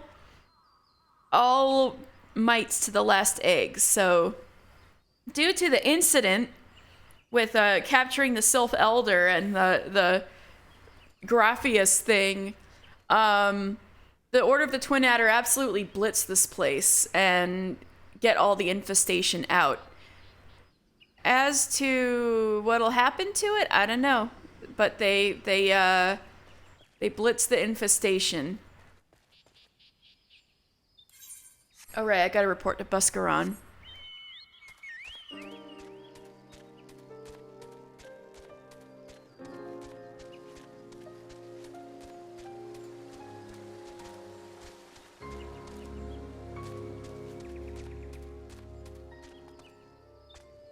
As if we make it in one piece, and then we'll be rich. Another bell and we'll be in Gridania. And then we'll be rich. That is if we make it in one piece. Are y'all adventurers? Sorry about the chocobo in the tavern again. Ah, you're back. Tell me the Sylph Elder as well. Thank the gods for that. I don't rightly know what to make of the rest of your tale, but I'm glad Frixio didn't come to any harm. Ah, but there I go, tempting fate. Run over to Little Solace and secure us peace with the Sylphs, for aught else befalls us, eh? Rest assured, I'll send word to our friends of Charlian and the Twin Adder both. You've done Gridania a great service this day, lad, and earned yourself a place of honor here at the Druthers in so doing. Be sure and come by whenever you feel like a drop of Cockern fire water. Only when it's properly aged, okay?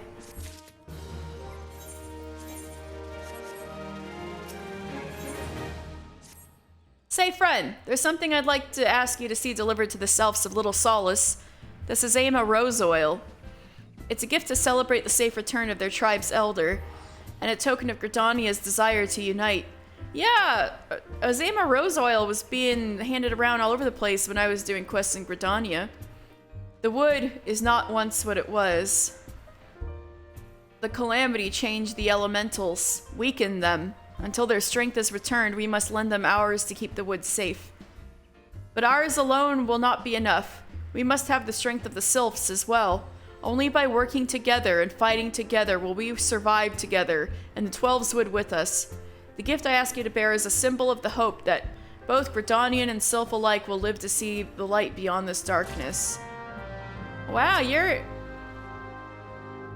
pretty serious, Buscaron. Always a pleasure, my friend. No doubt you're weary from the road. Sit yourself down whenever you like. The Cockern fire water still wants for aging, but we've got no shortage of other quality brews. Thank you, though. Alright, let's go to...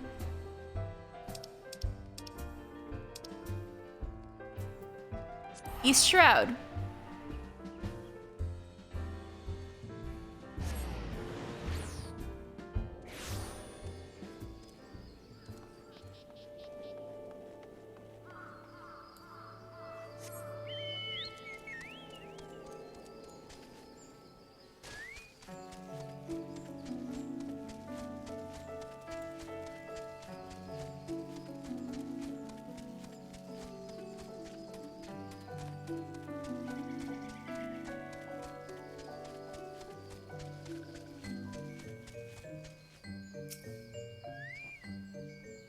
A gift from Walking One Buscaron? A gift for these ones? Azema Rose Oil. Such a lovely scent. This one has never smelled anything like this before. Walking One, Buscaron, and Adventuring One are very kind.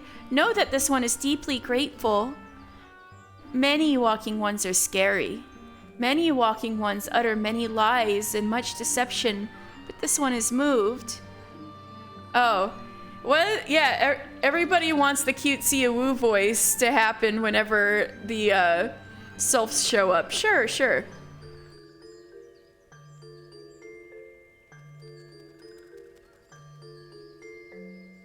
Alright, let's see.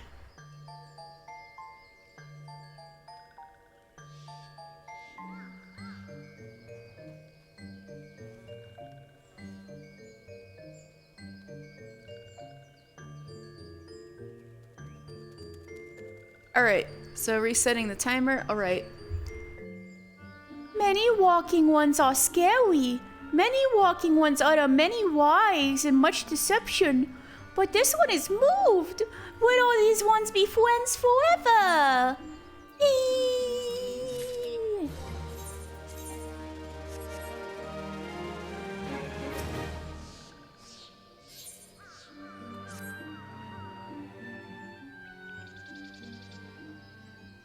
This one has been expecting walking one.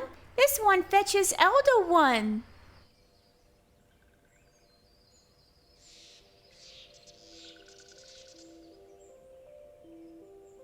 This one is pleased to see walking one again.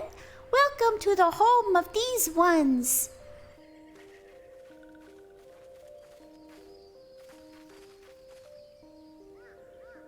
Oh, there you are, mister. We have just been hearing tell of your deeds of doing do. Well done. Ah, the walking ones who aided Noaxia. This one is grateful. A pleasure to a bit of service. If you do not mind my asking, how did your misadventure come about? This one does not mind. The misadventures, as Walking One calls them, of this one began when Imperial ones entered the wood. Fearing trouble, these ones decided to watch Imperial ones closely. But these ones watched too closely, and Imperial ones noticed and tried to catch these ones. Having nowhere else to hide, this one fled to Toto-Rak. Would that this one had not. In Toto-Rak, a sinister one robed in black tried to feed this one to a many-legged one. A sinister one robed in black? Why do I have a feeling I should be more worried about this than I am?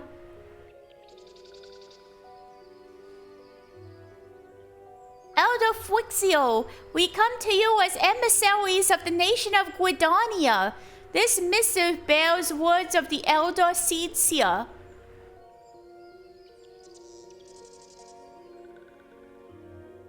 This one sees, so walking ones of Guidania are fearful of Lord Wamu.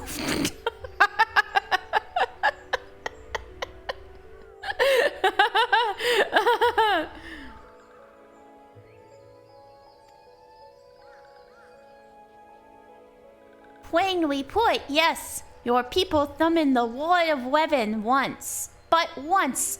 Yet that single occurrence occasioned great alarm. But it is not as if the Guidanians dislike you or anything. Actually, it's just the opposite. They think of you as friends, and they don't want to get anything in the way of that. That's why the Elder Seedseer wrote to you.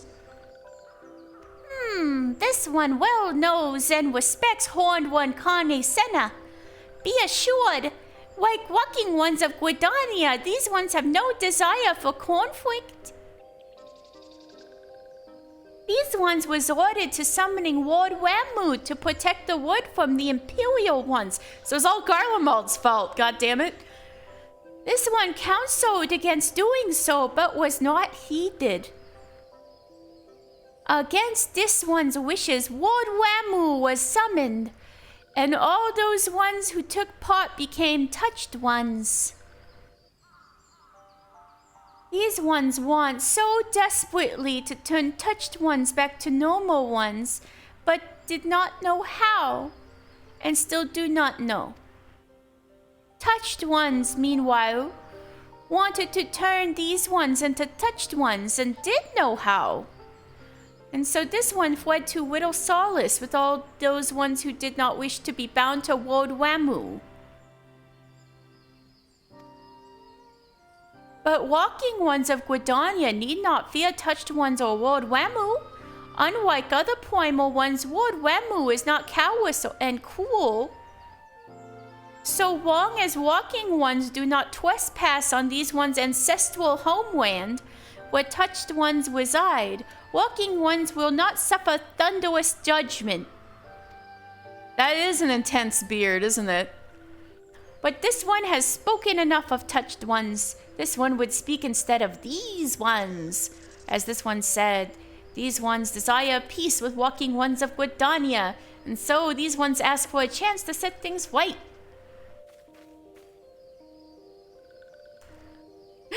It's been way more than 2 minutes. Maybe I should just call it there. My throat's starting to hurt.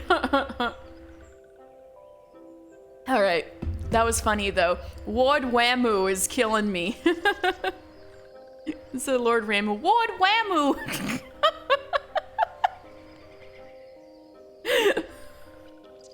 It was worth the money. I'm so glad. By way of addendum, mortals who are tempered come to take on the qualities embodied by the primal in question.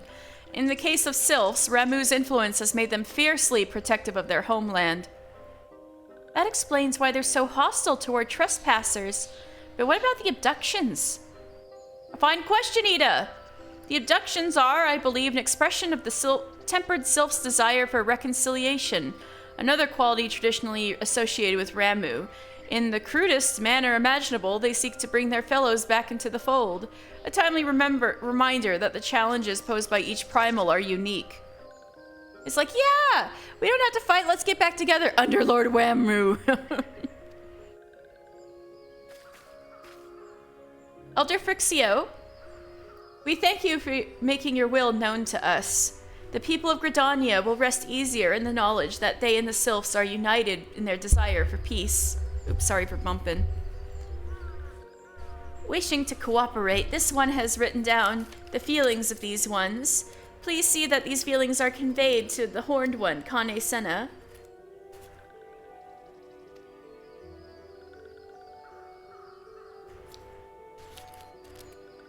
And with that, I believe we can lay the matter of Ramu to rest. That Sylph Elder is very reasonable, I must say. You could learn a lot from him. Was that a jibe? If so, I feel it only fair to observe that one of us wouldn't recognize reason if it punched her on the nose. Did I say fair? I meant reasonable. Start fighting. Anyway, we're going to head back to the Waking Sands and tell Minfilia all about it. Fear not, we will be sure to mention the instrumental part you played in all of this.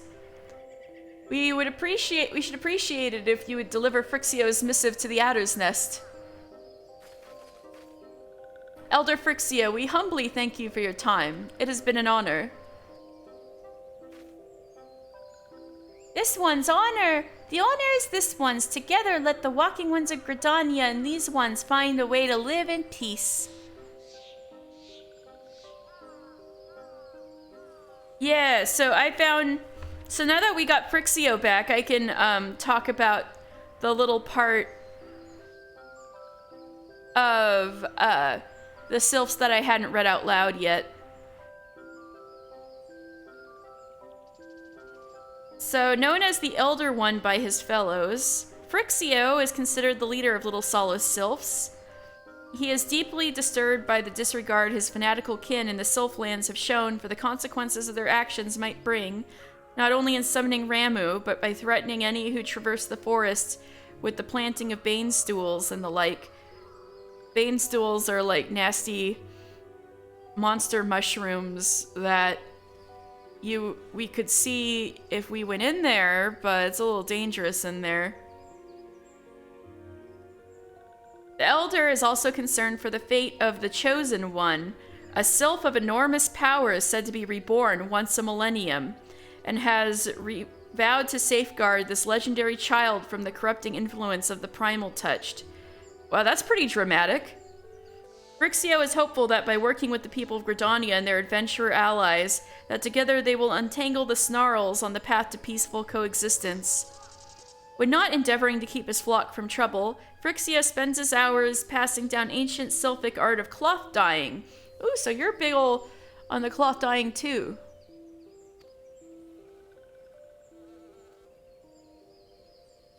Bye-bye, Papalimonita. Please wait, Walking One, mister. This one has yet to give Walking One a token of this one's appreciation. Lightning Crystal! Crystal of Light, lightning flavored. When these ones summoned Lord Ramu, these ones were gifted this crystal. This one would now bestow the crystal upon Walking One as a symbol of these ones' trust.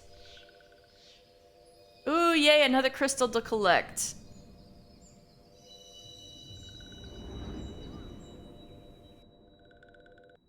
How many do I got now? 4?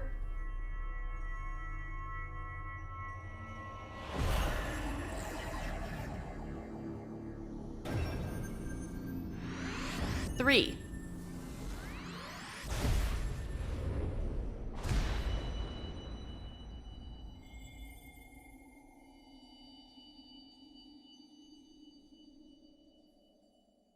Purple drink, crystal. Is it grape flavored? This one was not mistaken about Walking One. Huh? What? Walking One is destined to walk a fate far crueler than this one can imagine. A brilliant light from within Walking One enveloped the crystal this one saw. Mark this one well. That crystal will one day be of use to Walking One. Walking One must keep crystal safe at all times. Well, that was foreboding. Before Walking One returns to Gridania, this one would ask Walking One to watch Touched Ones. So long as Touched Ones are not troubled, Touched Ones will not make trouble. If Walking One witnesses Touched Ones making no trouble, mayhap Walking One can testify to Walking Ones of Gridania that these ones mean no harm. These ones who homeland is fraught with danger. This one marks down safe places to look out for Touched Ones. So that's what I'll do on my way back. POV Strange Onion Fairy gives you a lean crystal. Yeah, exactly. Oh, some more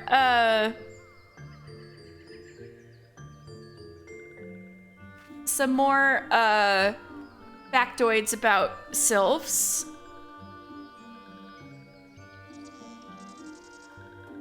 They fly through magic. The feather-shaped leaves on their back provide propulsion in the similar to an airship's ether-coated wings. So they magically float, and their little leaf wings are covered in ether. And also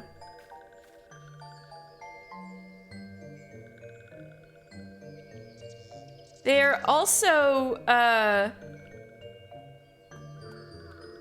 into the crystal trade, but I don't think it's necessarily for summoning. It's not for summoning primals or anything like that. Just something they're good at. So many sylphs are skilled in the languages of other races. Their interactions with both men and beast men driven by an irrepressible curiosity. It was these qualities that long ago led the woodland folk to join hands with ambitious merchants to aid in the establishment of a thriving trade in crystals. That's the other thing. Because they can speak so many languages and things like that, they're into the crystal trade, but not necessarily to summon primals. Alright, let's spy on the touched ones, make sure they're not doing anything untoward. Yeah, Lark's call is pretty scary, huh? Alright, oops. Wrong button, haha. Look out.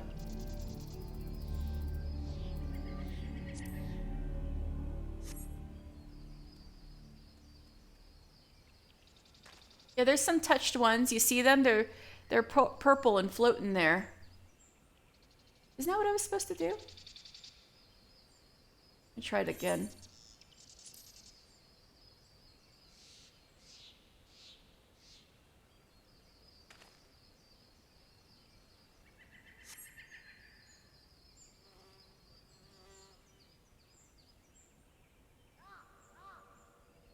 There's a touched one. These kind of scary looking purple sylphs. There are tempered sylphs in the distance. You do not sense that they pose danger if left alone.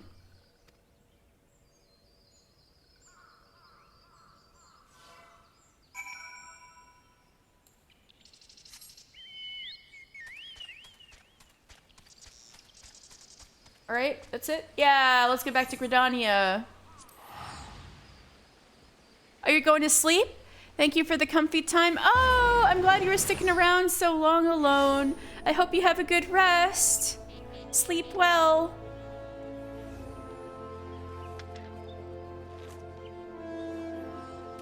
Time to go see Vorsi.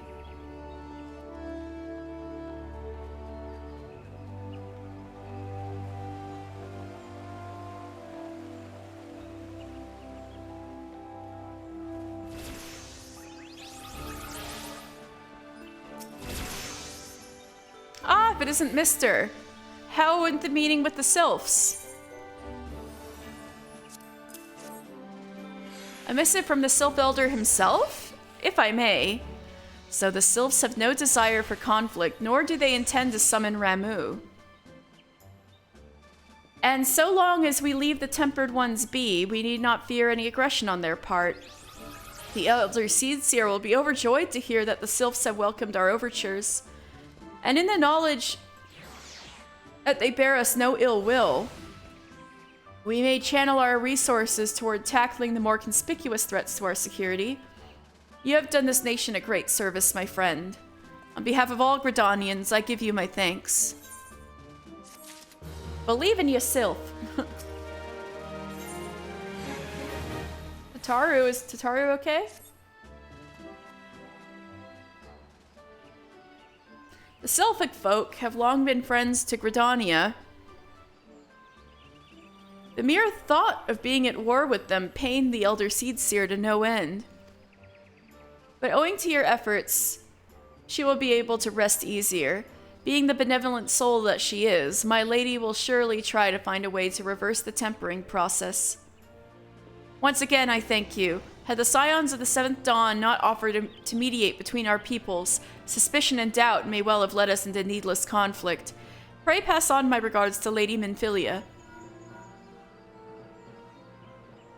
Hello? Hello, mister? Can you hear me? It is I, Minfilia. Ida and Papa Limo returned some little while ago, and they wasted no time in regaling me with the tale of your exploits. Thanks in large part to you, the name of one primal may be struck from our list of enemies, and the Gridanians may turn their attention to more pressing matters. Well done! Yet the end of one tale is but the start of another. Pray return to the waking sands at your earliest convenience. I would apprise you of the present situation in person. Okay.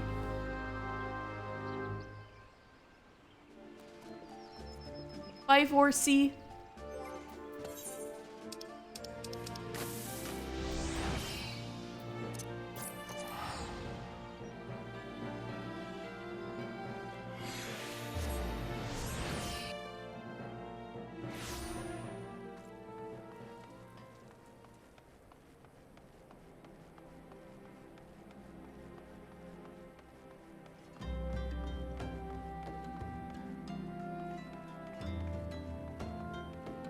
Here we are back in Vesper Bay.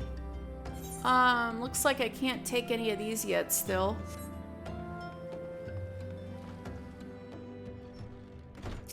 Ataru? Well, if it isn't my favorite adventurer, welcome back, mister. Lady Minfilia awaits you within the solar. Please enter at your leisure.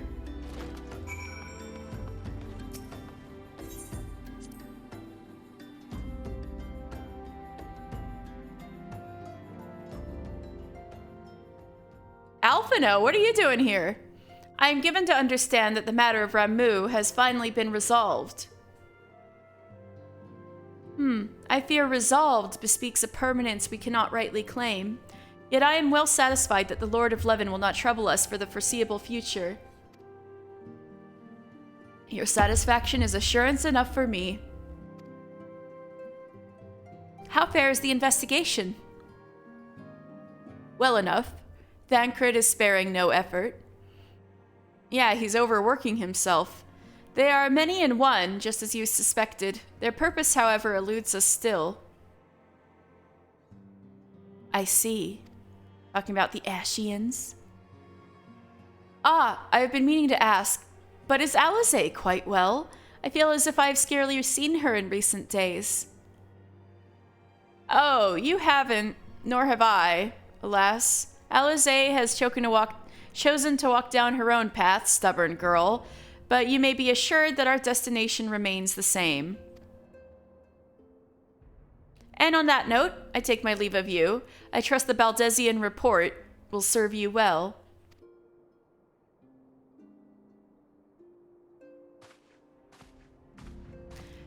I take it we can proceed as discussed. Why do you ask? You scarce need my permission to act.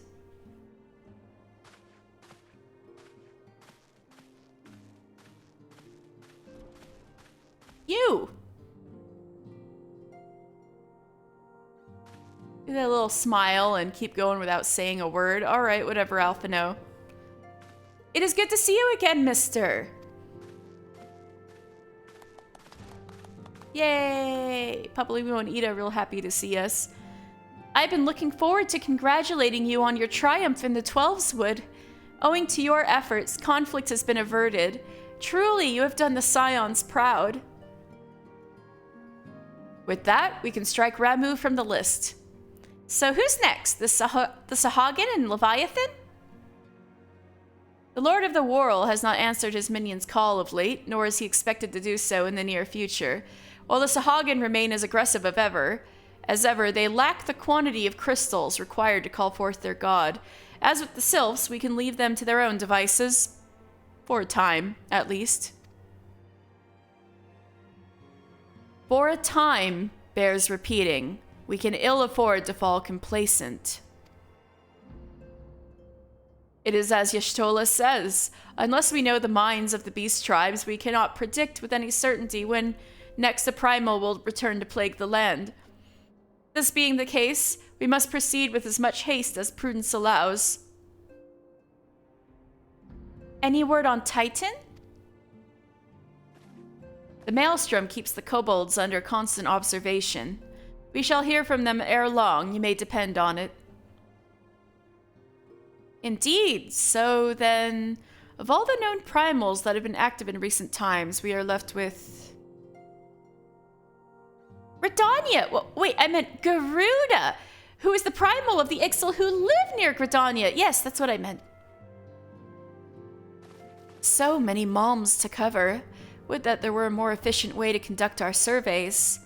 Were he still with us, we should not long have wanted for a more practicable solution, he being Louis Soir. Hey, Biggs and Wedge. They're like, this is awkward. What are they talking about? Oh. I thought they were talking about Louis Soir, but we're really talking about Sid, aren't we? Or maybe they interpret this as talking about Sid. She's not wrong there. Where in the world are you, Chief?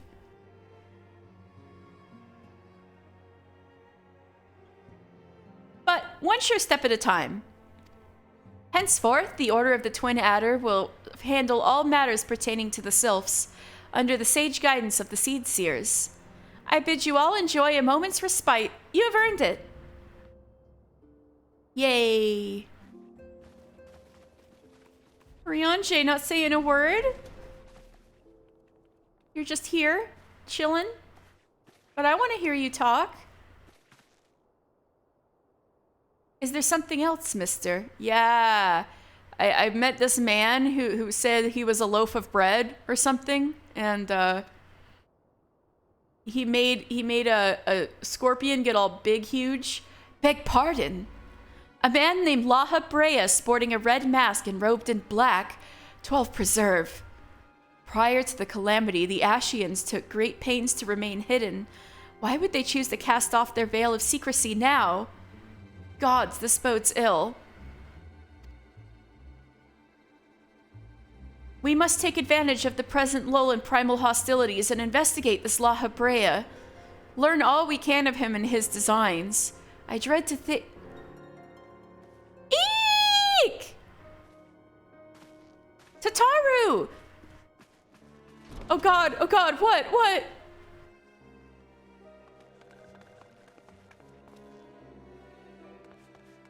Hey, I know you. Why are you all scared, Tataru? A sylph? In Thanalan?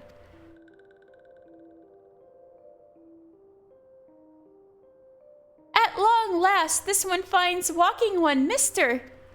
This one is most dependable of these ones, is sent by Elder One Frixio to help walking ones. This one is called Noraxia. This one comes as a friend.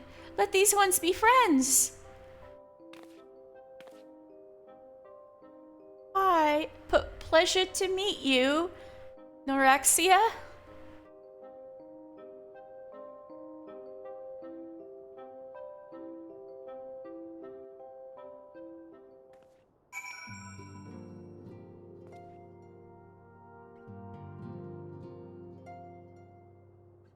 Thancred, how you doing? Ah, mister, pray do not concern yourself with my welfare. My current investigation has yielded some curious results, and at present I am pondering how to best proceed. Okay, whatever you say, dude, you still look tired. Buddy over here, over there, nope. Brement! I think you have two brothers? Did you just miss them? Excuse me, lad, this may sound strange, but you haven't by chance seen a fellow what looks exactly like me. I'm looking for my twin brothers, see? Why do you call them twins? Wouldn't you be triplets? And I heard they might have come through here. Oh, they could be dead for all I know. At least it feels like I've been chasing ghosts for an eternity now. No, both of them were here, but y'all keep missing each other. Alright. Now these two are new. These must be siblings. Clive and Mystery Girl. Let's talk to Clive. Greetings, Scion. I come on behalf of the students of Baldessian. You may address me as Clive. Is there some reason you are still here? Please carry on. I'm not here to see you. So, maybe they're the ones who brought that report. Well, Alpha Note brought the report, but maybe they have something to do with it. So these two siblings with red hair and eye patches are with the students of Baldessian, which are a Charlian institution that's allied with the Scions. Won't be seeing anything when I poke your other eye out, buddy. Between the two of them, they've got two eyes. Yeah, for real. So who do we got here? We got... I've seen these guys around before. So we've got this guy with the scarred eye and the green chainmail. He was being all spicy. I don't remember this guy. But he's a lancer, obviously. And she hangs out by the, out in the hallways sometimes. Hey, Biggs and Wedge. Yeah, it's a party in here, isn't it? So many people. Oh, if only Master Garland were still with us. He was a brilliant man, full of life and purpose, kind and generous. He taught us everything we know about engineering. Though believe me, he could also be a very hard person to please. He would force us to rebuild devices if even a single flaw was discovered. I can only imagine what he'd say if he saw the tiny Bronco. That being the airship. My waking sands is empty now. I know, it's so sad, isn't it? Wedge.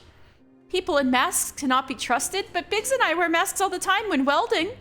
How cute. Anybody back here? Yeah. Leavin. So, again, Leavin is,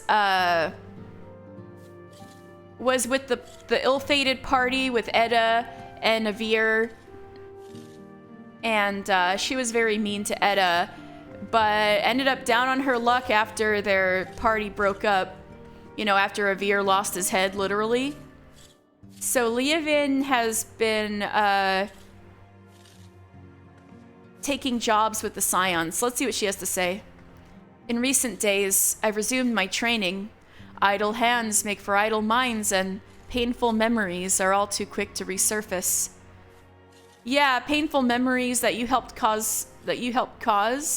You were with the most fucked up party ever, but at least she's trying to keep herself busy and help people. Oh yeah, Unatayun, did you find the third person in your party from before the calamity? I'm starting to wonder if it's worth the hassle to prove who he was. I mean, even some folk would say, good on you, mate. Thanks for fighting to save Eorzea and whatnot. But I reckon most would ask what we've done for him lately, if not spit in our faces for allowing Bahamut to blow up half the God's damn world. That is not your fault. Any of your guys' fault. Raking a concrete floor with a fork. Yeah, what's wrong with you? Maybe you're really not working. You're just pretending to work. We gotta kick your ass. Oh yeah, I've seen her before too. I forgot if she was the, she was providing something, but she's been around. Urianger, what do you have to say? Knowest thou the import of the broken staff within the solar? It fell from the grasp of Archon Louisoix, the man who, in his abiding love for all Eorzeans, shielded us against the storm of the calamity. The stars wheel across the heavens, and the skies brighten once more. The survivors gather and ignite a fiery dawn to burn away the glowering shroud. Ah, but destiny, thou art beautiful. Well, I have to go in and talk to Minfilia anyway. That would be a good time to talk about Louisoix's staff. Heribert. There are two types of Alamegans. Fools who wish to fight back but know not how, and cowards who've chosen to run from their worries. The young man over there is a striking example of the former. Must be talking about Ehrenwald. Me? I'm the latter, or couldn't you tell? So he's, I think, an Alamegan merchant. He's going to come into play later, but he's coming and chilling with the Scions. You got the armor mender and the suppliers still. Norexia. Walking ones from Old Daw have not seen these ones before. This one knows. Still, must walking ones make such screaming sounds when seeing this one's face? This one cannot get a wink of rest. Well, girl, your leaf mask is a little scary. If you took it off, I think they'd scream less. Noraxia and I both wear a mask. We're going to get along famously. I just know it. Papalimo. Look, Noraxia, I realize this makes no sense to you, but you must try to be more discreet. Years ago, a law was enacted by Old Daw whereby... Oh, please, just trust me and stay out of sight. So what Papalimo is talking about is that all beast tribes were banned from Old Daw, like showing up or making business. If you walk around there, there's literally no beast tribes. The other city-states do have, like, Kakern and goblins and stuff walking about, but... yeah, it would be bad if Noraxia was found. No onion fairies in Old Daw, yeah. Exactly. So, alright. So, Abatia's back, but where's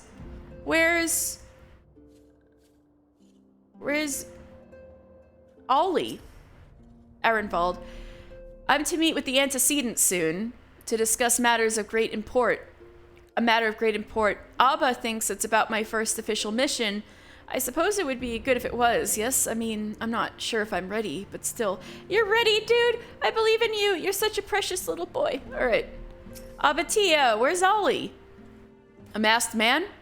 I vaguely recall some Amalja ranting about something like that in the middle of a skirmish.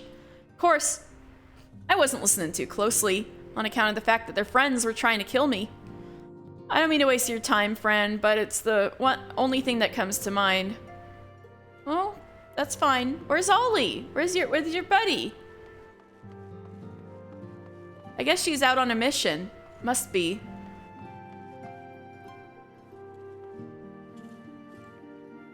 Ehrenwald, yeah. Ehrenwald shows back up.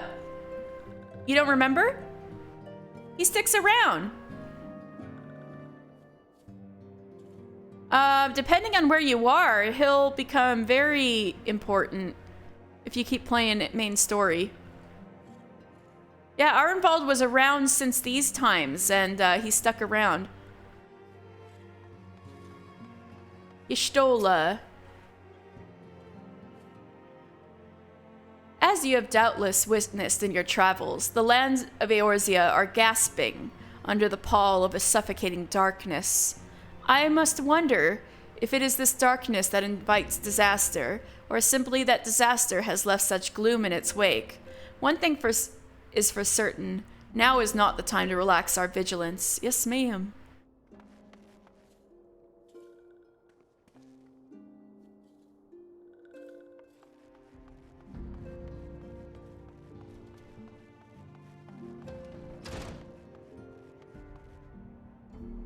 So here are Minfilia's tiny little Lalafell bodyguards again.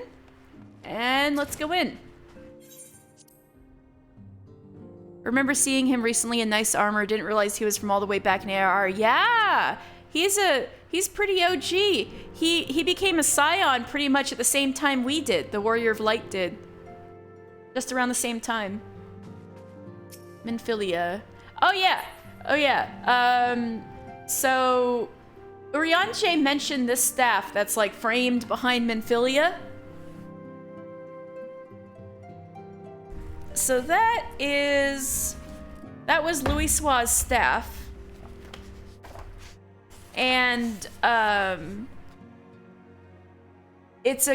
the stone and the horn are really important, and this staff is so powerful. It's an ancient relic, and this is the only reason why Louisoix was able to pull off what he did at the end of during the calamity, because yeah, I found the page. All right, so Tup Samadhi is the name of the staff. Yeah, yoink everyone out of there, but also call the 12 as primals to fight Bahamut. All right, so Tup Samadhi is the legendary staff wielded by Archon Louisoix in his heroic effort to banish the Elder Primal Bahamut. All right, the little keystone in there is pretty powerful, but the most powerful thing about the staff is the horn. And the symbol in the middle of the stone there is the symbol of Thaliak, which makes a lot of sense because Thaliak is one of the 12 who's the god of wisdom and is the patron god of Sharlayan, where Louisoix is from. So it seems very Sharlayan to, have a staff with the mark of Thaliak on it, but the important part is the horn. So, at its tip rests a horn, an ancient treasure of Sharlayan known as the Key. The motive force that allows its bearer to draw vast quantities of ether from his surroundings and still call upon the power of the 12 themselves. So the horn is the only reason why Louisoix was able to summon the 12 as primals. While it is not clear who fashioned this divine vessel and to what end, it is believed that multiple such artifacts have been discovered in secret across the realm. In the year 1562, which is 15 years ago, travelers from the Sharlayan motherland to the north did come to Eorzea. Archons in the Circle of Knowing. Circle of Knowing was Louisoix's group that went on to merge with the Path of 12 to become the Scions of the Seventh Dawn. So Archons of the Circle of Knowing arrived on these shores after a long voyage and promptly set forth against the Garlean threat. It was these Archons who had come across these curious horns in the lands they had come to survey. And that is indeed the scions here. Or archons here. I'm pretty sure, I'm not sure about Papalymo and Ida, but definitely Y'shtola and Thancred. Ha ha ha ha ha. PewDiePie, ha. So Y'shtola and Thancred were sent from Sharlayan 15 years ago looking for these keys. This is 1.0 knowledge. So, like, you can't find this in the game anymore. This is 1.0 shit that I'm about to talk about. Alright. So, in Vilbrin, near concurrently with Archon Y'shtola's arrival, a pirate of the Kraken's arms successfully navigated his way to the legendary island of Seal Rock. Yeah, if you've played PvP and done Seal Rock on Frontline, that was a thing in 1.0. So the Kraken's Arm pirate recovered 2 relics at Seal Rock, a horn and a tablet, the former of which, through a dubious series of events, found its way into the hands of Commodore Stallman of the Knights of the Barracuda. So that was kind of the armada of Limsa that was turned into the Maelstrom after the Calamity. The Commodore had set his sights on the Admiralty and doubtless believed the horn would serve him in his goals. And so this was a whole quest line in 1.0 with like Commodore Stallman and stuff. And in the end, however, it proved beyond his powers to control. And Archon Y'shtola made a valiant effort to retrieve the artifact, only to be thwarted by an Ashian who seized the coveted relic for himself. So, yeah. So the relics, including a horn, that were found... Yeah, so the horn found at Seal Rock... By the way, Seal Rock is actually a man-made island created... Yeah, she's an Archon. Let me... Alright, leaving Tup Samadhi for a bit. There's a good way to distinguish an Archon. So, an Archon... Alright, so a bit of Sharlayan history. The original Archons were the 12 Archons who founded Sharlayan. So, after the sixth calamity was a big old flood, like a biblical ass flood. And the founders of Sharlayan put a bunch of people on a boat to lead them to safety, and the islands where they landed is where they founded their country of Sharlayan. So those are the original Archons, but nowadays the term Archon refers to like a scholar who has passed an examination and been formally recognized as such. So you can think of it like getting your PhD. It's like the Final Fantasy XIV version of getting your doctorate. All right? So, a mega powerful wizard. I mean, that's one way to think of it, but it's more like you're smart than you're powerful. Although you can be powerful because Y'shtola is an Archon. So, Urianger here, you can see he's got a tattoo on his cheek. That's the Archon's mark. If we go see Y'shtola over here, what marks her as an Archon is the tattoo on her neck, on both sides of her neck. So, when someone does their thesis, basically, they have to show this huge thing they've been researching, and they pass and they're accepted as an Archon. They get the Archon tattoo and choose where to get it on themselves. So, Urianger decided to go all in and have it on his face, but most people have it on both sides of their necks. Like, I'll go get Thancred. He also has it on his neck. Papalimo also has it on his neck, but yeah, you can kind of see it right below his ear. Papalimo is an Archon too, and so is Ida. Don't say the spoilers. Don't say the spoilers.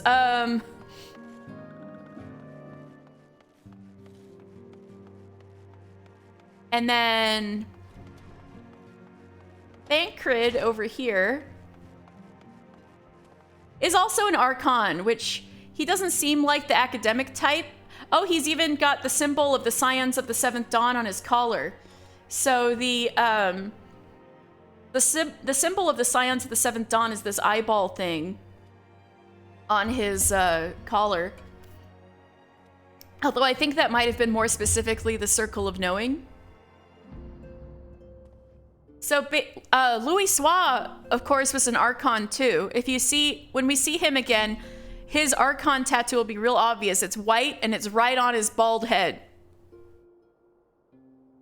So basically, the Circle of Knowing was Louis Sois and other like-minded Archons that he took under his wing who wanted to help Eorzea.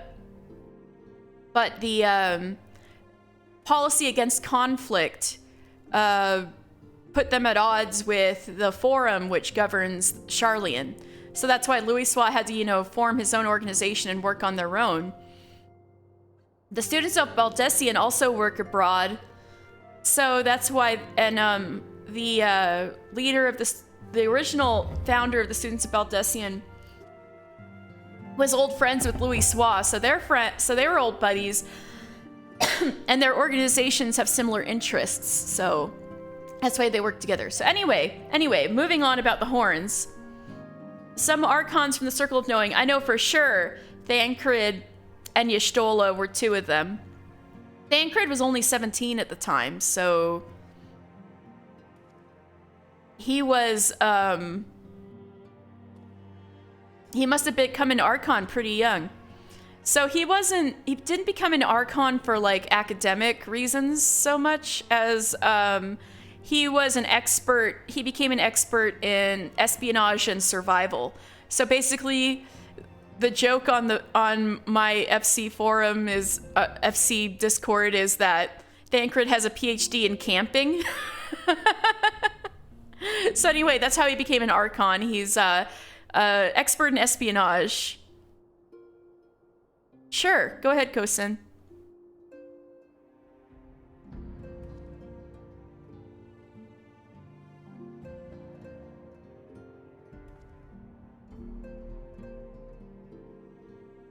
I'll uncouple it after the stream from my account. All right.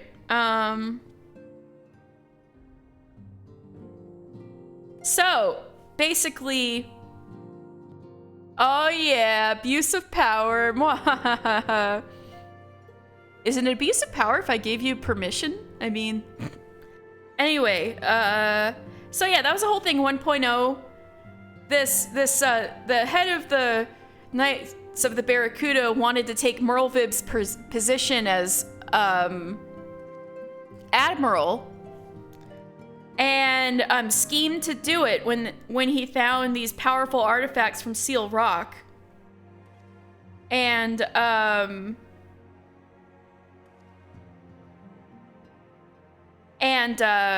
Y'shtola was trying to get it back. And but an Ashian just stole it at the last second and absconded with it. So after that, Titan and Leviathan got summoned at the same time and fucked up Lenosha.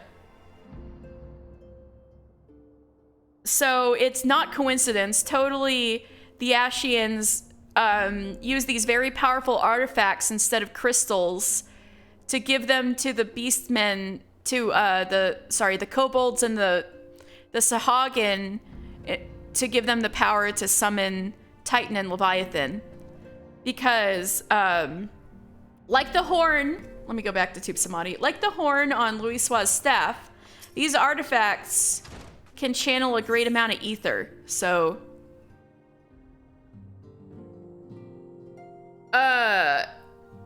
it's like giving them a super ginormous mega crystal. And also, all of that ether was also fueled the summoning of the 12s as primals during the calamity to fight Bahamut. Anyway, further shedding light on these happenings, recent studies have revealed that Seal Rock is not a natural landmass, as long believed, but rather an artificial island constructed by the ancient Allegan Empire. One which housed a facility for conducting research on the anti-primal weapon Omega. Omega isn't going to come into play for a while, but it was an ancient weapon used to fight primals, because the primals were a thorn in the Allegan Empire's side too. That the horn was retrieved from such a place would suggest a nigh undeniable connection between the relic and the primals.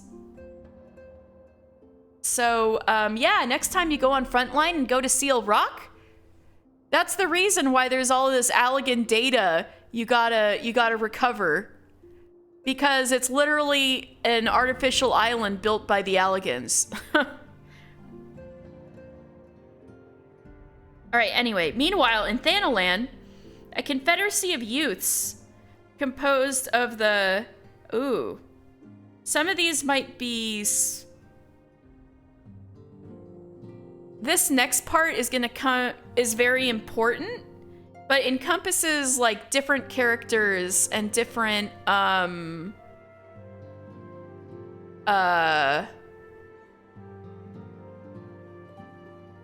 parts of the game. So this is a momentous occasion that affects others, so it's kind of hard to tell when to tell you about this, but basically I'll just summarize it.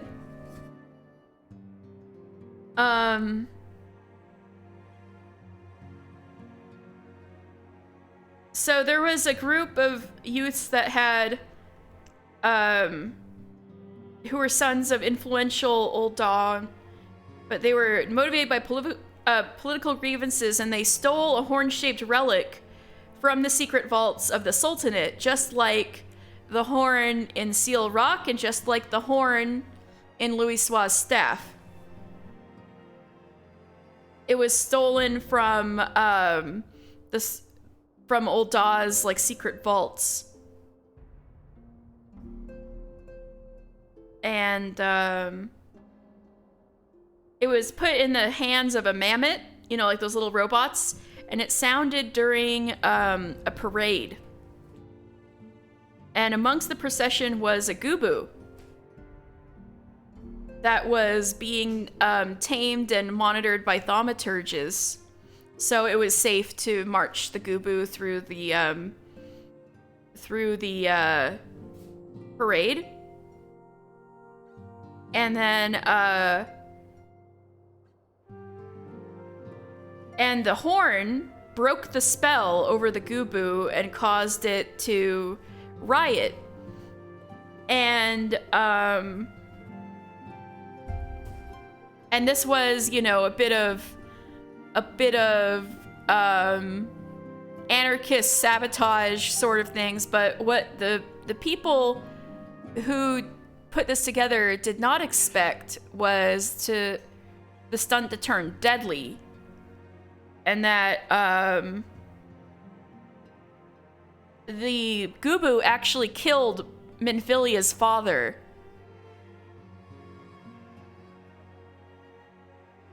And in the ensuing confusion, the thaumaturge Korgavai, who was in charge of the gubu, stole the horn and ran off with it. And there was a whole 1.0 thing dealing with this Elizin and stuff, but it turns out that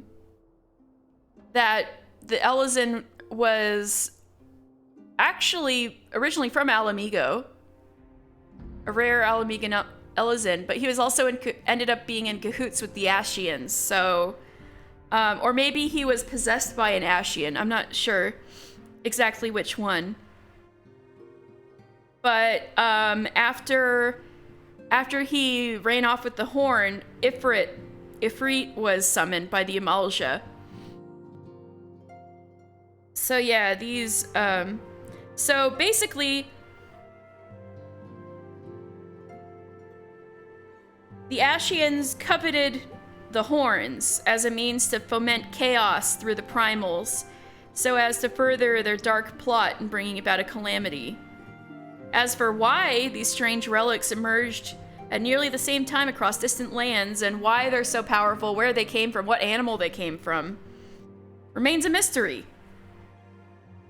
So, yeah, sorry for the long explanation, but yeah, these 3 horns were sought after by the Ashians to summon primals because they're so powerful, and you can channel so much ether with them. 2 of them were taken by the Ashians and used, but one of them, the third one, was used for good, and was in Louisoix's staff, and he was able to, and this was how he was able to stop Bahamut. Anyway, Minfilia, hi. Sorry I keep walking around the room. Yes, Tataru is as ready to express her fright as she is to express everything else. Not all of us are forged of the same steel as you, I'm afraid. But it takes all kinds to make a family, and it pleases me to no end to see ours continue to grow. One by one, the people of Eorzea are beginning to unite, mister, drawn to the hope that shines within you. Yet a darkness threatens to engulf this light. Never have I doubted the Ashians' presence, but they have grown so brazen as to carry out their work in plain sight, it fills me with a deep sense of foreboding. Yay! More Aetheryte tickets!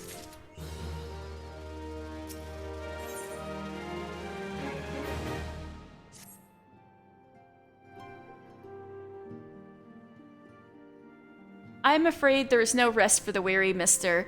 We must delve further into the motivations of the masked man, the Ashian known as La Habrea. This is an ideal moment to do so, while our hands are not bound dealing with another primal. At present, we know little and less about the Ashians, only that destruction follows in their wake. I should not be surprised if these beings are behind the chaos that wrecks the realm. If my fears prove to be real, we must do all in our power to stop them. Earlier, I sent word to each Grand Company to solicit cooperation. The Immortal Flames responded to the effect that they have information on a potential sighting. Ooh. This is intelligence that we can ill afford to ignore. Go speak with Commander Swift in the Hall of Flames at Old Daw to inquire further. How you go about the investigation thereafter, I leave wholly to your discretion. But whatever you do, never forget that we are dealing with the unknown. You cannot take too many precautions. Be safe, mister. Uh-huh.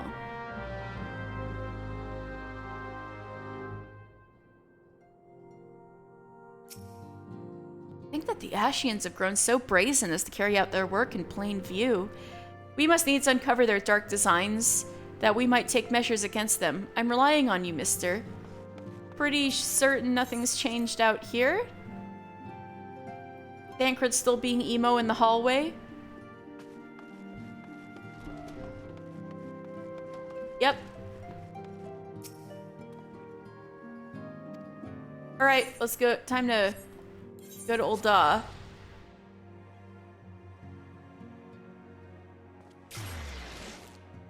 Perfect, because we need to go to Old Daw anyway to settle out all of these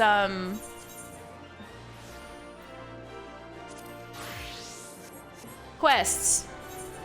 Last quests.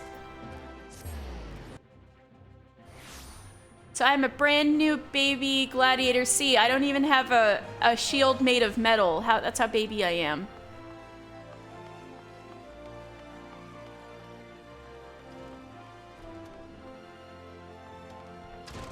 Mila, hello. Welcome back, mister. I take it you've dispatched the beasts and with ease. With every swing and thrust, you gain valuable experience. You must remember and reflect on each one if you are to recognize and eliminate the deficiencies in your technique. Your training under me shall continue once the haft sits so snugly in your hand that you cannot imagine holding aught else. Until then, mister.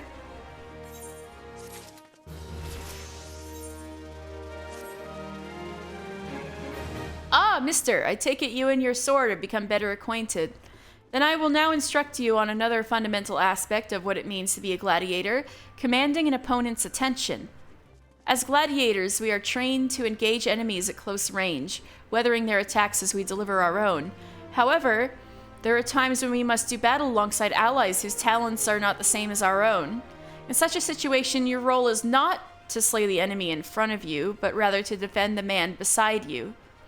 We do this by eliciting the enmity of our enemies through attacks and techniques designed to incite their hatred.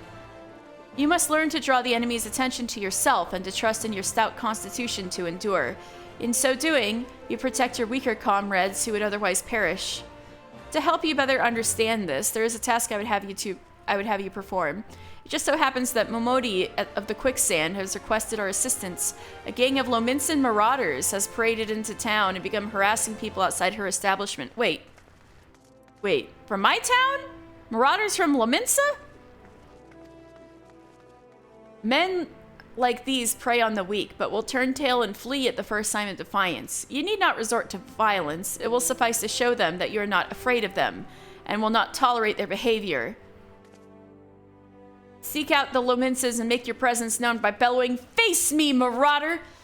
In this way, you will protect the people of Ul'dah as you would your allies in battle. I don't know if that'll help me learn about enmity, but whatever you say, Mila, they need to be dealt with anyway.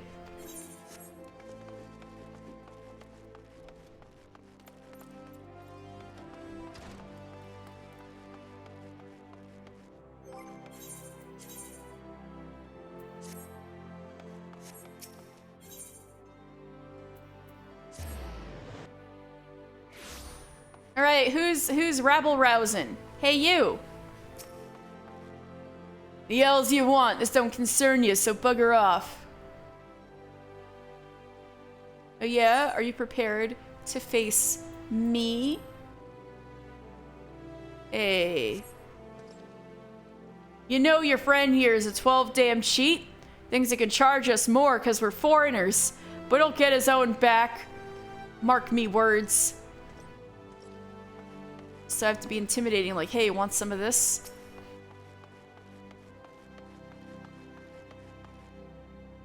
He's got a lot of nerve thinking you can talk to me like that. Oh, this guy? He looks really down and out. Leave him alone. Hey, you want to mess with me instead? Oi, come on now. He was disrespecting me, a proud sea wolf heritage. Fine, I'll leave the bastard be. But we ain't finished. Your fine sea wolf heritage, eh?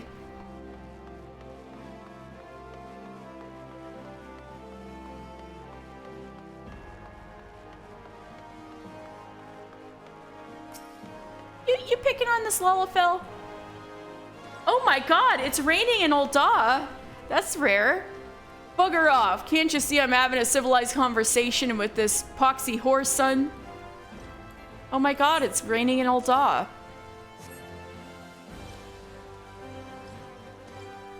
What? You blaming me because this little shite shat his own pants? Well, bugger him and bugger you too. Well, as long as they're leaving people alone.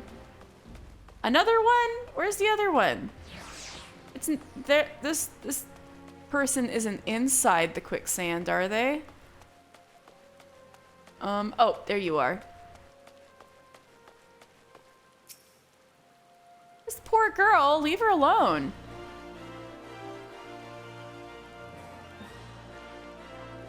Just turn around and walk away, Venturer. Are you deaf? Get lost. How about you get a piece of me? The hell's your problem? Maybe she likes her men rough. Ew, get away from her. What are you supposed to be, her bleeding manservant? Well, don't matter, you've gone and spoiled the mood. Yeah, get out of here, bitch.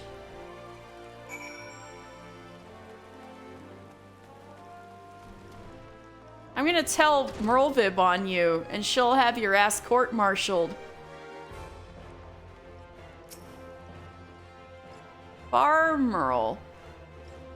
Epoxy Arsis is your best brew. I'd sooner drink a pint of me own piss than this swill. What does Bar Merle mean? Let's see.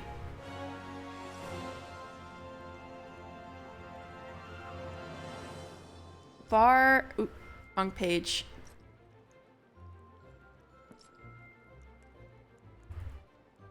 Bar means walking.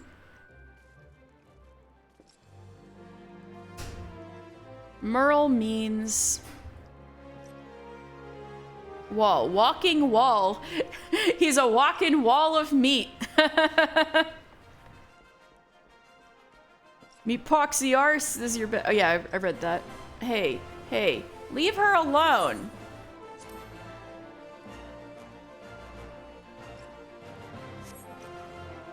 Just who the hell do you think you're speaking to, maggot? I'm Far Merle the Driven, and me bloody marauders have been reaving so long mothers scare their children with tales of us. Don't believe me words? Then I'll let me axe do the talking. Not inside the quicksand. Get out of here. Get out of here. We'll take this outside. Oh ho! This is lively even for the quicksand. You two gonna put on a show for us? Oh, Aldous.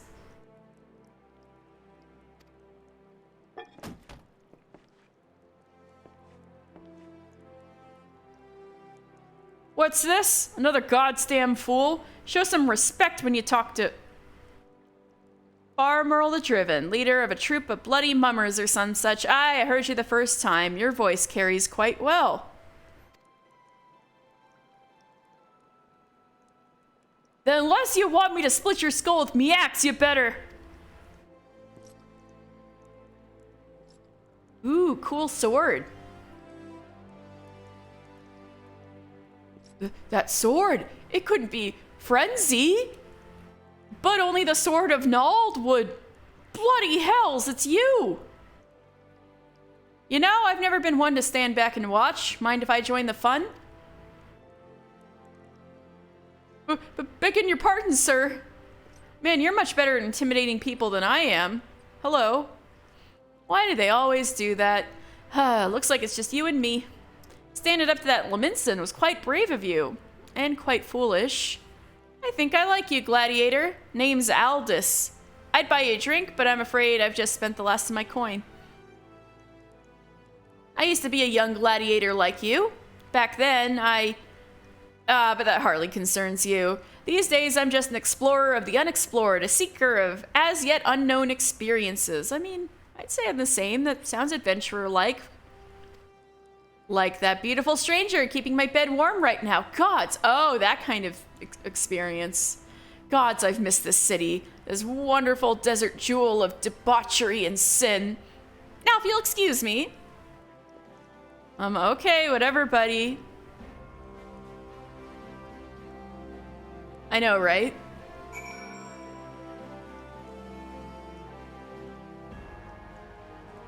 Momodi, sorry about that. Are you good? I swear, if I hadn't seen Aldous with my own eyes, I wouldn't have believed it was him. Everyone here thought he died years ago. Listen, mister, do me a favor and don't tell Mila about meeting Aldous, alright? She doesn't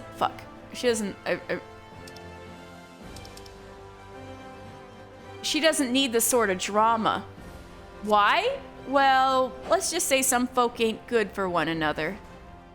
So there's something that happened between those two. What's the tea, Momodi? Spill? Anyway. I should have gone through the other way in the quicksand. Oh well.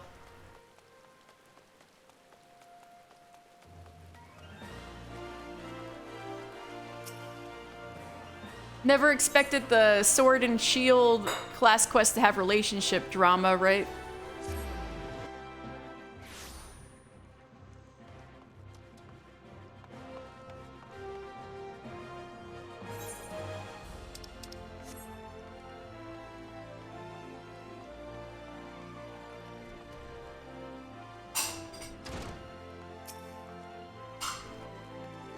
I've already heard of your exploits at the quicksand, mister. You did well to send those marauders packing.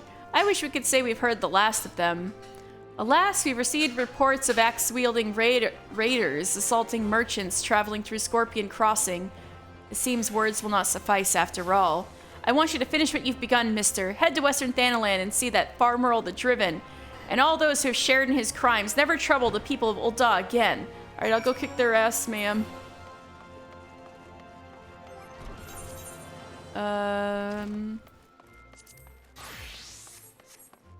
My embarrassing pugilist outfit. Let's go.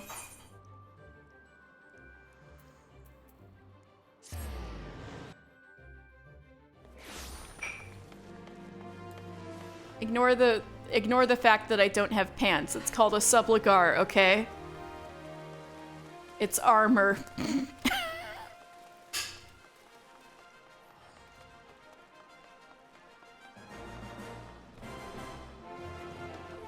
Alright, come on, I'm here and I have no pants.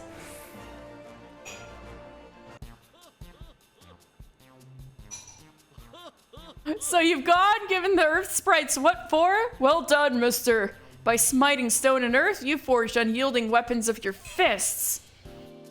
You're a nigh endless fount of vigor, mister. Aye, just like myself in my younger days.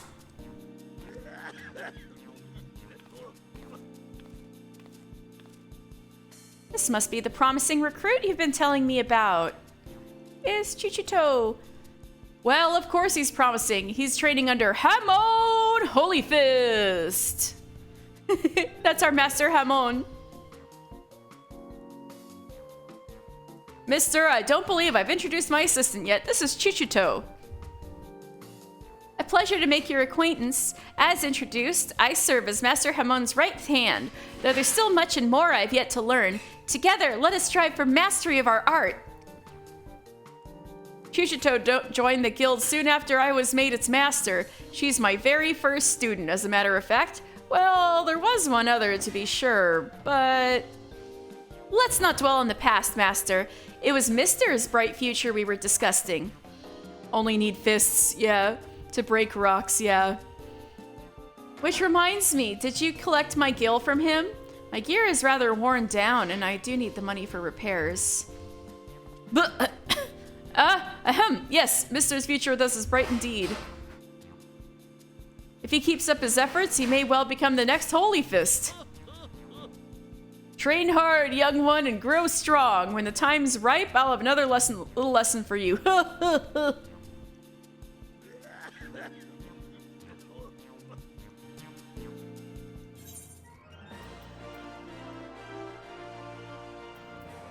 Pants? No, they don't provide pants. Only boots.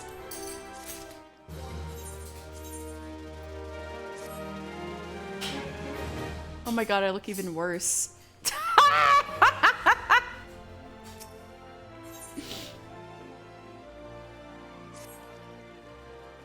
Ah, there you are, mister. I see you've been training hard as ever. Ah, your eyes are starting to have the sharpness of a predator about them. Last time, you learned the basics of combinations. Today, I would have you build on that knowledge. I've set up 5 wooden dummies outside the guild. Along the merchant strip. I don't know. Yeah, I know. By way of a warm-up, I want you to deal with each a solid boot shine combo. Oh, and don't mind the townsfolk who've gathered to watch. I have a bad feeling about this, but okay.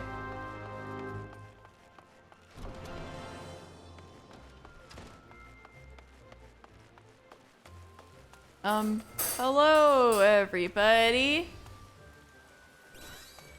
What's up? Momodi, you're here. Momodi, I don't want to do this in front of you. I'm embarrassed now. Boot shine. Woo!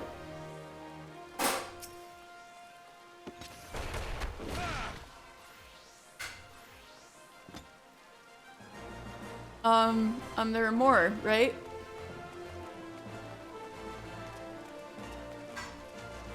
This way, this way.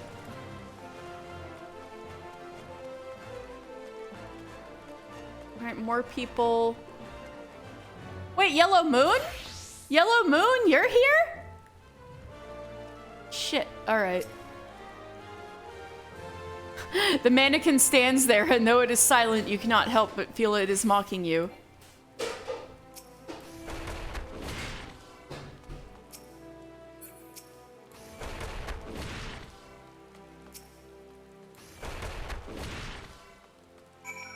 Alright, I hope that was a nice show, everybody.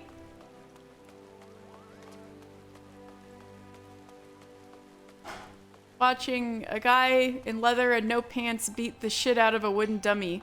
I hope that's some quality entertainment. Alright. Alright, I'm on. I did the thing. So the wooden dummies have felt your wrath? Good! Now we can move on to your lesson. When you first came to us, I taught you that combinations make a pugilist. What you need to know next is not any hodgepodge of strikes makes a combination. There's an order to things, a natural flow from one technique to another. Today I would have you practice one of the most elementary combinations in a pugilist's arsenal. It goes like this. Lead with a swift boot shine combo. Keep your foe off balance with a true strike. Then bring it home with a blistering snap punch. With practice, combinations such as this will become second nature. They must if you expect to become an accomplished pugilist. Now, you'll need some opponents to practice on. The cocoon that infests the rat's nest in central Thanalan ought to serve. Hit him with a snap punch 3 times, and we'll call the lesson well learned. You mean I just go into these people's home and beat the shit out of them just because you asked me to? Oh, yes, master. Anyway. Oh my god, I need a fashion glow up. Ah! That's worse. I don't look like a mage at all. I look like I'm ready for fishing, not casting magic. All right. Oh my god.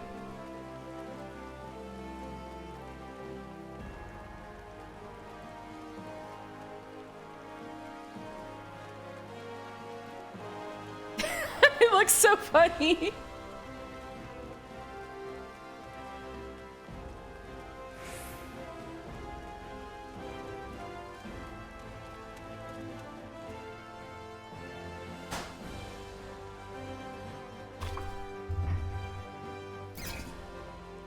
Alright, we're in the Edgelord Guild. Alright, Kokobuki, I smote some little creatures, little shrews and ladybugs and stuff.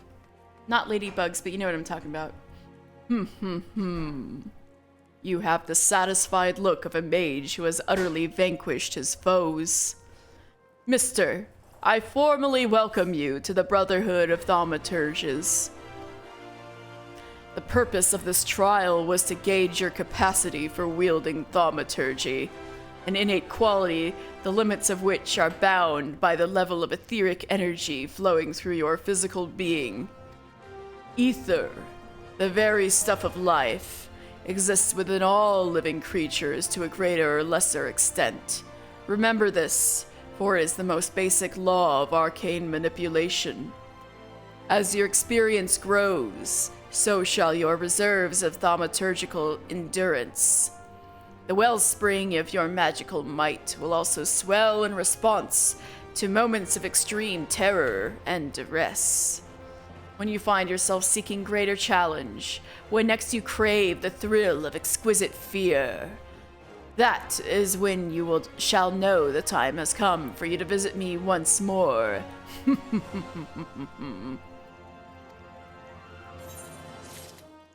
That was only the level 1 quest, right?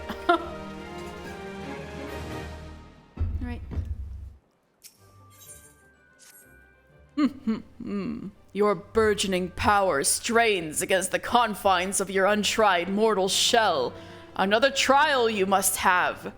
From this day forth, your tasks and challenges will be shaped by the teachings found within thaumaturgy, the yawning abyss. A tome penned by the renowned thaumaturge Zozomaya. My brothers, who have not once tasted the bitter drought of defeat, will instruct you on the vital lessons to be gleaned from the 4 extensive chapters that comprise this exemplary work. Much you shall learn about the threats which a practitioner of our art must contend. The first chapter, The Threat of Intimacy, falls within Kokobaigo's purview. It is only fitting that one so averse to being approached should teach you the wisdom to be uncovered therein. My body after liberating the burgeoning power within.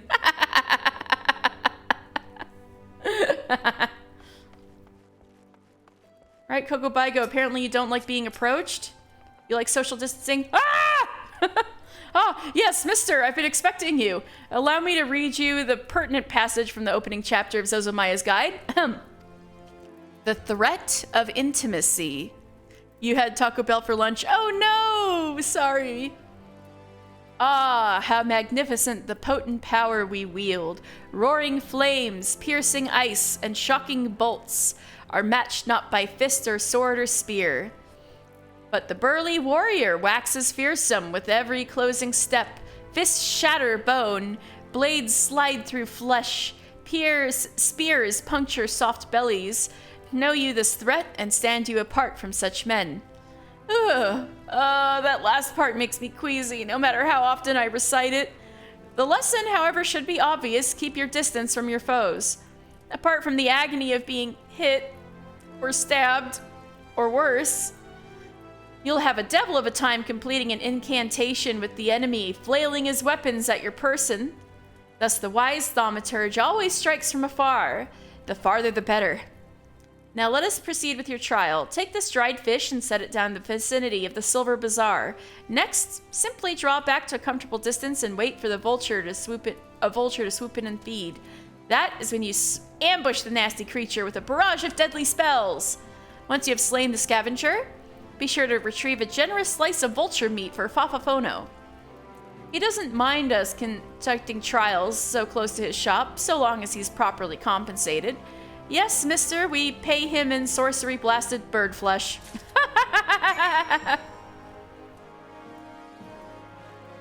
It was all roaring flames, Kokobaigo, hotter than 1,000 ifrits. Oh no, I'm so sorry, Pukey Pie. That's so sad to hear. Alright. These creepy motherfuckers are so funny. Alright. Look at them! Look at them. What thaumaturgy destroys, thaumaturgy creates.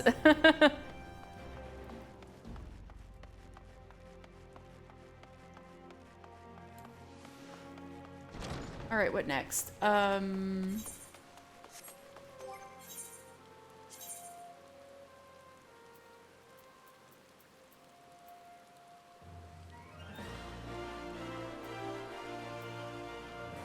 feel like I'm forgetting something.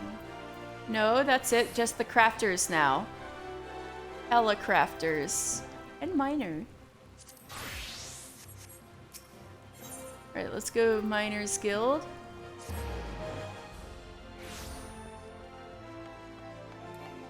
Adelberta, I got your ore.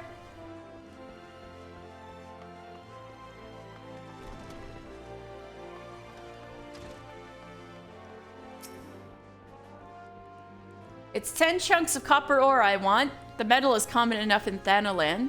You shouldn't have trouble finding suitable deposits just outside the Gate of the Sultana and the Gate of Nald. Here's your copper ore, ma'am.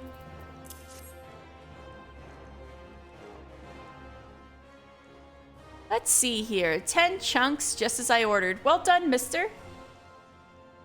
Tell me, is being a miner like you imagined? Harder than expected, is it? All recruits say as much. All new recruits say as much. It takes a combination of knowledge, experience, and instinct to know where to dig. Yet it's ultimately backbreaking labor that yields you your prize. Make no mistake, mister.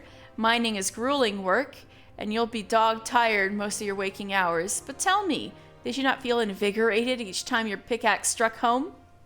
Did you not experience the thrill of triumph when the earth finally yielded up your prize? That is what we miners live for.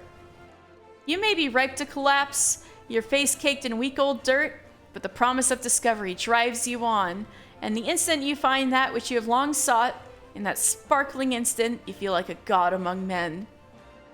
You've made a fine start, and I would see you maintain your efforts. Practice swinging your pickaxe till your arms have learned the motion. Then return here. I have another little task for you.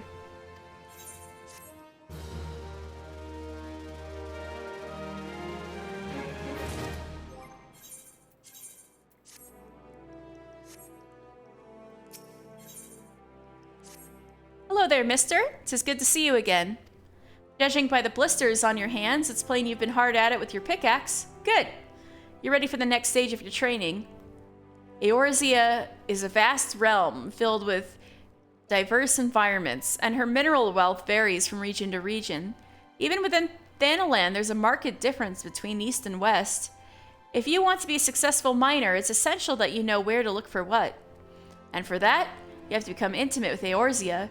How else can you expect her to reveal her innermost secrets to you? Getting to know her every square malm is no small undertaking, of course, but the yalms soon add up. As I'm sure you'll find with my next task, I'd like you to seek out 10 bone chips for me. Just so you don't go about it completely blind, here's a hint. You'll find these just beyond the gate of Nald. Off you go now, and happy digging! Those chips of bone, are they fossils, or just recently dead animals that end up in the rock?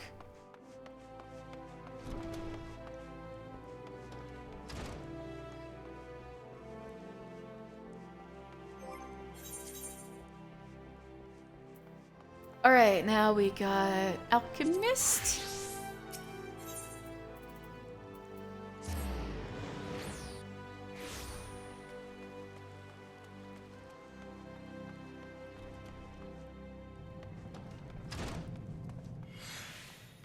Right, Severian.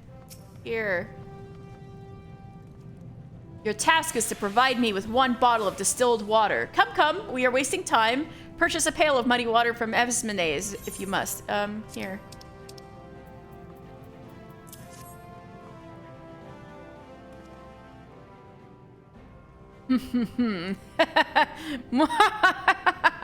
Magnificent! Your transformation into an alchemist has begun. Do you understand the liquid treasure you have made? Yes, it is still simply water, but now possessed of almost limitless potential. In a properly distilled state, water provides the base ingredients for all manner of wondrous concoctions. On the other hand, a potion created with impure water is not only unlikely to have the desired effect, it may very well poison the imbiber. Look well upon the substance you have refined. See how crystal clear it has become. Not the most flavorful of libations, but still refreshing to pour over one's head on a stifling summer afternoon. Tell me, how did you feel in the instant of its purification? Such a fine result must have sent thrills of excited satisfaction down your spine. Yes, I know that sensation well. To glean a pristine drop from filthy swill, it is a miracle born of mortal artifice. Nothing can compare to the rush of triumph in the moment when physical laws bend to one's will. Nothing! The greater your mastery of alchemy, the more ecstatic that feeling becomes. So I take it you're mega super freaking ecstatic. No wonder you don't attend to your duties as guild master. Go! Fill your chambers with bottles of distilled water and revel in each success. I return now to my experiments. When next you disturb me, I shall expect your skills to be worthy of a guildmaster's chosen assistant. Okay.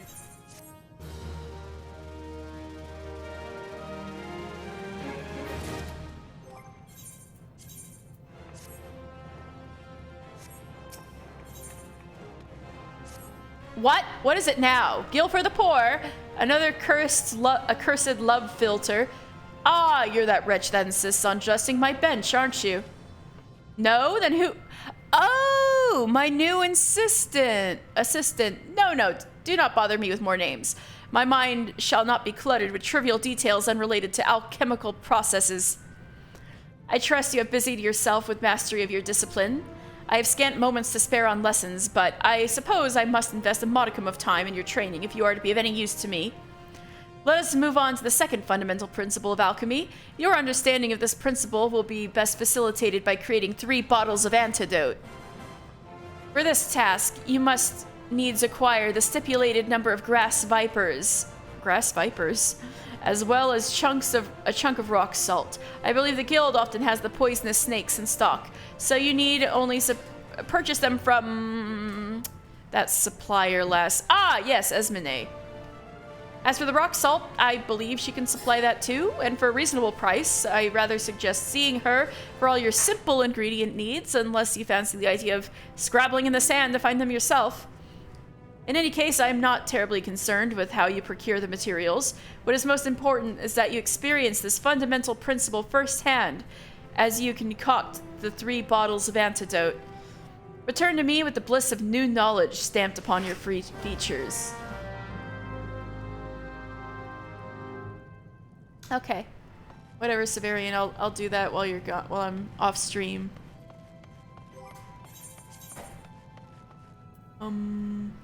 Weaver and goldsmith, that's what we have left. I forgot culinary. Oh no, that's right. I didn't forget culinarian. I accidentally ate the food I was gonna turn in. Damn it. All right.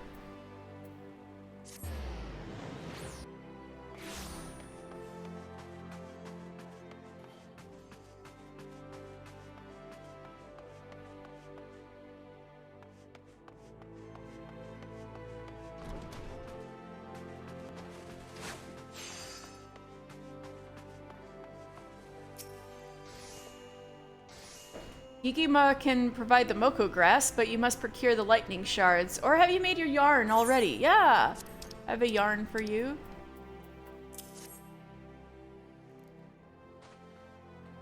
Well, bless my soul, he can follow basic instructions.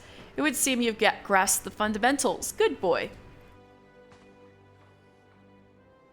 Called me a good boy.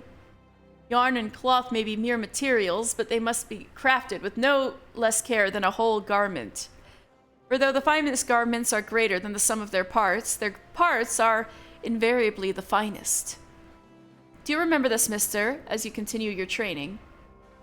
Practice making yarn and other simple items, and once you return, return once you have attained a basic level of proficiency. Tedious, I grant you, but necessary, and you did tell me you were ready to suffer. Yeah, I know. I got it.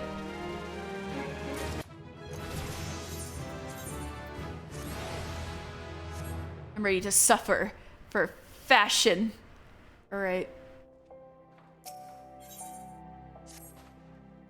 Back so soon? Very well, let's resume your training. Since last we spoke, you will doubtless have spent your time making basic products of our trade, namely yarn and cloth. Now I would have you take such basic products and craft whole garments from them. Make 3 pairs of hempen breeches and present them for my inspection. You will be working with hempen cloth and yarn this time. Oh my god, kitty! As well as a little bit of leather. Gigima can furnish you with the materials to help you get started. Ah, but eager I am to see the fruits of your labor. It would be remiss of me not to mention there are more economical methods of procuring what you might need. For example, the Moko grass from which you have been dutifully making yarn can be freely gathered out in the wilds.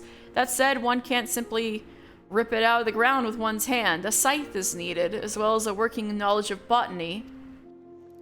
Have you perchance made the acquaintance of a botanist or two? I am a botanist, yo! If not, I hardly recommend that you do so.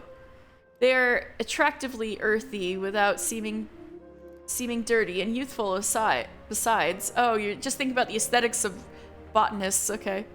Having said all that, I will not accept a newfound passion for botany and its practitioners as an excuse for late delivery of your breeches, so don't keep me waiting.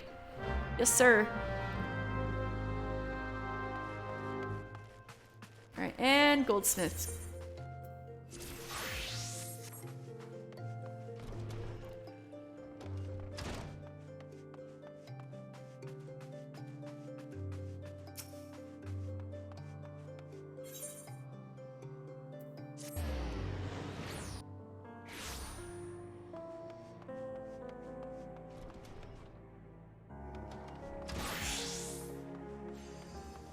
serendipity. Oh, did you forget what materials you need? Easton over there can sell you copper ore, but I'm afraid he doesn't stock wind shards. Don't think too hard, mister. Just give it a try and see what happens. Now here's your copper ingot.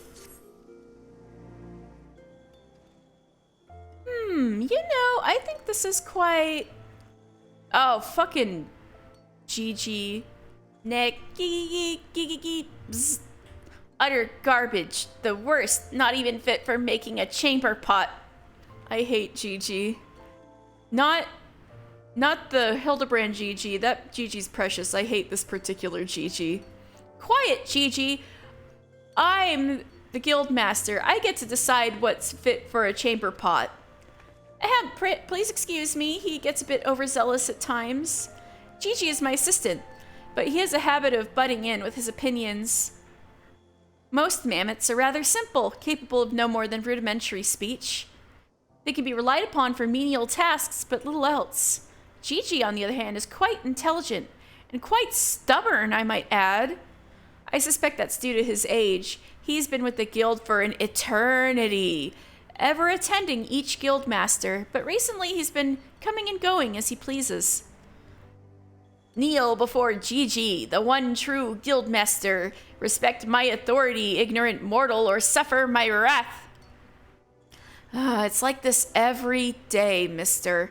I'm afraid the experience he's accumulated over a century of assisting guildmasters has made him arrogant.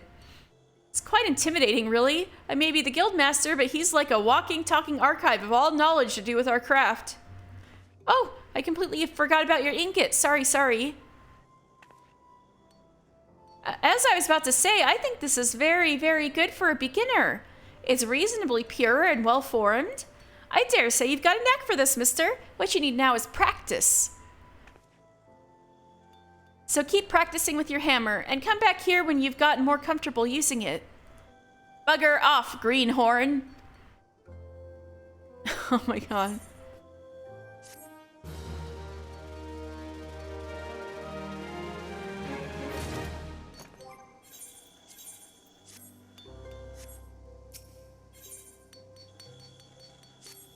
Oh, mister! I'm honestly a bit surprised to see you. Most newcomers find Gigi's evaluations so harsh that we never hear from them again.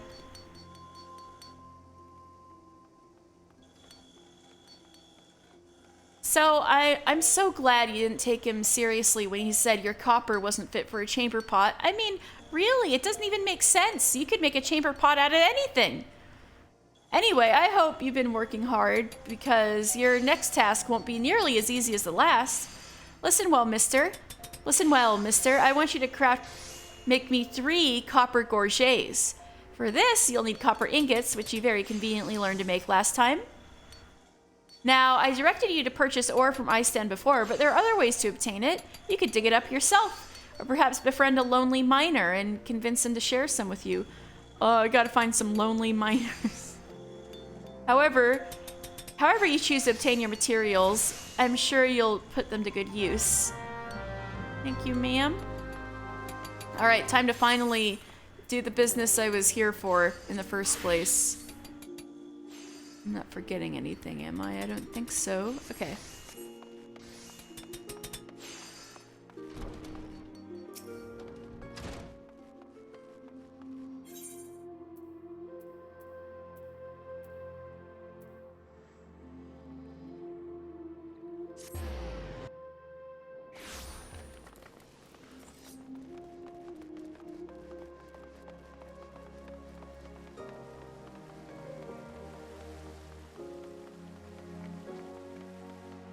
Hello, Swift. The masked man? Ah, you are come on behalf of the Scions. Yes, as we've already relayed to Lady Minfilia, there's been a sighting of this rogue near about eastern Thanalan. A brass blade stationed at Highbridge described him in detail when he alerted us to suspicious activity. I would point you to the witness, but I'm afraid he died not 2 days ago, slain by a marauding horde of Kikern. Fate can be a cruel mistress. But do not be too quick to despair. Being stationed on a trade route, Highbridge sees its fair share of travelers. Folk are always coming and going, and some among them may well caught a glimpse of your target. You could do worse than to speak with a merchant named Hihibaru. The fellow is always starved for customers, and he'd no doubt welcome your attention, whether or not you have the coin or the mind to spend it. Okay.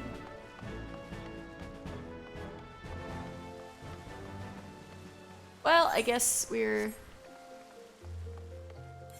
going to Eastern Thanalan.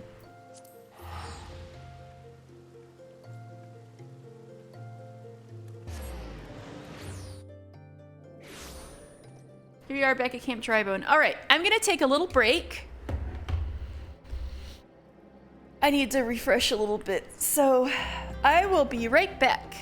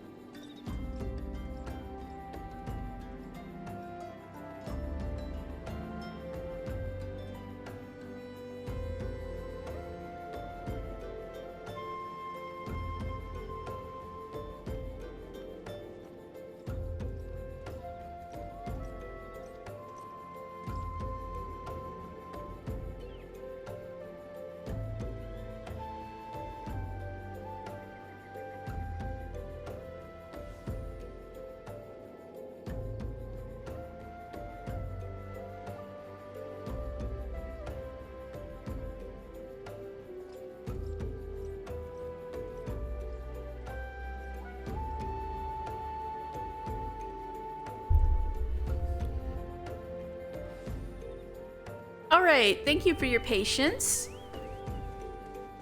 I'm back and we will be riding Kurage-kun east towards Highbridge. It kind of, stuck to the western area of Eastern Thanalan up till now, so now we get to see what the other side is like.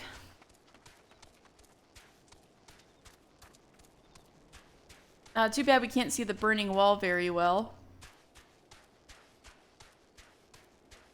with this fog, but whatever.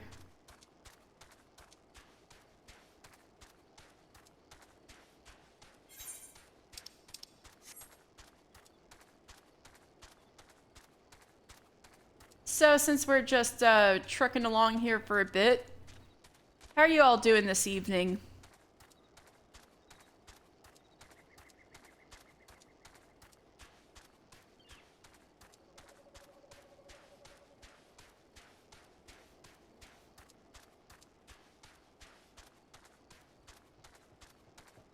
Alright, so this is Highbridge, and check that out. That's why they call it Highbridge. It is very high up off the ground.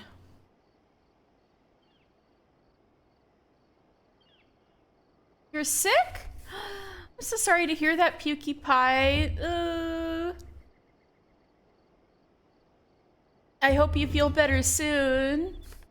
For real, for real. So Highbridge. So, yeah, basically the Calamity ripped Eastern Thanalan a new asshole. All of that, even though we can't see it very well right now, that was caused by Bahamut, and so was this giant chasm in the earth. This was one of, like, Bahamut's laser beams or something like that. I hope you do, yeah. So, after the Calamity rent Eastern Thanalan asunder, one of the first projects commissioned by the Syndicate was the construction of a bridge to span the newly formed chasm and restore the trade route with lands transportine. Oh my god, what a word! I guess on both sides. The city, which has sprung up along its edge, is populated almost solely by scholars investigating the nearby ruins of the Invisible City. We did see the Invisible City before. Alright,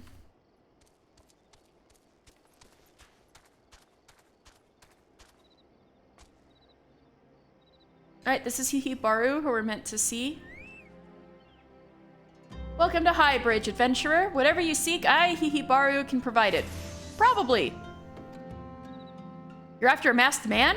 I'm not sure I have one of those in stock. Oh, you're after a masked man. Why didn't you say so sooner? Such an individual might have featured in one of the many rumors I've heard. If you linger a while, mayhap you'll learn a thing or two, eh?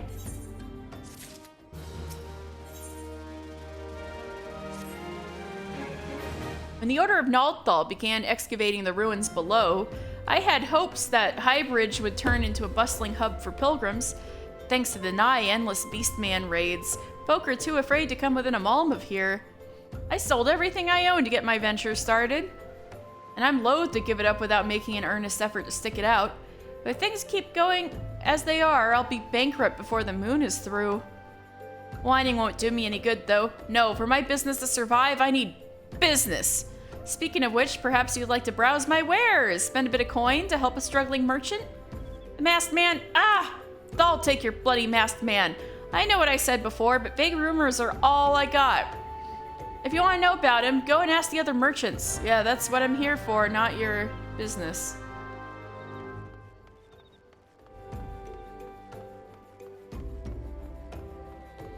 Absent-minded merchant. On the trail of a masked man? Aye, I've heard of him, but only in hushed tones and faint whispers. He said he wears a black hooded robe. It said he wears a black hooded robe and looks right suspicious, and that's all I can say, little though it is.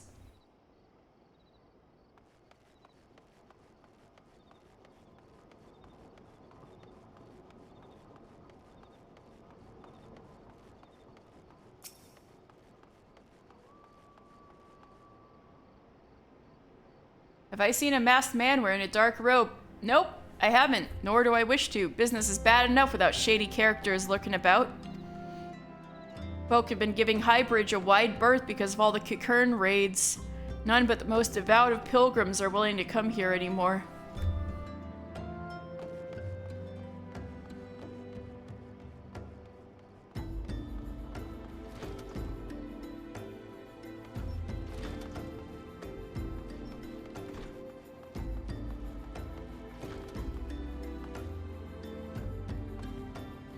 Just looking around.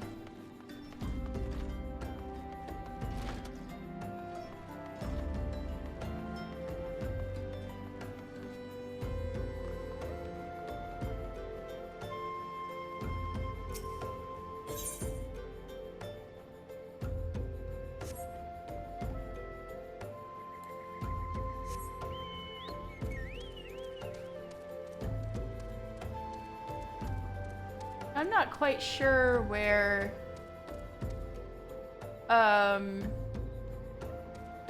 there's a certain guy who defends this place, but maybe he only shows up during the fates that take place here, kind of like Rattata. But there's, the guy who is in charge of defending, Highbridge is basically a walking dick joke. Anyway. Multiloquent merchant. Aye, I've heard tell of the masked devil. Seems he's been appearing not only around Highbridge, but elsewhere about Thanaland too. Enough folk have reported seeing him to convince me he is more than a figment of the imagination. But little is known about him otherwise.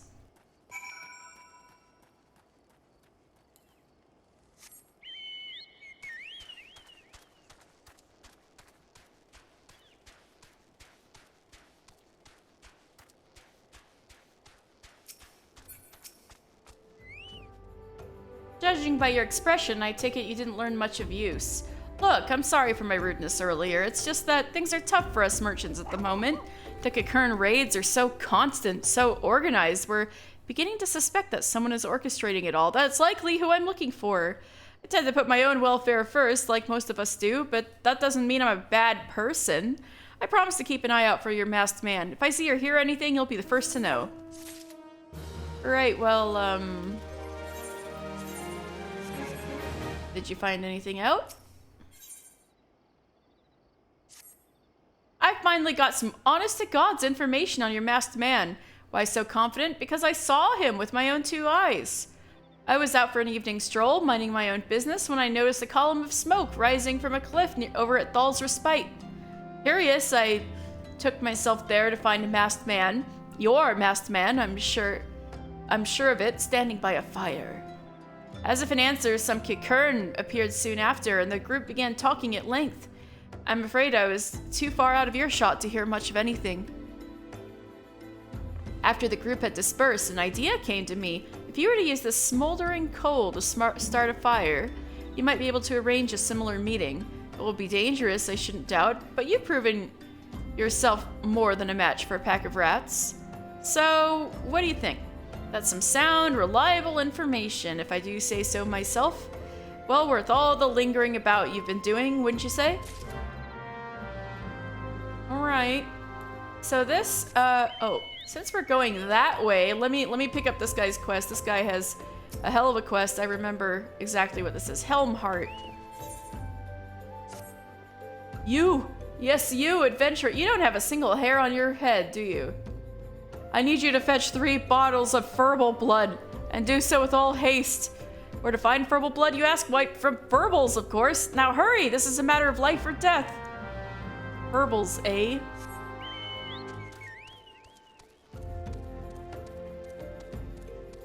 So let's cross Highbridge.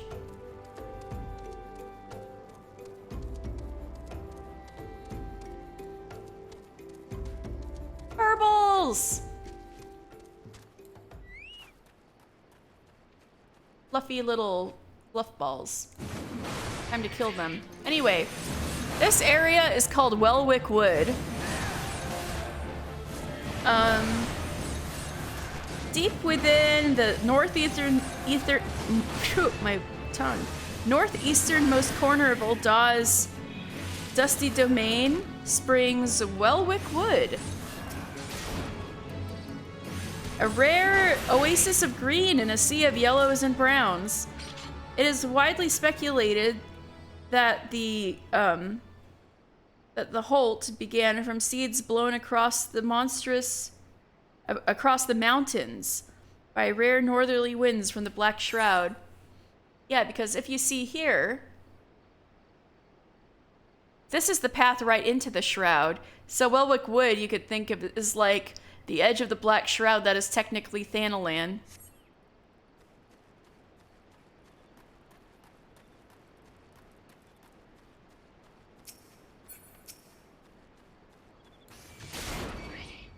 Yeah, so actual forest in Thanalan, who knew? And we still can't see the burning wall very well, but I think I did talk about that last time when I had a good view of it. Basically all messed up from Bahamut's blasts, and also uncovered a bunch of Allegan. Either it was the Allegan ruins or no. It's because that's where a big old piece of Dalamud fell. That's why there's Allegan stuff everywhere.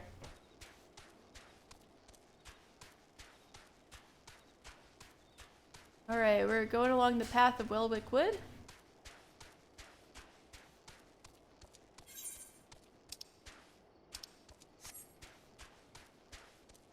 So Thal's Respite is this way. Might as well show you guys it. It's quite cool. This is a very holy place for the Order of Naldthal. Thal's Respite. So, I mentioned this before, but Thal is the twin with the curved sword. So this is a statue of Thal, and they've got incense and candles out.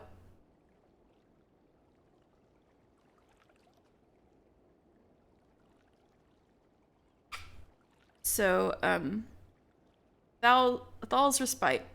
Proper obeisance to the trader, Thal, overseer of wealth in the afterlife, is required for those who wish to take belongings accumulated in this world to the hereafter. Thal's Respite is often used by stout devotees of the Order of Naldthal as a place of fasting and prayer, but its distance from Old Daw prevents all but the most affluent from making the journey. That must mean why they were saying pilgrims were avoiding Highbridge, that the most devout of pilgrims will cross Highbridge, probably because they were making their pilgrimage to Thal's Respite. So it's not just for trade, it's an arduous pilgrimage. Anyway, outside of here is where those Kakurns were spotted, so let's put down this fire. You know, just put a fire in the only forest in Thanalan. What could happen?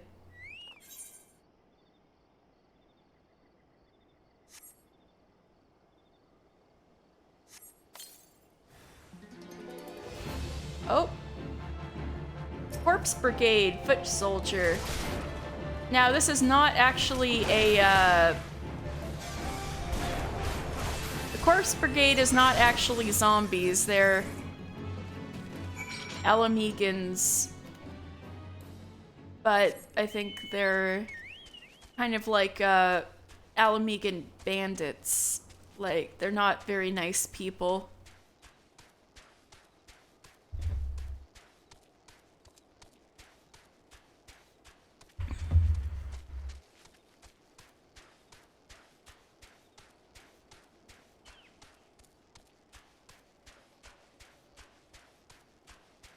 Since we're finally heading to southern Thanalan soon, I'm pretty sure after this next quest, we'll be able to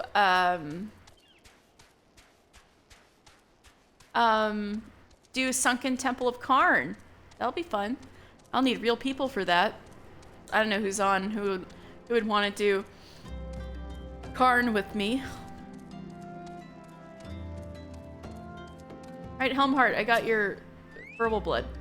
Well, have you brought the verbal blood I asked for? If so, then hand it over, and quickly now. At long last, my friend, you're a godsend. Now, how'd it go? Oh yeah, stir twice, dash of spittle, shake thrice more, and voila! What were you waiting for, friend? Grab yourself a dollop and start spreading. My scalp cries out for succor. Oh, and do try not to miss a spot. What the fuck? Rub this into your scalp?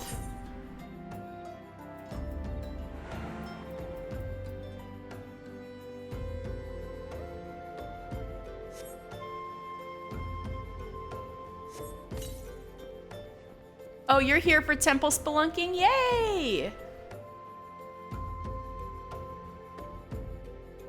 Ooh, My, that tingles. Why, I can already feel my pores opening. In no time at all, I'll have flowing locks a foam long. I can't thank you enough, friend. What with the sun beating down the way it does in these parts, a bald pate is a potentially fatal affliction. Alright, whatever, bro.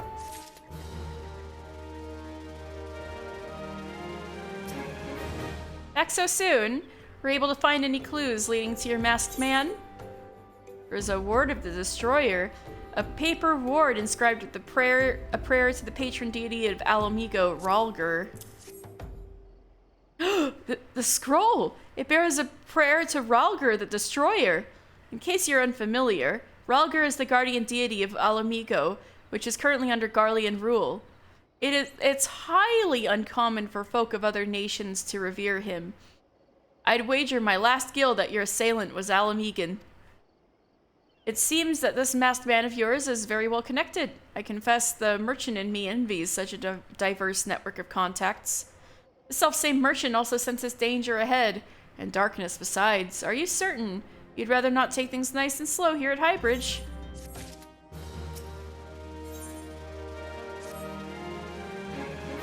The Alamigan bandit you had a run-in with is somehow connected to your masked man of mystery. Ooh. I'm always very thankful to look at any Midlander for an extended period of time. Slash, hello! Hello. I'm sorry you're only seeing the back of his head right now. But yeah. The Alamigan bandit you had a run-in with is somehow connected to your masked man of mystery, so it stands to reason that if you wanted to pick up the trail again, you should head towards Little Alamigo in southern Thanalan. Just so you know what to expect, the settlement is the favored destination of those refugees who couldn't, well, adapt to life in Ul'dah. The hearts of the denizens are said to be as barren as the wasteland they live in, so for all intents and purposes, it's a lawless place. Be prepared for a not-so-warm welcome. Now, I'm not certain how much of a help she will be, but it just so happens I have a daughter who has relocated to Little Alamigo. Her name is Hihira, and it shouldn't hurt to seek her out first. Hihibaru, the father of Hihira. I miss you too! Slash, I gotta boost my ult and hang with you guys. I was like, I wanted to see the changes in ARR, so my Kujata ult, I wanted to go through ARR just to see the changes, and I did it, so I gotta boost him and hang with you guys. I miss you too. And while you have her attention, I'd be obliged if you could send my love. Not a day goes by that I don't think of her. I suppose this is it then. I'd hoped you would linger here a while, cull some fiends, spend some coin, what have you, but something tells me you're destined for greater things. Wherever it is you end up, I wish you the best. Alright, so southern Thanalan, I don't actually have a... How do we get there? This way. Alright. Well, looks like it'll be more of a shortcut if we set off from Camp Drybone and go south. Alt life is hard, so you totally understand. I appreciate it. I appreciate the understanding. And also, oh my god, like, even with this one, I try to spend a good few hours trying to catch up with non-lore leveling and stuff off stream for Mr. Final Fantasy, but oh yeah, here's his face. And I totally forgot to make ash lumber for I got the stuff together for every single other crafting and gathering quest, but I forgot the carpenter thing, and I'm like, why? I was spending hours at this thing. Oh, I'm supposed to be running south. What am I doing? All right.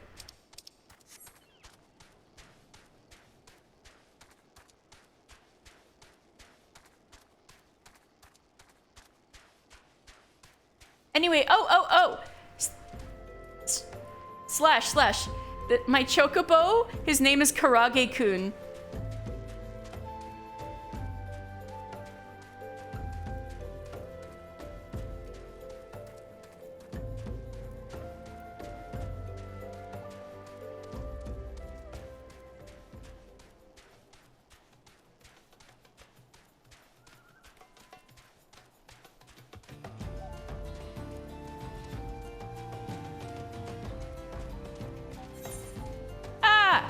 Now I need to go along this road to get the Southern Thanalan.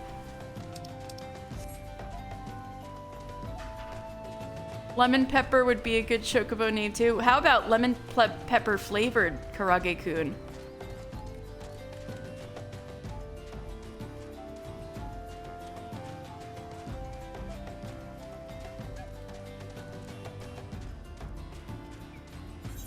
Yeah, this is the way.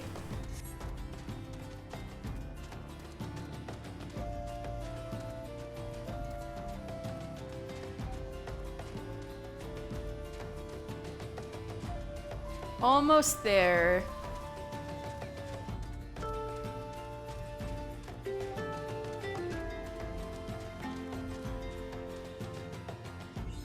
Here we are in Southern Thanalan. Oh, hey. Well, while I kill these hunt marks, Sabotenders, these are pretty much like cactuars. If you remember those from other Final Fantasy games. If anyone didn't know. So anyway, it's Southern Thanalan. The southernmost reaches of Thanalan conjoins with the Sargali Desert to the south and the Grand Wake to the east. This territory has a contentious reputation, as the Amalja believe these scorched plains to be hallowed ground and have made countless armed attempts over the ages to claim the lands in the name of their god, Ifrit. Wait, oh, I thought I was done with them.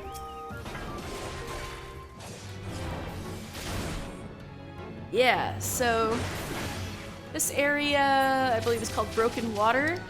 Yeah. So Broken Water is, let me get this other Sabotender.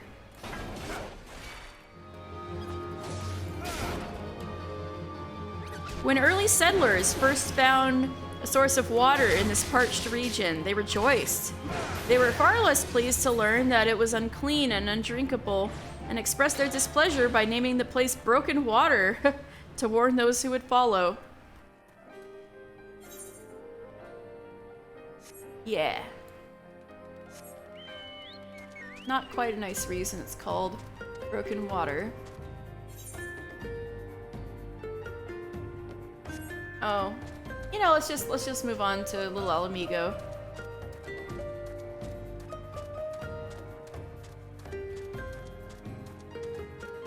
So you can kind of see that structure over there is part of the order I was introduced to Final Fantasy is so convoluted, but they are distinct little guys. Yeah. That is the top of Zanrak, which is the basically main Amalja area. So this is Little Alamigo. This is actually the flag of Alamigo, which proclaims it as Little Alamigo. So yeah, griffins. Griffin holding the sword. Griffins are very important to Alamigo. Right, hello? What would an adventurer want in Little Alamigo? Whoever brings you here, I suggest you conclude your business with some alacrity. Brass blades are always rude. Alright, here we are in Little Alamigo. I'm gonna get the etherite first.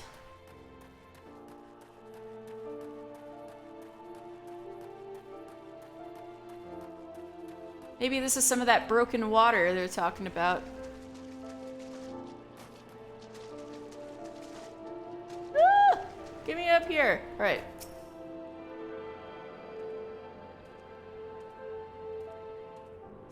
All right, we are attuned with Little Alamigo.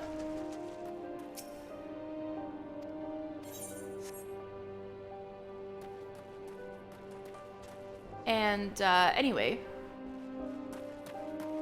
This is Little Alamigo. Rejected by the elementals of the Twelves Wood and unable to adapt to Old Dawn custom, or basically just kicked out for being like, or just shut out since the refugees are having such a hard time there. Alamigan refugees eventually settled in southern Thanalan. In exchange for supplies, the residents allowed the immortal flames to maintain a presence. And Little Alamigo now serves as a post whence to watch the movements of the Amalja. Exiled for being too stinky. Oh.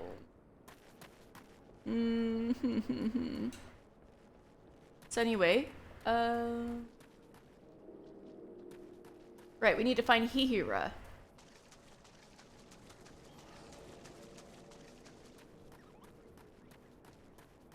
If I recall, she's in kind of a dark area.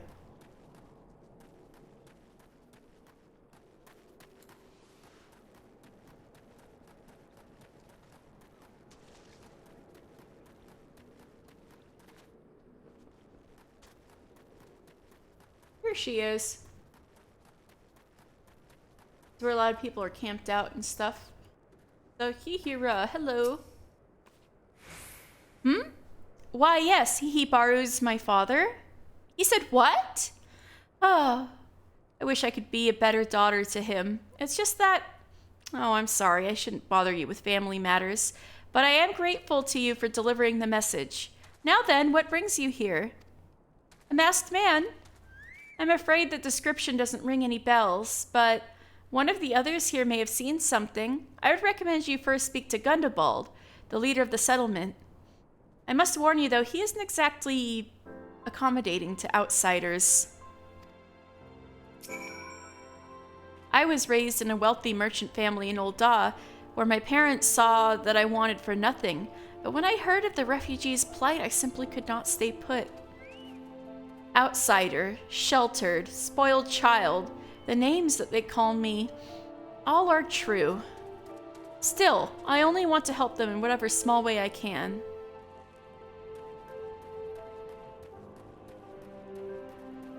Gundabald, there you are.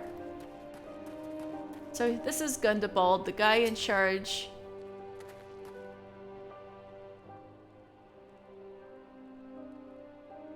Who are you? State your business and be quick about it. Looking for a masked villain, you say? And why should we help you, pray? We struggle enough without having to answer the whim of every outsider. You are not welcome here. Be gone. Damn! Just like that, huh?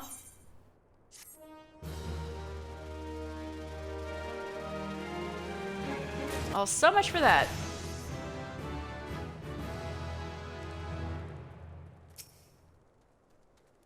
Frustrated as they are, the young ones here will give you quarrels simply for want of something to do. All it takes is a stray gaze. Watch yourself.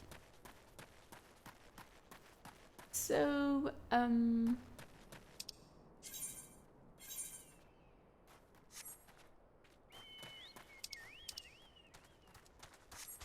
Gotta go back this way to find my next quest. Hello? Flame Commander? Giselbert. Well met, adventurer. I am Giselbert, head of security here at Little Alamigo. I heard that you had business with Gundabald. Knowing that bristly old bear, I don't doubt he told you to bugger off. Owing to their hardships, the refugees don't trust anyone but themselves. Not even my men and I can get so much of a word of thanks out to them despite watching the place day and night. But thanks or no, I always try to help my fellow man when I can. And you seem a decent sort. If you tell me what brought you here, might as well be I can lend a hand. On the trail of the masked villain, you say? Can't say that sounds familiar, but I have men on lookout for a Malja to the south of here. If there's been any suspicious activity, they are like to have seen it.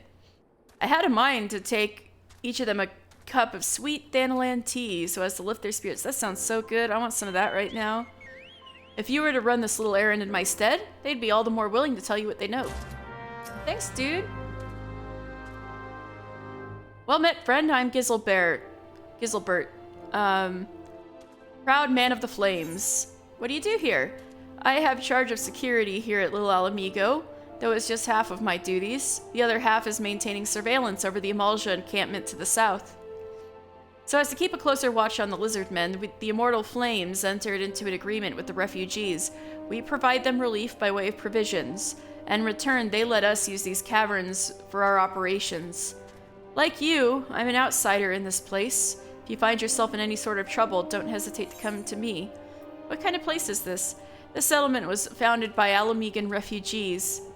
When their nation fell to the Garleans, they fled in droves, hoping to find a safe haven in either Gridania or Ul'dah. Sad to say, most made it to neither. For all intents and purposes, Gridania is ruled by the elementals who turn away outsiders on a whim. As for Ul'dah, well, Ul'dah is ruled by coin, and so, having nowhere else to go, the refugees ended up here. You'll find them to be a bitter lot, but that's to be expected considering all they've been through. Don't be surprised if you're kept at a distance. That said, given time and genuine concern, they'll eventually open up. Keep that in mind.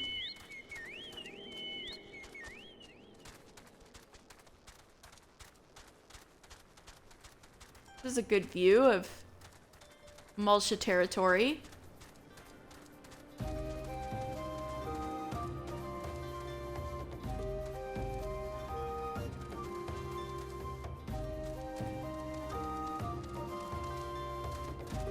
I'm chocobo racing this guy.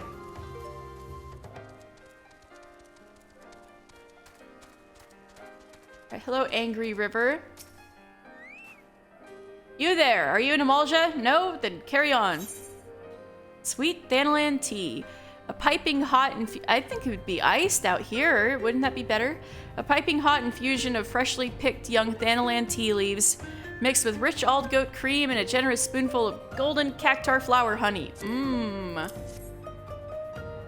Ah, the sophisticated aroma. It has been forever since I had to drop a sweet Thanalan. I'm gonna enjoy this.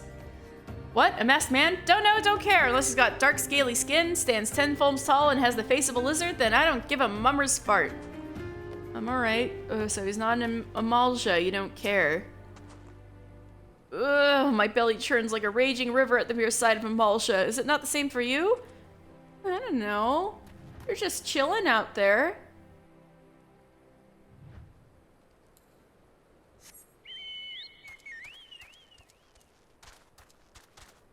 Yayazuku, you're keeping watch from up here? Shoo, shoot, don't bother me. If the Amalja overrun us, I'm blaming you. Have some tea. Calm down. For me? You shouldn't have. Sorry, a suspicious masked man. As a matter of fact, I caught a glimpse of someone fitting that description during patrol.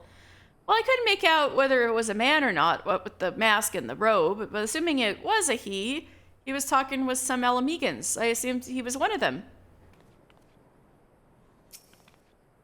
To the south lies Amalja territory, not to mention swarms of fell fiends. If you care for life and limb, north is where you want to go. Keep it in mind.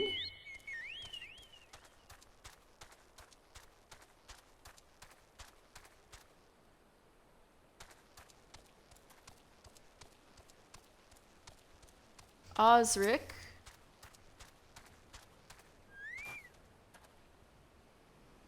Who the hells are you? I'm trying to conserve energy here, so leave me alone. Yeah, hanging in the shade. Well, ain't you considerate? Why, thanks, friend. What's that? A masked villain? Hiding among the refugees like as not? Me compatriots as live here go as though about they're dead on their feet. 'Tis near impossible to tell what's on their minds. For all I know, they're all up to no good. Ralgr, take this desert heat. Oh, I'd give anything to be back in the crisp mountains of Alamigo. Well, perhaps not my freedom. Yeah, you keep on keeping on.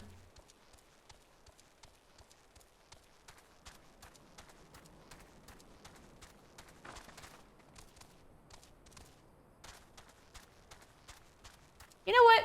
Since we're out here, let's go for Sunken Temple of Karn. So just don't mind the emulsia. I'll deal with the hunt marks later. Although it's a little fucked up that the hunt marks are like people. We got some golems out here. These are classified as soulkin. And these are some ruins of ancient Belladia.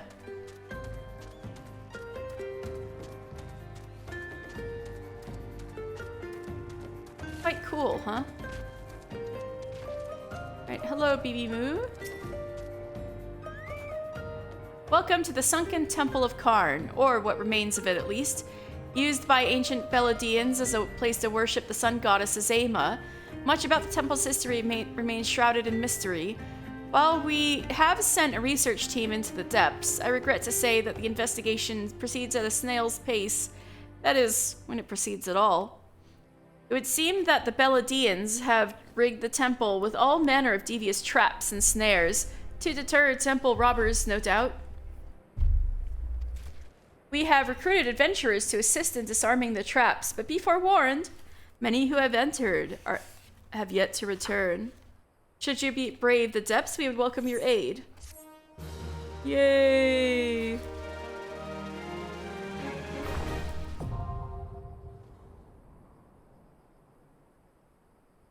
Alright. You will have your day, sir. Yeah, it's true. Alright, Piki Pie. Would you still like to go do Sunken Temple of Karn with me? And anybody else watching? I'm an Adamantoise in front of Karn in Eastern Thanalan.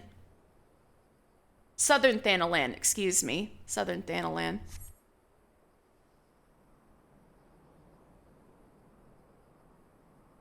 We're gonna get carnal. The Wrath of Karn, isn't that the name of that duty? That quest? Or whatever.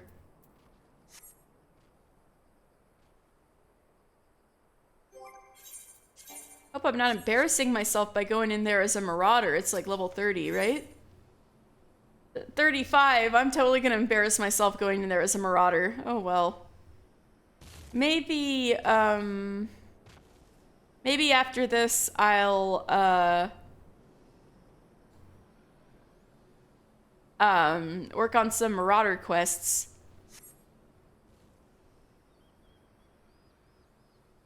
Or maybe I should just go in there as a lancer and put myself out of, but wait, but then I should go in there as a job, any job, but I don't have any job stones yet. Ah!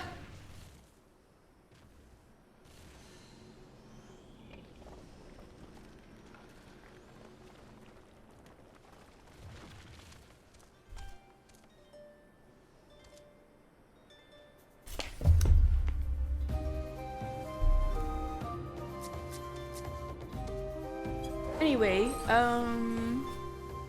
while we're waiting, I should just talk about the area like I did with Holotali.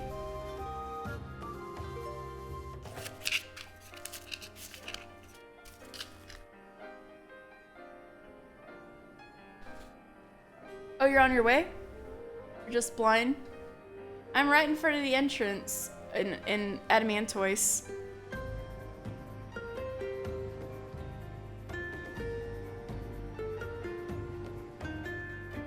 Anyway, go back to Southern Thanalan page. Sunken Temple of Karn. Most scholars of ancient Beladian civilization claim this twisting labyrinth of complex chambers to be a place of worship dedicated to the sun goddess Azema. Recent diggings, however, have uncovered older chambers buried beneath the new, containing relics not of the 6th astral era, suggesting the temple may have been built by a different people. So it might not have been the Beladians at all. But we'll see. The Beladians were... Coordinates exist. Do you want me to give you my chords? That's me. I'm on 25 by 12.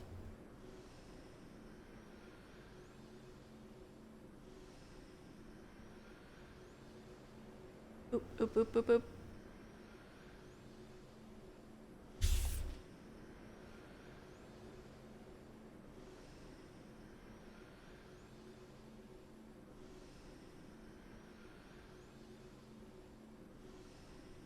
Alright, since we're gonna have strangers, I might as well give the spiel out of the way now. So, in the south of sand-baked Thanalan, half devoured by the shifting sands, there is the ruins of an ancient temple. Formerly used by the Beladians as a place to worship the sun goddess Azema, its construction is credited to Tadamefu II.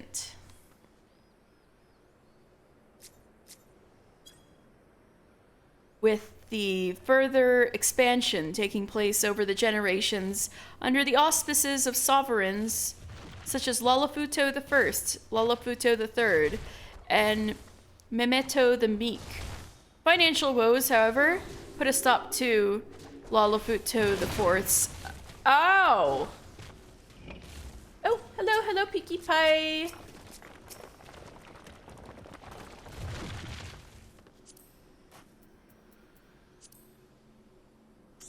Alright, we got ourselves a... Yeah! Yeah! We got this. Let me eat some food. Not the dodo this time. Little serpent of Ronka. Aww. Alright.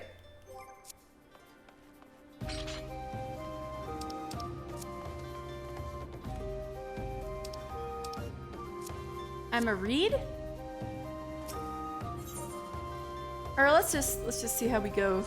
Oh, thank you. This book got some funny stuff in it. Oh, funny. Yeah, those are some funky shapes. Arcane geometries to summon Carbuncle. Where's your bunkie?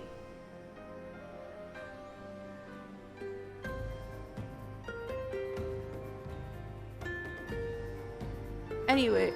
Oh. There it is! Yay! Let me pet it.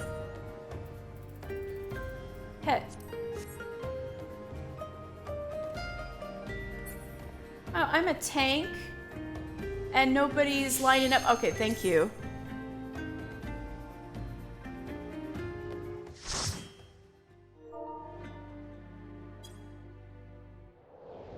Oh, my power's going low. This is the Sunken Temple of Karn.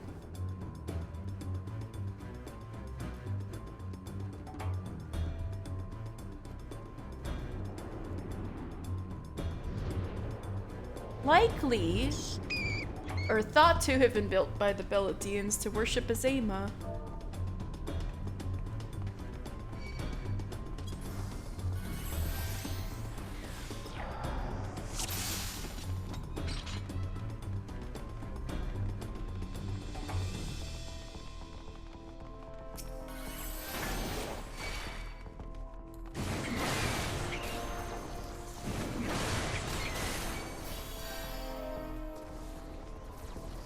I'm supposed to go, shit, this way.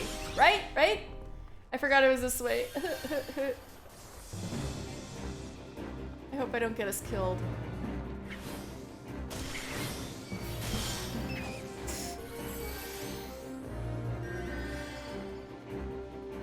Alright, here we go.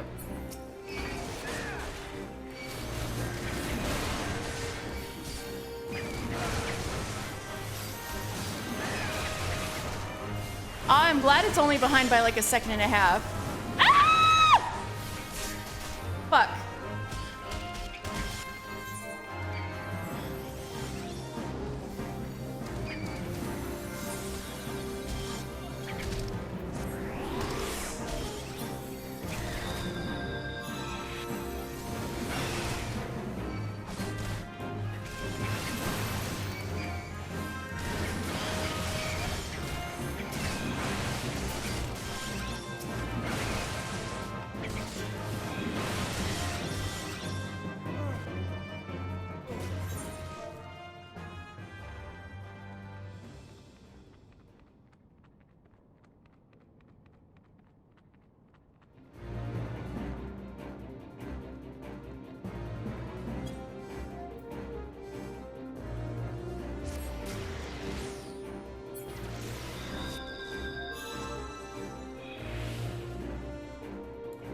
Alright, where is everybody? Yeah!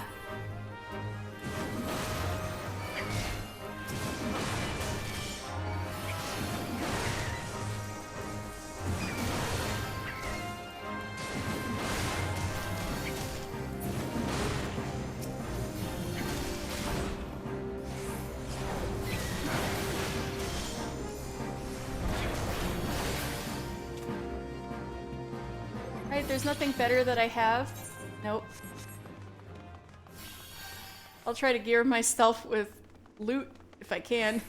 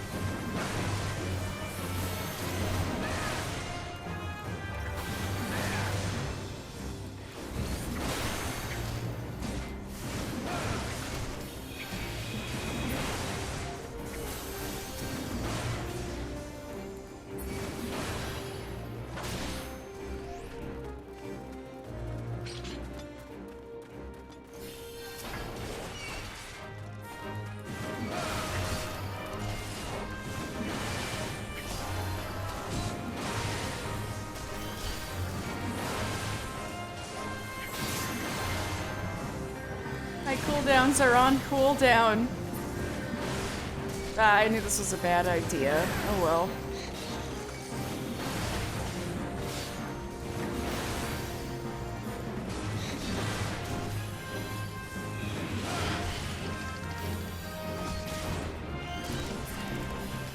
I do love Karn though, it's so like Indiana Jones feeling. Oh great, we have Doom to contend with. Y'all ready?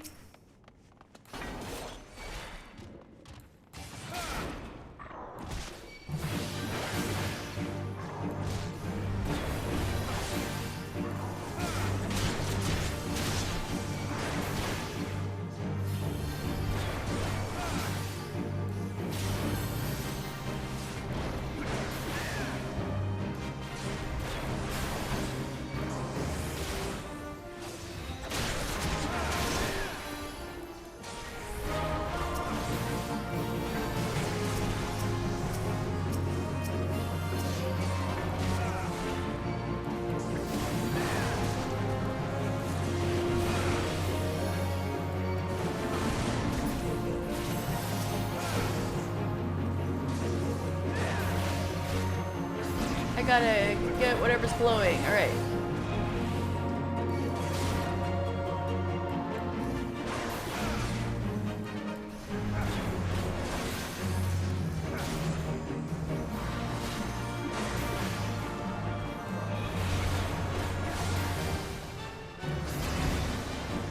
Ah!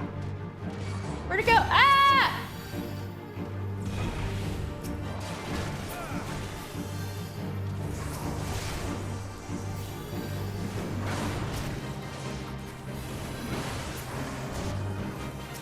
Yuki Pie! No!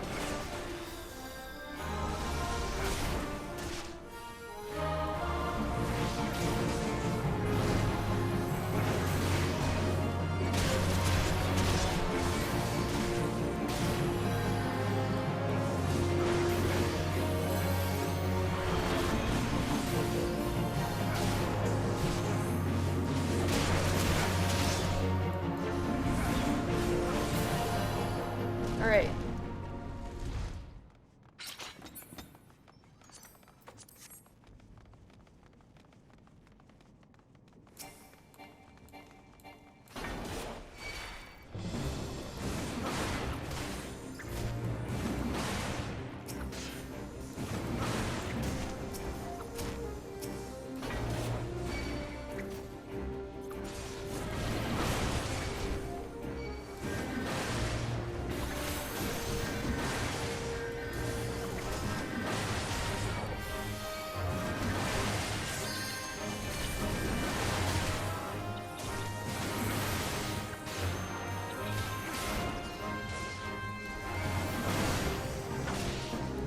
Oh my god, chicken nugget.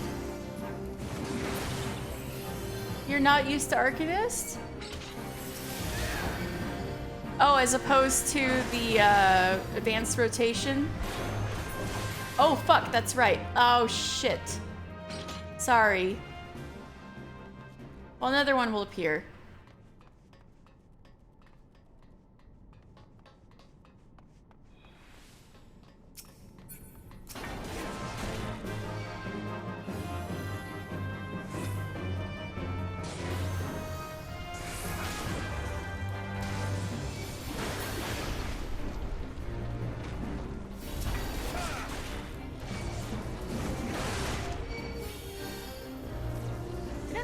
Need... Yeah, we do. Great.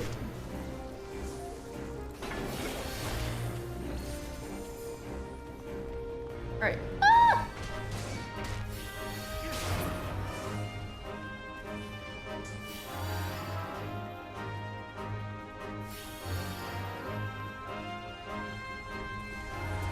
Yeah! Fuck. Motherfucker.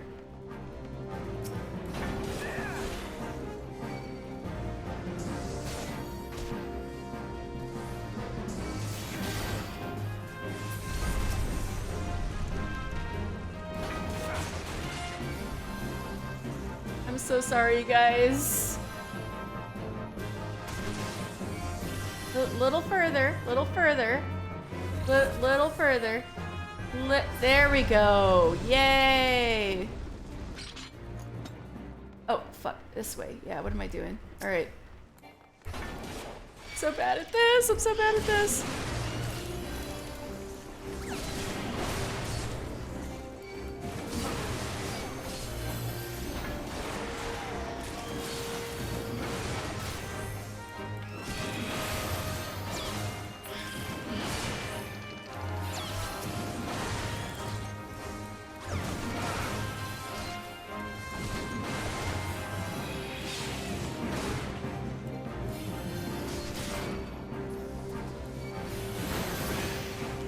Alright. I guess we didn't have to go in here, but everybody started, like, marching in here. We just go ahead. We're running in here, too. We don't need to, don't we? Okay, fine. Fine.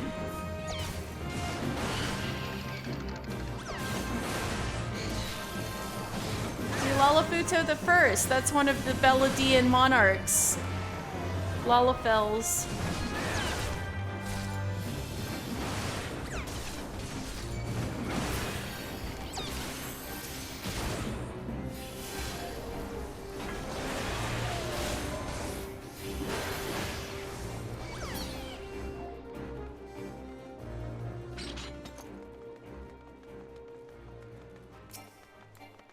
I remember fighting Death Claws in Final Fantasy V.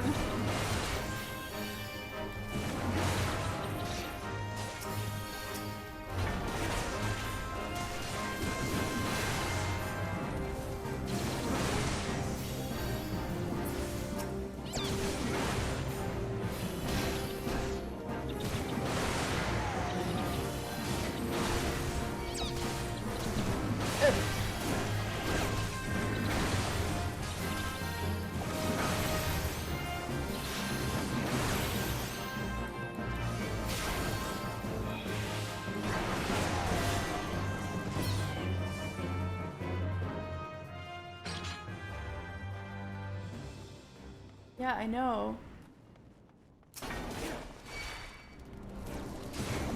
I was trying to make your job easier and not, you know, overwhelm myself.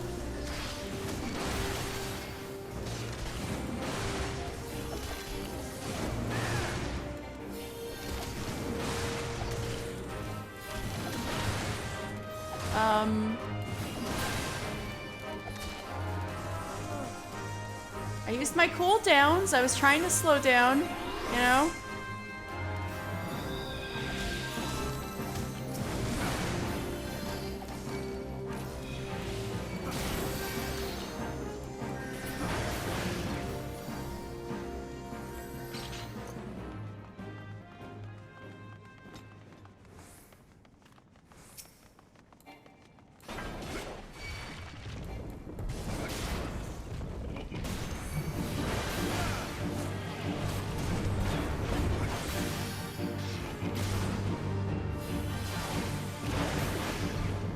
So you can see why golems are called soulkin. This thing's got a soul stone running it, and that's what we're hitting.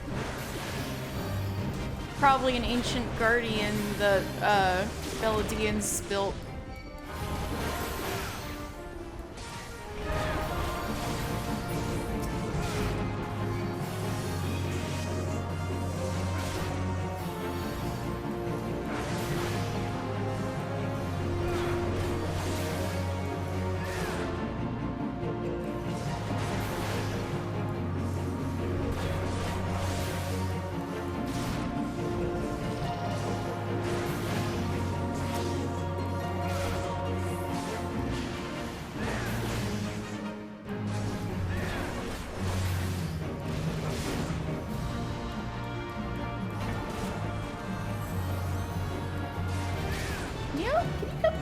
Here? Why is he like this? He's just tromping around all over the place. For real, I feel so sorry, Pukey Pie. That was very rude. He is going berserk.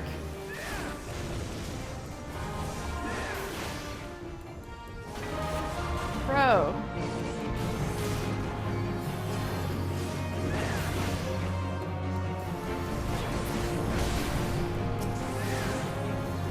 Get this fucker.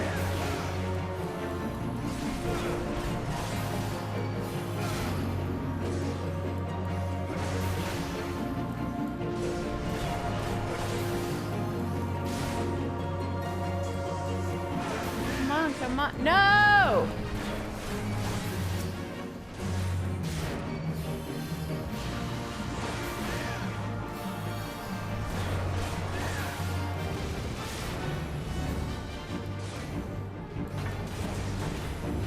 Why does he just randomly punch someone in the face?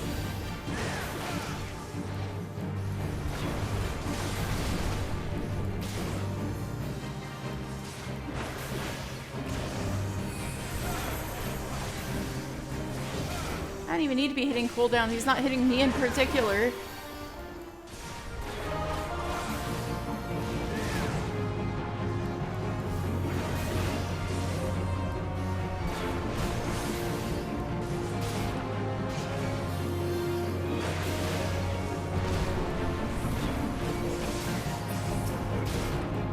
Finally.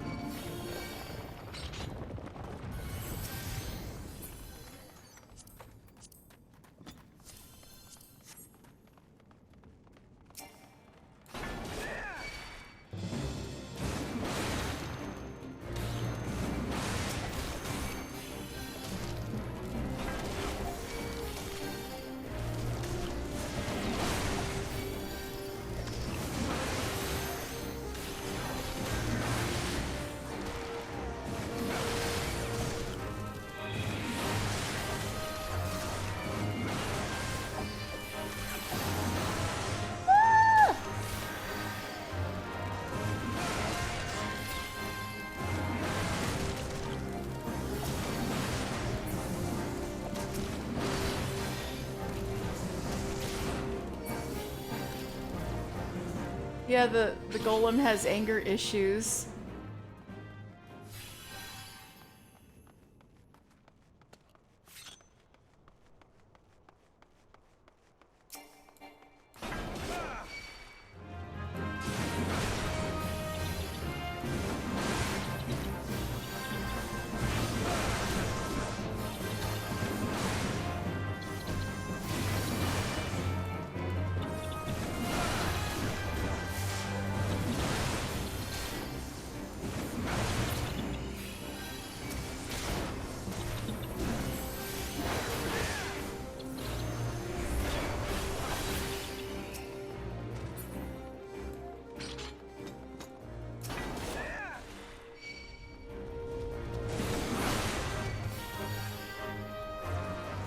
Come on. Yeah! Don't overshoot it! Alright, okay. Ah! Pinkie Pie! Pinkie Pie! This is like the Benny Hill chase music with the crocodile chasing Pinkie Pie. Oh my god. Fuck, what was the way again? This way? Alright, are y'all okay?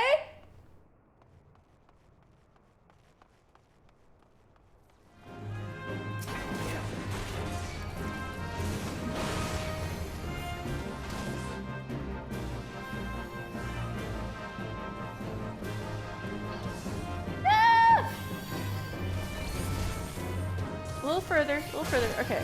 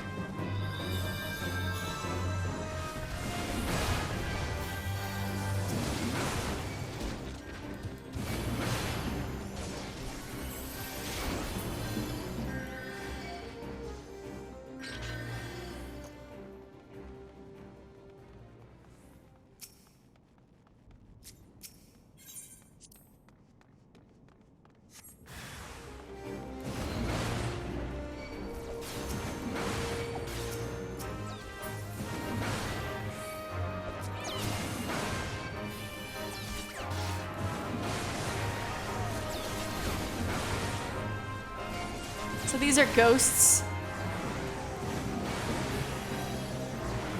I was getting him away for you guys? Oh, well, thank you, Pinkie Pie.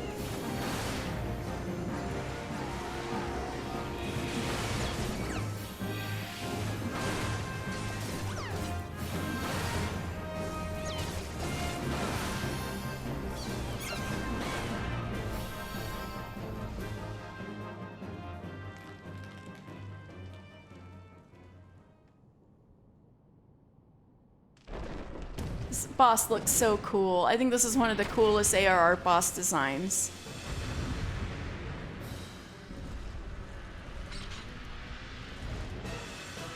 Y'all are not gonna pull him without me, are you?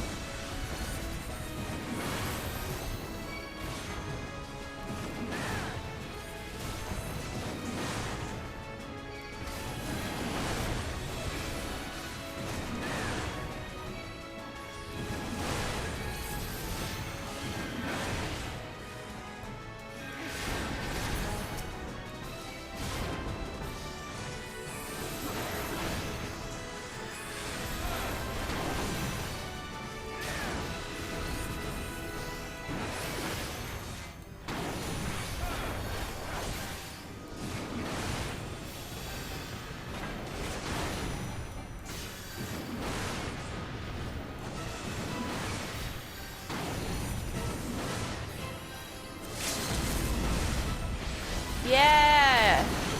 Yeah! Or is that Miyako? PewDiePie, was that you doing the LB or is that Miyako?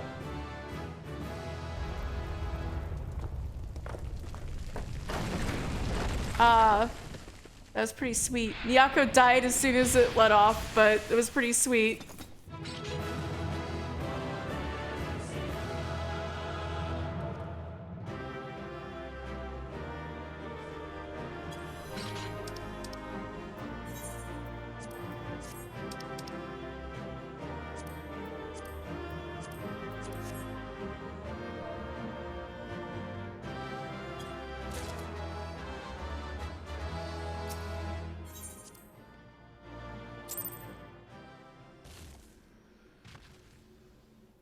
Yeah, that was bad. But anyway, we did it. Thank you so much for your help, PewDiePie.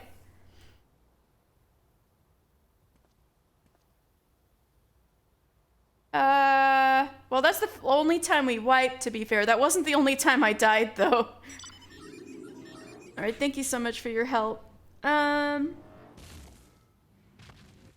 Right.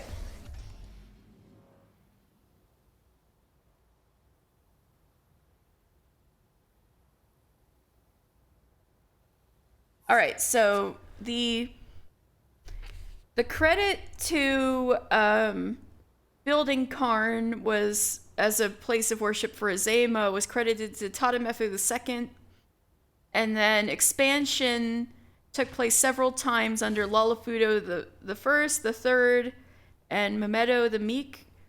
However, the financial woes of Lalafudo the Fourth put a stop to his bid to expand underground. And all such work would be forever ended when a war of succession broke out between the two princes and the kingdom was torn in twain, becoming Ul and Ulda and Sildi. In the years since the fall of Belladia, many souls have sought to plumb the temple's mysteries, but the devious traps that riddle its halls have frustrated the efforts of explorers and thieves alike. So there's a little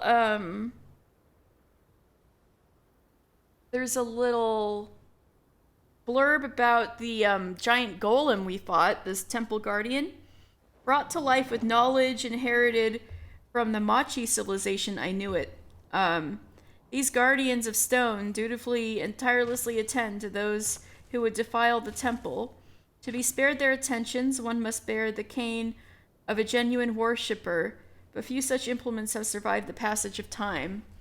So nobody can keep these guardians under wraps. Yeah, here's some more that are roaming the place.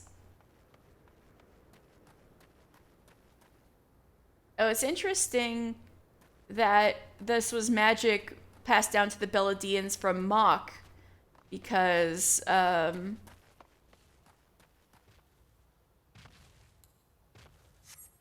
Mach was at war with Amdapor, and golems and stuff was more Amdapor's thing, and Nim. Nim had golems too. But Mox seemed to be more about summoning Void Scent to be their foot soldiers, but I guess they must have had knowledge too of making golems. I mean, I guess it wouldn't do to not have the knowledge of your rivals, right? Because they were rivals with Amdapor and Nim. So I guess that makes sense. Oh, you're back. So did my lookouts have aught to share with you? That doesn't sound like much to go by. If you're to get any further in your investigation, it seems to me you'll need the cooperation of the Alamegans. First, you'll need to win their trust, and that won't be an easy task.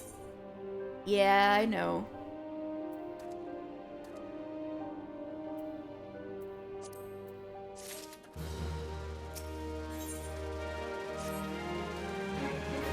So you're determined to press on with your investigation, and I have some advice to offer. As I said before, you won't get very far without the Alamegans' trust, and the best way to win that trust is to get a compatriot of theirs, someone they respect, to vouch for you. Coin does the talking in Old Daw, but Alamegans are bound by something far stronger, if not as tangible, a common purpose. That purpose is, of course, the liberation of their home from the Garleans. Gundobald belongs to the Alamegan resistance, so your best bet would be someone who's part of the same crew. If you know any well-connected people, you might want to start by asking them. I mean, like Minfilia? Hey, I think there was an Alamegan hanging out in, like, the Science hangout spot. Wonder if that's a coincidence. But, you know, before that, in order to embarrass myself less, I really need to start getting on to, becoming a warrior rather than just a mere marauder, right? I'm level 44 and I'm not a warrior. That's embarrassing. So let me catch up on this a bit. And then maybe, yeah, I'll catch up on some quests and then maybe we'll end it at the Rising Stones, and the next part of the MSQ is when I talk to Minfilia. But I definitely have some quests I could clean up. And definitely progress on Marauder.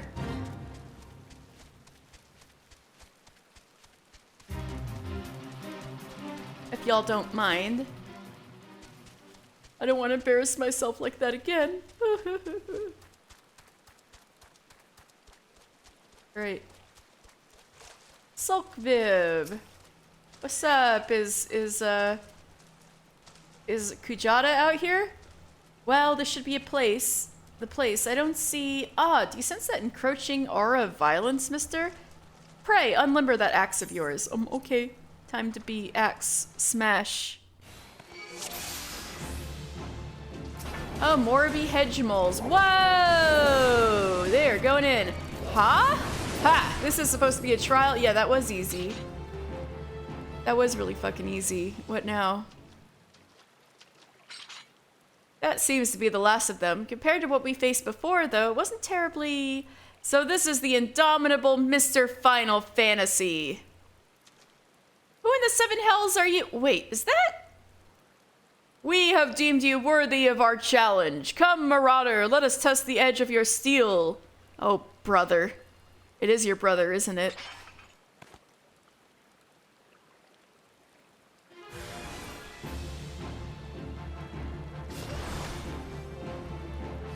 What are you playing at, you oafs? No matter, we fight to win. I'm just too overpowered. I'm like destroying them.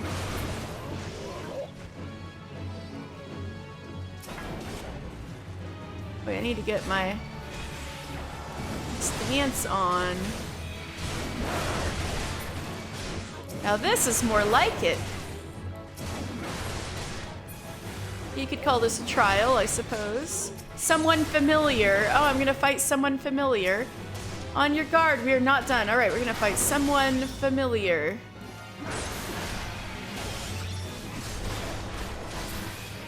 And I kicked his ass. This familiar person, too swole to control. That's right. Seems my underlings have provided you with poor sport. Very well, I shall take your measure with mine own blade. Didn't I just kick your ass? Do not think to show me quarter, mister, for I shall surely show you none. Oh, I get to kick your ass again. All right. Defeat the familiar marauder. Keep your focus. This is no game. Prepare to be tested. I don't know. I seem to be kicking your ass plenty. Spent already. Our battle has scarce begun. You fight well, Marauder. Now let's see what you're truly made of.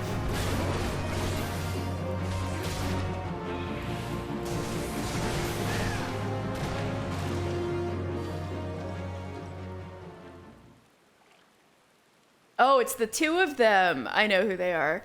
I yield. Your strength has humbled us all. It might just be enough. We are done here, my colleagues. Drag away those who cannot stand. Ha ha ha. They can't stand after I'm through with them.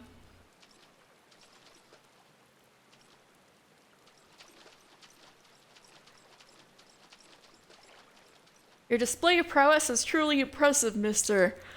Worthy indeed. Okay, Guildmaster. What a ridiculous charade. Did he honestly think we couldn't see through those paltry disguises? Though I'm confident my brother's act was not born of malice, rather he hoped that by concealing his identity that the trial would seem more threatening, thus increasing its effectiveness. Not an entirely successful undertaking, but one must appreciate his intentions. It is time you return to the guild. Oh, and as a favor for me, pray indulge Vernzoon his little deception. Subterfuge is not a marauder's forte. Yes, ma'am.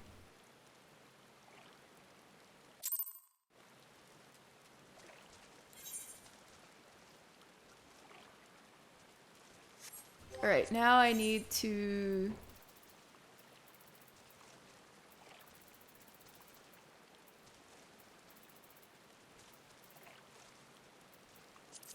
Right, now I need to go, yeah, back to Limsa.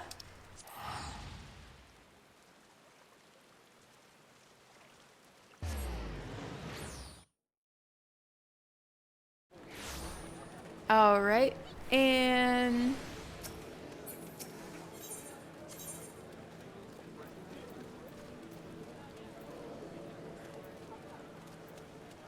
Marauders Guild.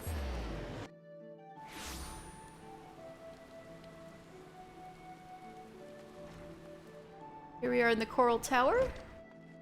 Vernzoon! Wow! You used exactly the same axe. I wonder who that guy could have been who hit me. Mister! I have heard of your skirmish on the Salt Strand. You mean like you were actually there? You did well to topple opponents of such formidable skill. But let us not dwell on the nature of those masked men. Because it was you and yet other people of the guild. What is important is you triumph in the face of overwhelming odds.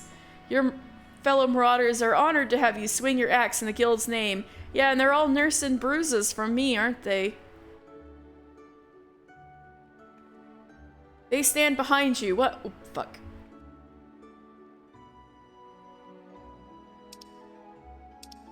They stand behind you, one and all, as you prepare to overcome your greatest trial yet. Aye, the time has come for you to bring Kujata's bloody rampage to an end. When next he rears his terrible horned head, you shall be ready to bury your blade in his skull. I'm ready, I'm ready.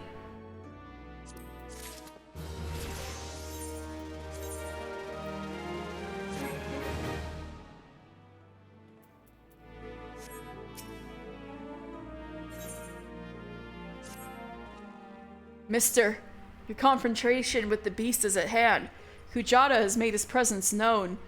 Reports place the creature to the northeast of the Red Rooster Stead, in the vicinity of the Grey Fleet. Good! I have some quests to resolve around there anyway.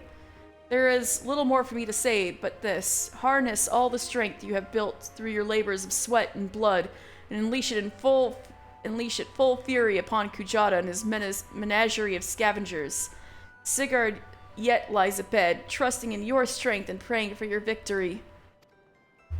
I ask that you go to the lad before battle and tell him you venture forth to fell the object of his vengeance. Such news should cheer his ailing heart. The time has come, Mr. Final Fantasy. May your axe strike deep and true. Yes, sir. Let me look at my quests real fast.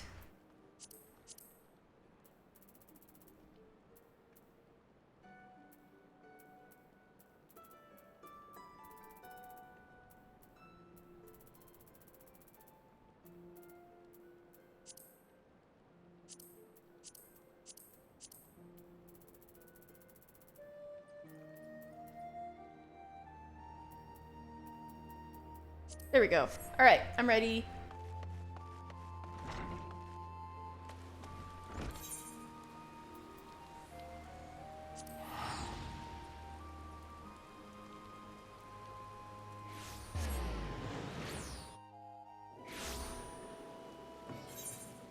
Red Rooster Stead is that way, right?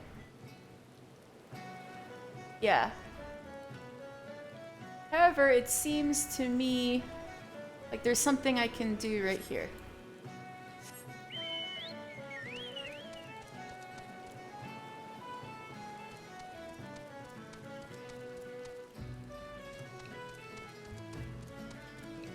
I got a chocobo this time, yay!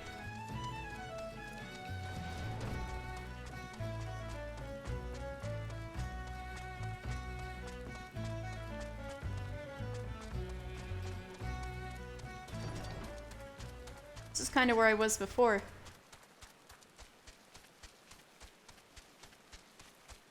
Oh, is that lighthouse called Oshan's Torch? How cool.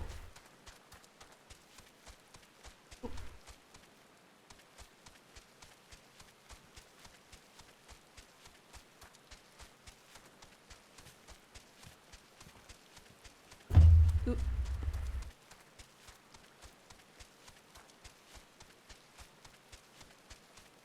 What a cute little lighthouse. Yeah, Oshan's Torch.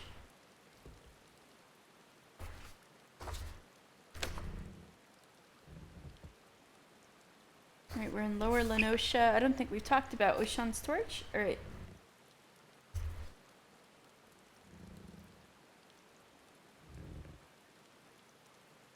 Bearing the Wanderer's name, Oshan's Torch stands on the opposite shore of Morabie Bay from Limlane's Ring. Together, the lighthouses alert passing ships to the bay's jagged coast.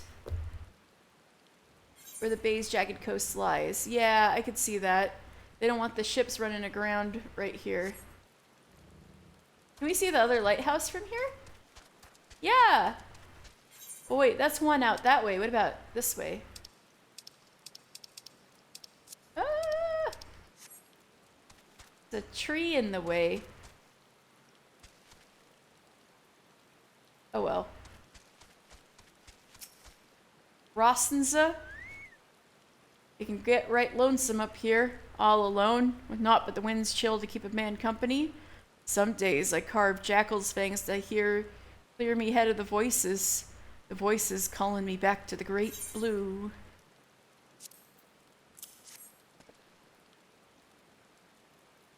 What's this? Mimi Doa sent you, did he? Alright, let's see what Rostenza means.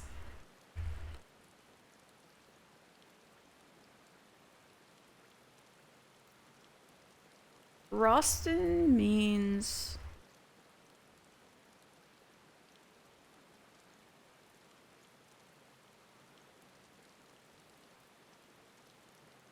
rusty. Ze means toe. Rusty toe. Ew.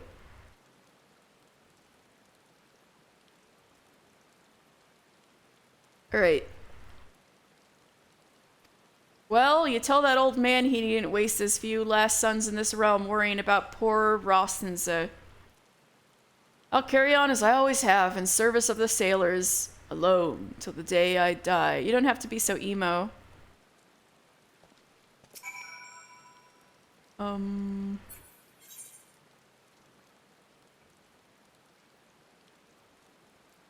Yeah, why not?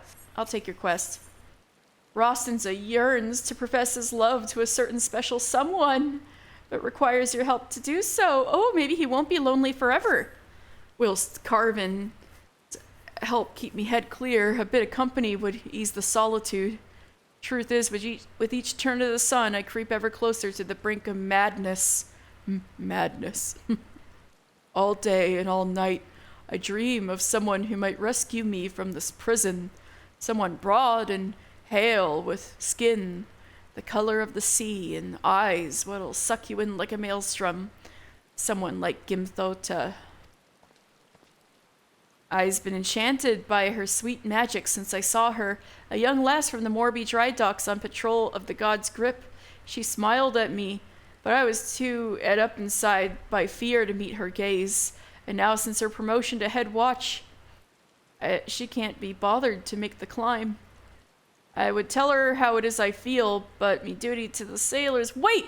Might be you could tell her for me. And I'd make it worth your while. You could take her a nice Lenosian Lilybell. You think she'd like that? I reckon she'd like that. Ain't a woman what didn't like, ain't met a woman what didn't like flowers. But you keep going on about how lonely you are. How many women have you met? Rain, wind, or heads split in hailstorms. A candle always keeps the torch shining. That's called a sense of responsibility, son. The thought of being haunted by sailors what were dashed upon the rocks also helps a man remember his duties. So he's basically like a mad lighthouse keeper. Great. And I'm gonna expose this lady to like a mad lighthouse keeper.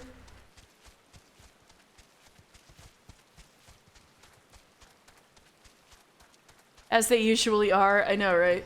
It's almost like a stereotype.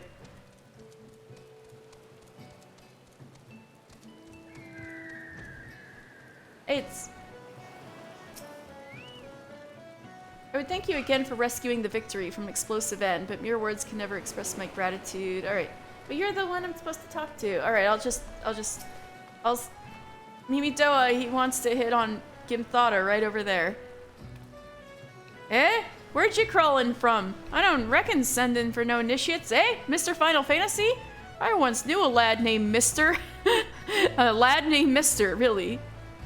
Yeah, the Lighthouse movie that came out a while ago was very creepy. That's literally what I was thinking of. I'm like, he's like a lighthouse keeper from the movie The Lighthouse, which sounded dumb, so I didn't say that out loud. But yeah, I was like, you sound like Willem Dafoe in The Lighthouse.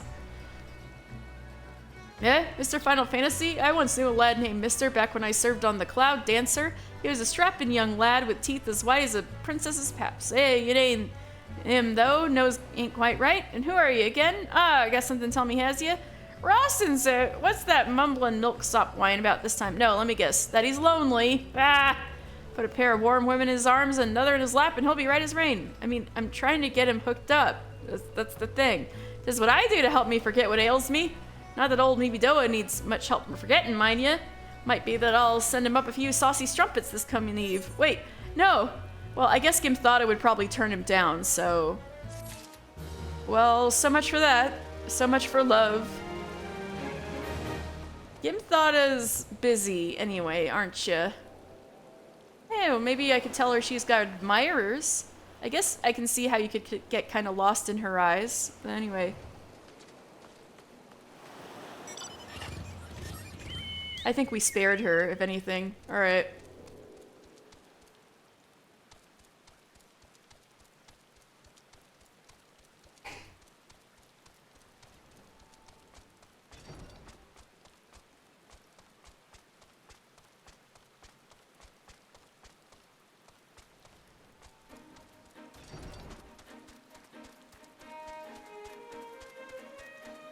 Alright, going towards Red Rooster Stead. With me trusty chocobo. We dodge the road traffic. They're still jammed.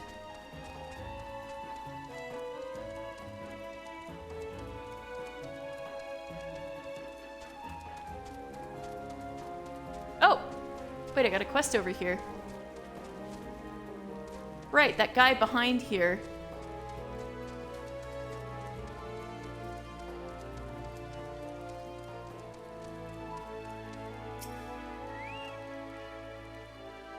Pretty sure Verstmaga means sausage stomach.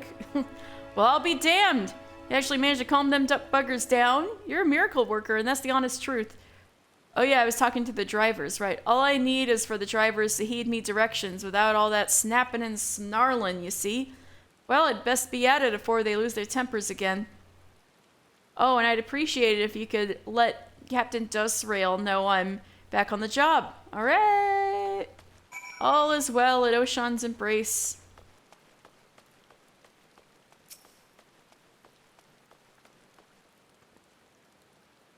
First Maga is back at his post, is he? Your tongue must be made of silver to accomplish that feat. He can't handle the yelling, you see. The gods only know how such a delicate flower survived guard training in the first place. And he's never gonna survive duty at the bridge now that work on the Victory has a flood of deliveries coming in and out every bloody day. Yeah, people are gonna be yelling to get through here every day. First Maga better harden up or start looking for a quieter line of work.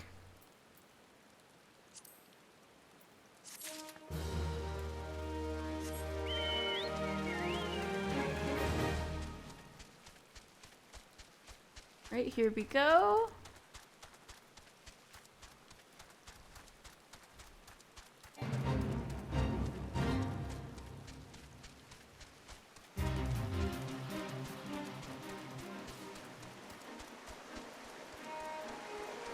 And I think there's another quest right here, if I remember right. Yeah, and Krita.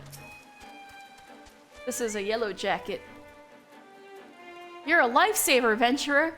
Now, I just take these livers to Grandad myself, but I just can't up and leave me post. Not to mention the mere sight of those slimy things makes my stomach churn. Would you mind doing the delivering for me in me stead? Find old Anok at the Red Rooster stead. That's where I'm headed anyway. And you can turn those river toads' livers into gill.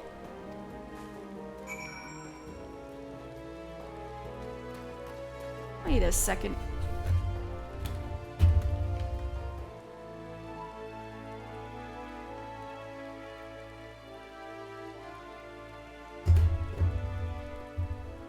Hold just a moment.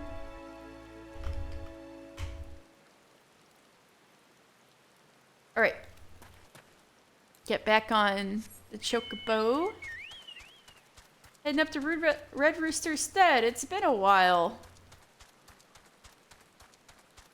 So funny how many mobs are invasive species. Maybe it's to make you feel less bad about killing them.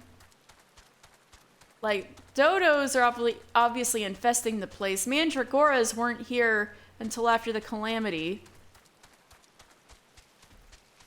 Curls are also invasive. Like, Vilbren's ecosystem is kind of fucked. Some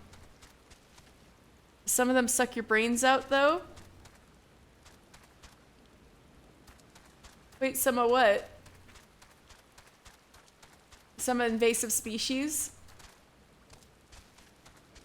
Oh, some of the mobs. Some of the mobs suck your brains out. That's true. Like the one I talked about that one time. Yeah, I remember now. Okay.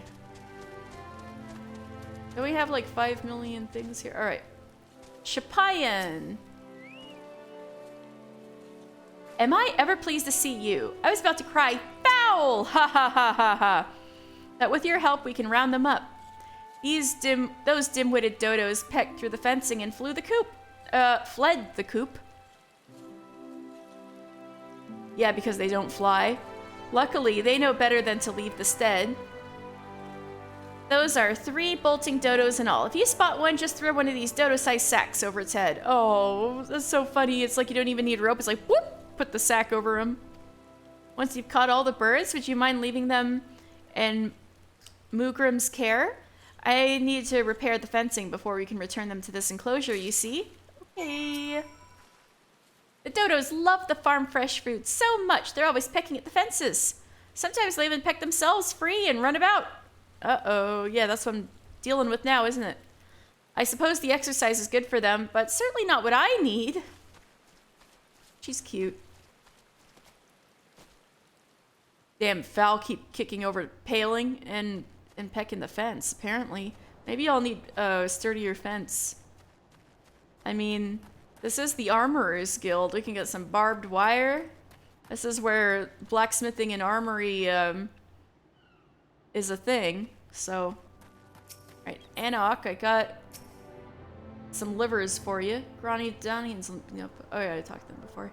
I swear, this is the last time I send that granddaughter of mine to fetch the river toad livers.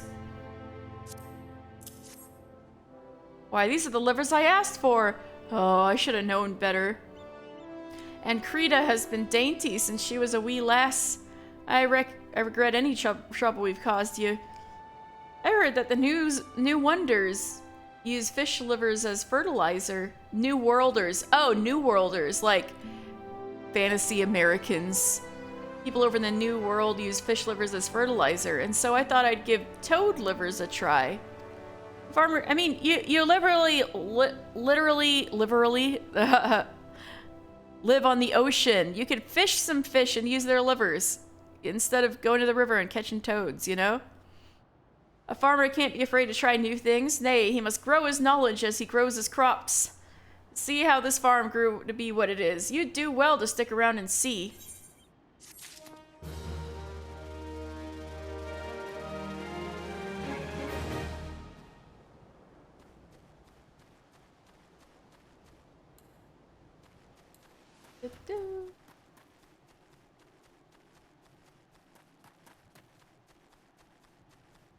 Aha!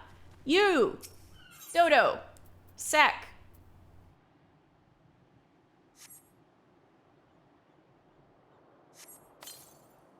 The dodo has been sacked.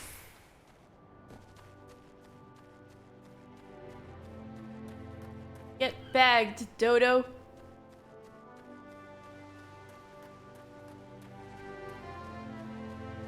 You!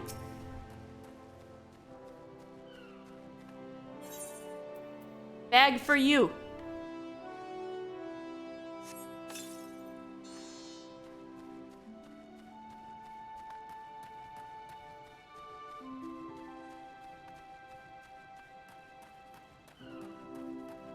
Oh, right, I'm supposed to check in with Sigurd. Oh, he's looking better. Hi, Nedard. Oh, yeah, that's the same. How you doing, buddy? Wickety whack, get in my sack. That's right. Mister, I'm sorry for making trouble. No, I'm getting that RX for you. No, I deserved what I got. It's me own fault for not believing in you. But you came back anyway. I actually came back before, but you were, like, out cold. And now you're gonna take that axe to Kujata's head, ain't you? Yep, that's the plan. I know you can beat that bastard. You got to. All right, I got your blessing. Let's go. Please, mister, you gotta make him pay. Yeah, I got it. Oh, Sulkbib, yeah. How about that? I heard Kujata had reared his ugly head again. Oh, Brunbart, that's the other guy who was like someone familiar. And reckoned you'd not be too far behind. I hope you won't object to me lending what aid I can. We've been through much, you and I would see this tale to its end. Hell yes, Sulkbib. Brunbar, well, he felt much the same. And so here we are, a pack of 2 to offset the ravenous beasts that follow in Kujata's wake. Yeah? Is that so, Brunbar? You want to help out? Might as be I'm sticking me nose where it ain't wanted, but I couldn't abide by the thought of you facing that monster solo. Kujata's got his friends, so it's only fair if you got a couple too. And what are friends for if not to lighten your load? I already did some of the groundwork for you. Seems like a farmer and his wain have fallen victim to the fiend's pack. Oh no! If we follow the trail of destruction, it might just lead us to the big bugger himself. Alright, let's go. Right after I catch this last sneaky dodo. Where are you? Where are you? Are you on top of the roof? No, there you are. Get sacked. Wickety whack, get in my sack. Alright.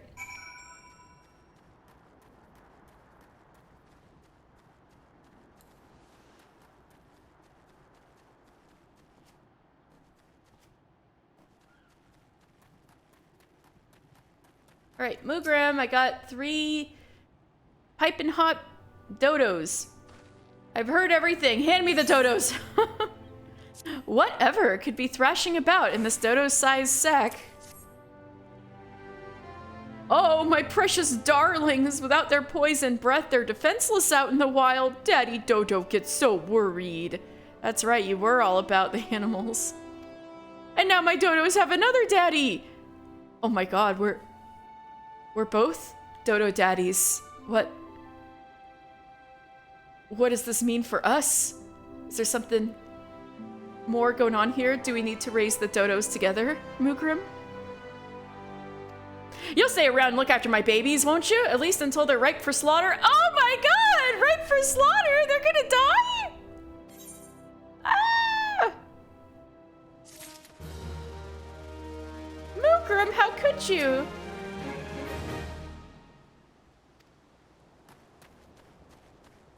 Oh my god, that was funny. Alright, where's that trail of destruction? Just north of here.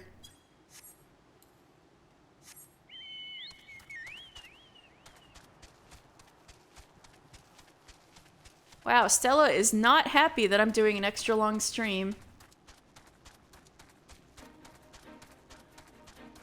She started going like, row, row, row, all over me. Lavender pot. You find a pot that appears to have been dragged from the farmer's wain. Oh, it's broken. Uh-oh. Are you part of that, are you one of Kujata's buddies? I don't even know why these different animals are teaming up just because Kujata's that scary.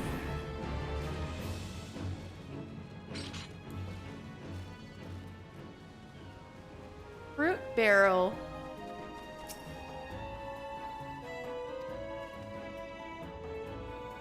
Oh, I can tell you guys about the Grey Fleet. I never had a chance to do that before. Plane Strider. Oh, look at this. It's the first raptor that we're fighting. Or, no, we fought little ones before, but this is like a good size one. If I remember right.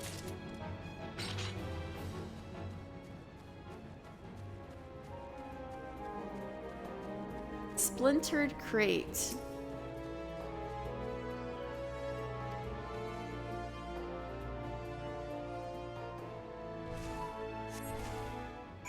Giant oxpecker. Man, these are some fierce creatures.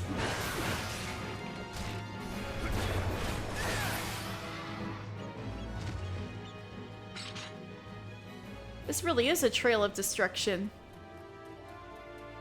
I'll get you, Kujata. I'll turn you into hamburgers.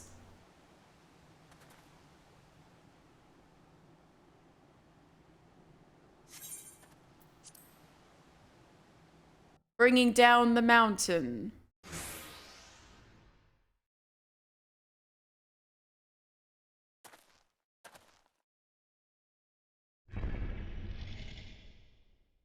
There he is, Kujata.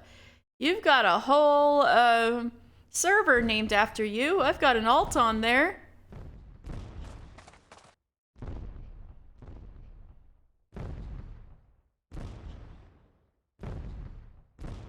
Damn, he's big. That's a big guy, for sure. You and me, buddy, let's go.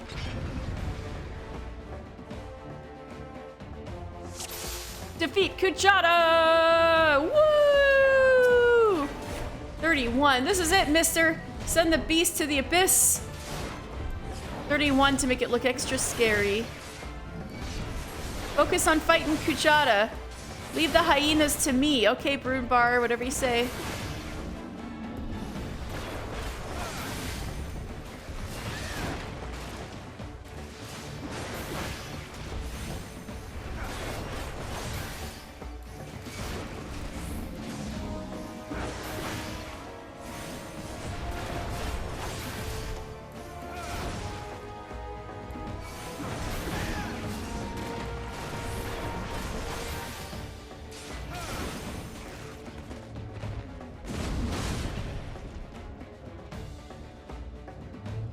Got him? We got him! We got him!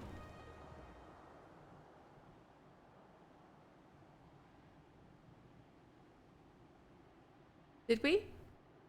Mister!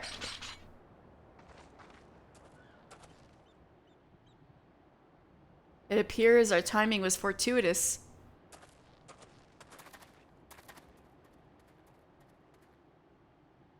The Axemaster called me here so I could see.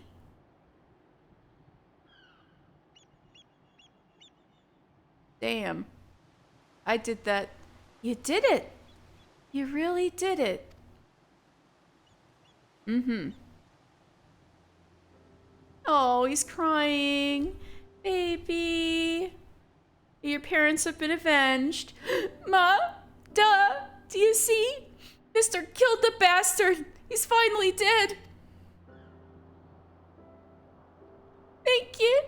Thank all of you. Mister, do you reckon I could learn to swing an axe like that? When I's bigger, I mean. I want to protect folk too. Keep them safe from, you know, monsters and things.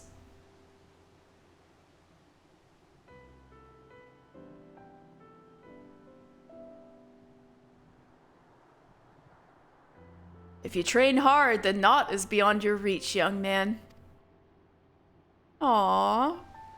Then that's what I'll do. I'll train every single day. Yeah, you gotta get some muscle on that scrawny frame of yours.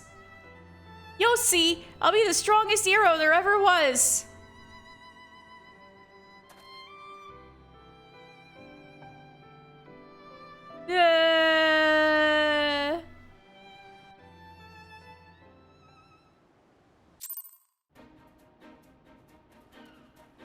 Well, how about that?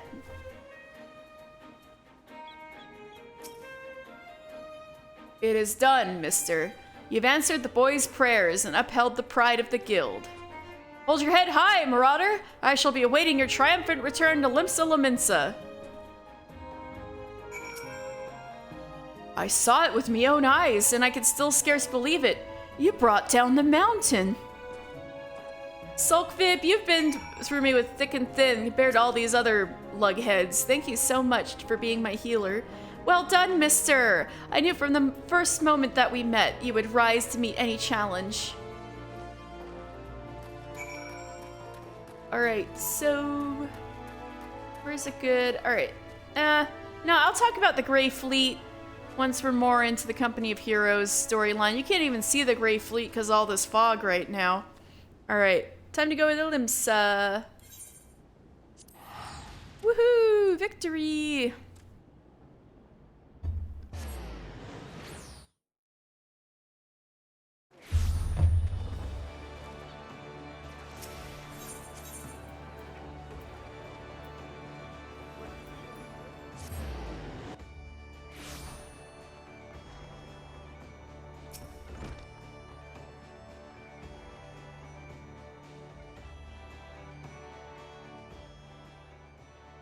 That was truly a mighty feat, mister.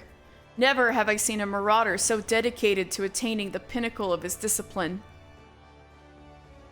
In recognition of your achievements, I, Axemaster Vernzoon, pass on to you our guild's final technique, the thrill of battle. This skill teaches you to embrace the fear and danger of combat, allowing you to push well beyond the normal limits of your stamina. Though the thought brings me both joy and sadness, there is not more I can teach you. May the memories of your time here at the guild sustain you as you strive for ever greater heights of perfection. Experience now shall be your tutor. There will always be greater foes and deadlier challenges on which to test your blade. Of that, I am certain. You enter a realm of our craft which even I have not set foot. I only hope that when you reach the very boundaries of our art, you will return to share your triumphs with us. Until, mister, may your axe ever swing true. Woo!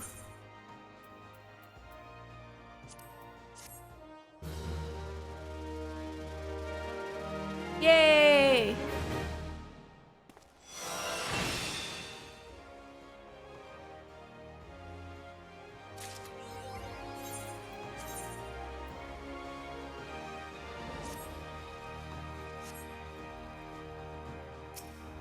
All right.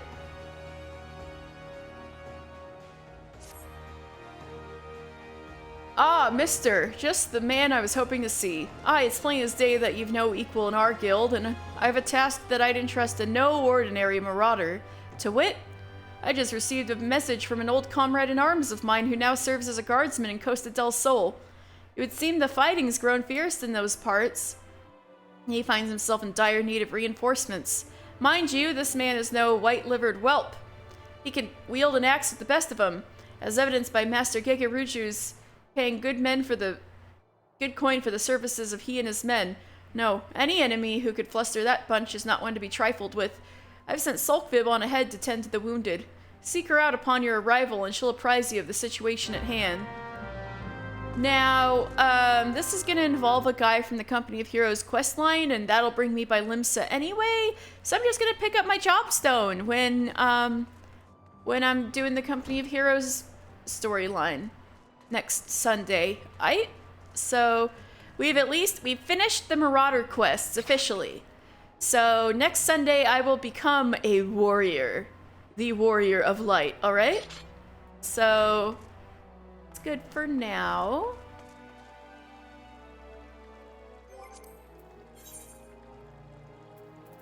I've got some more juice in me, but maybe I should call it here.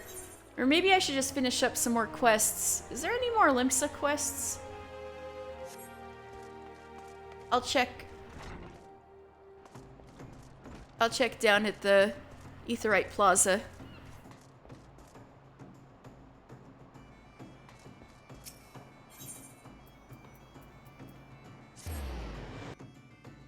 Almost at 8 hours, I know. It's because I had food. Yeah, I think we're pretty done with Limsa quests.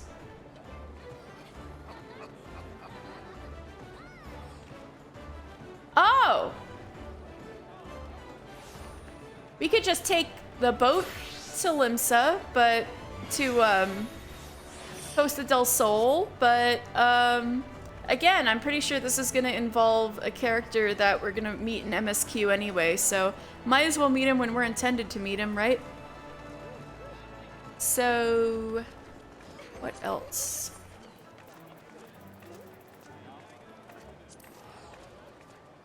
Oh, we're gonna do the flower thing anyway, right. So that was a different quest. I got so confused for a second. I was like, this doesn't feel right. All right, we're gonna help that lonely lighthouse keeper get flowers for Gimthada and see if she'll laugh him off or what. Oops. And then I'll call it a night.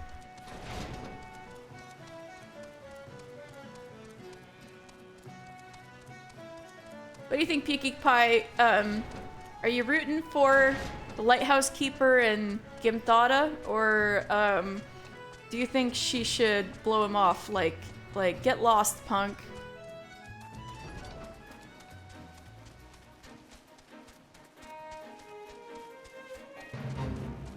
Do you think she should reject him? That's the word I'm looking for. Oh, Lenosian Lilybell. Oh, that's a pretty flower. Hold on a second. Oh, it's so pretty. I think she'll like it. I'd like it if I was given that. I mean, I can relate, but I feel like the lighthouse is a red flag.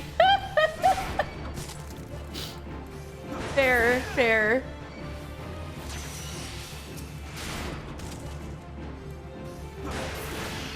That's funny.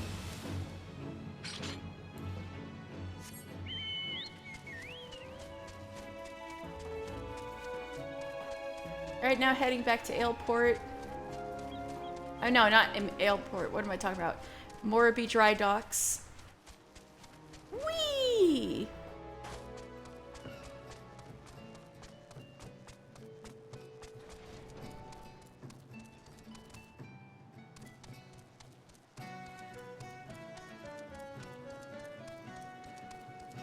Hi, Gimthada. There's this guy, he's got a flower. A gift for me from the Candlekeep at Oshan's Torch, but I don't recall ever meeting anyone. Lenosian Lilybell, a lovely flower for the lovely Gimthada. Ah, Lenosian Lilybell. Yes, it's coming back to me now. Rostenza, I believe his name was. That's right. I remember specifically commenting on how I despise my patrols through the God's Grip For the area is full of Lenosian lily bells, and the terrible weeds always send me into sneezing fits. Oh no! Oh no, poor guy! She's allergic to them. I also don't trust people who own horses or into trains and Italians. Oh, good to know. So, wow, you really hate Jacopo. You'd really hate Jacopo when we were playing the house in Fata Morgana. He's into trains, is Italian, and he's rich enough to own horses. He probably has at least one.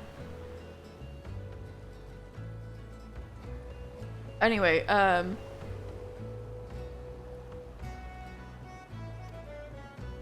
run the other direction, yeah. Well, I am, well, yeah, he does actually do a lot of bad things, so that's fair. Nearest fire escape even. No, if you were watching any of those streams, there's plenty of reasons to run from him, don't worry. While I am, flattered, I am afraid I cannot return the gesture. As head watch of the Morby Dry Ducks, it is my responsibility to see that peace is kept until the victory's christening. I simply haven't the time to pay would-be suitors any mind, no matter how desperate they may be. Oh! A knife through the heart. Though, perhaps, once the ship is complete, I could consider a climb up the peninsula, perhaps.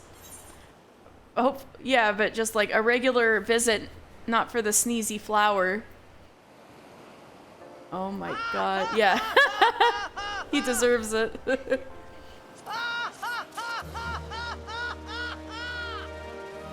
Yeah, I like how the quest ends here, so we don't have to break the news to him that she's allergic to lily bells, and, yeah.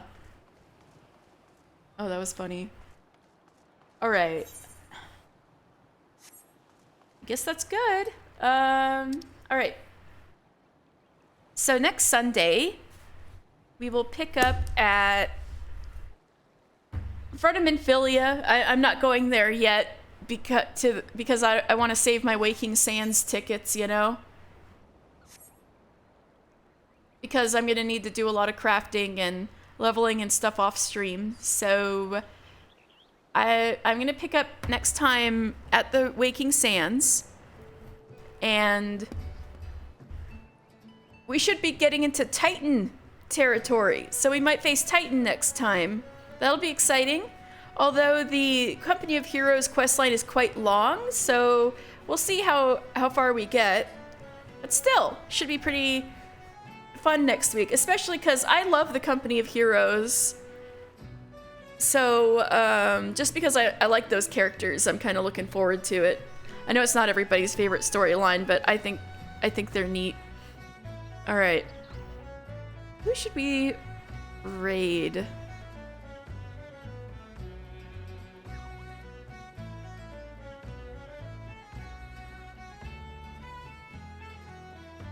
Let me see who's on.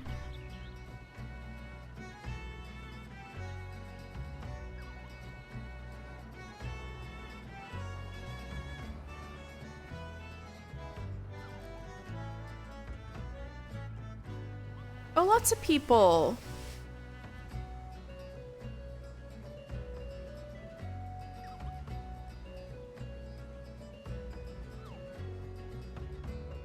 Let's go raid Lobat. I didn't really see him around today, or they were quiet if they were watching, so might as well bring the party to them, you know?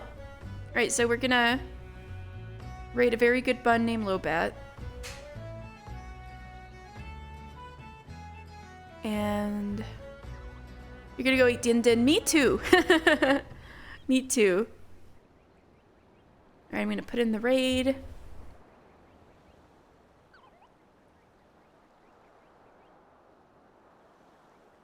Making sure I'm spelling it right. Yeah. Alright, everybody, thank you very much. I'll be back. Oh, thank you. I'm so glad it was comfy. Alright, see you guys next time. with more Lore Sunday with Mr. Final Fantasy. I'll be back with regular streaming next Wednesday. So I'll see ya. Bye!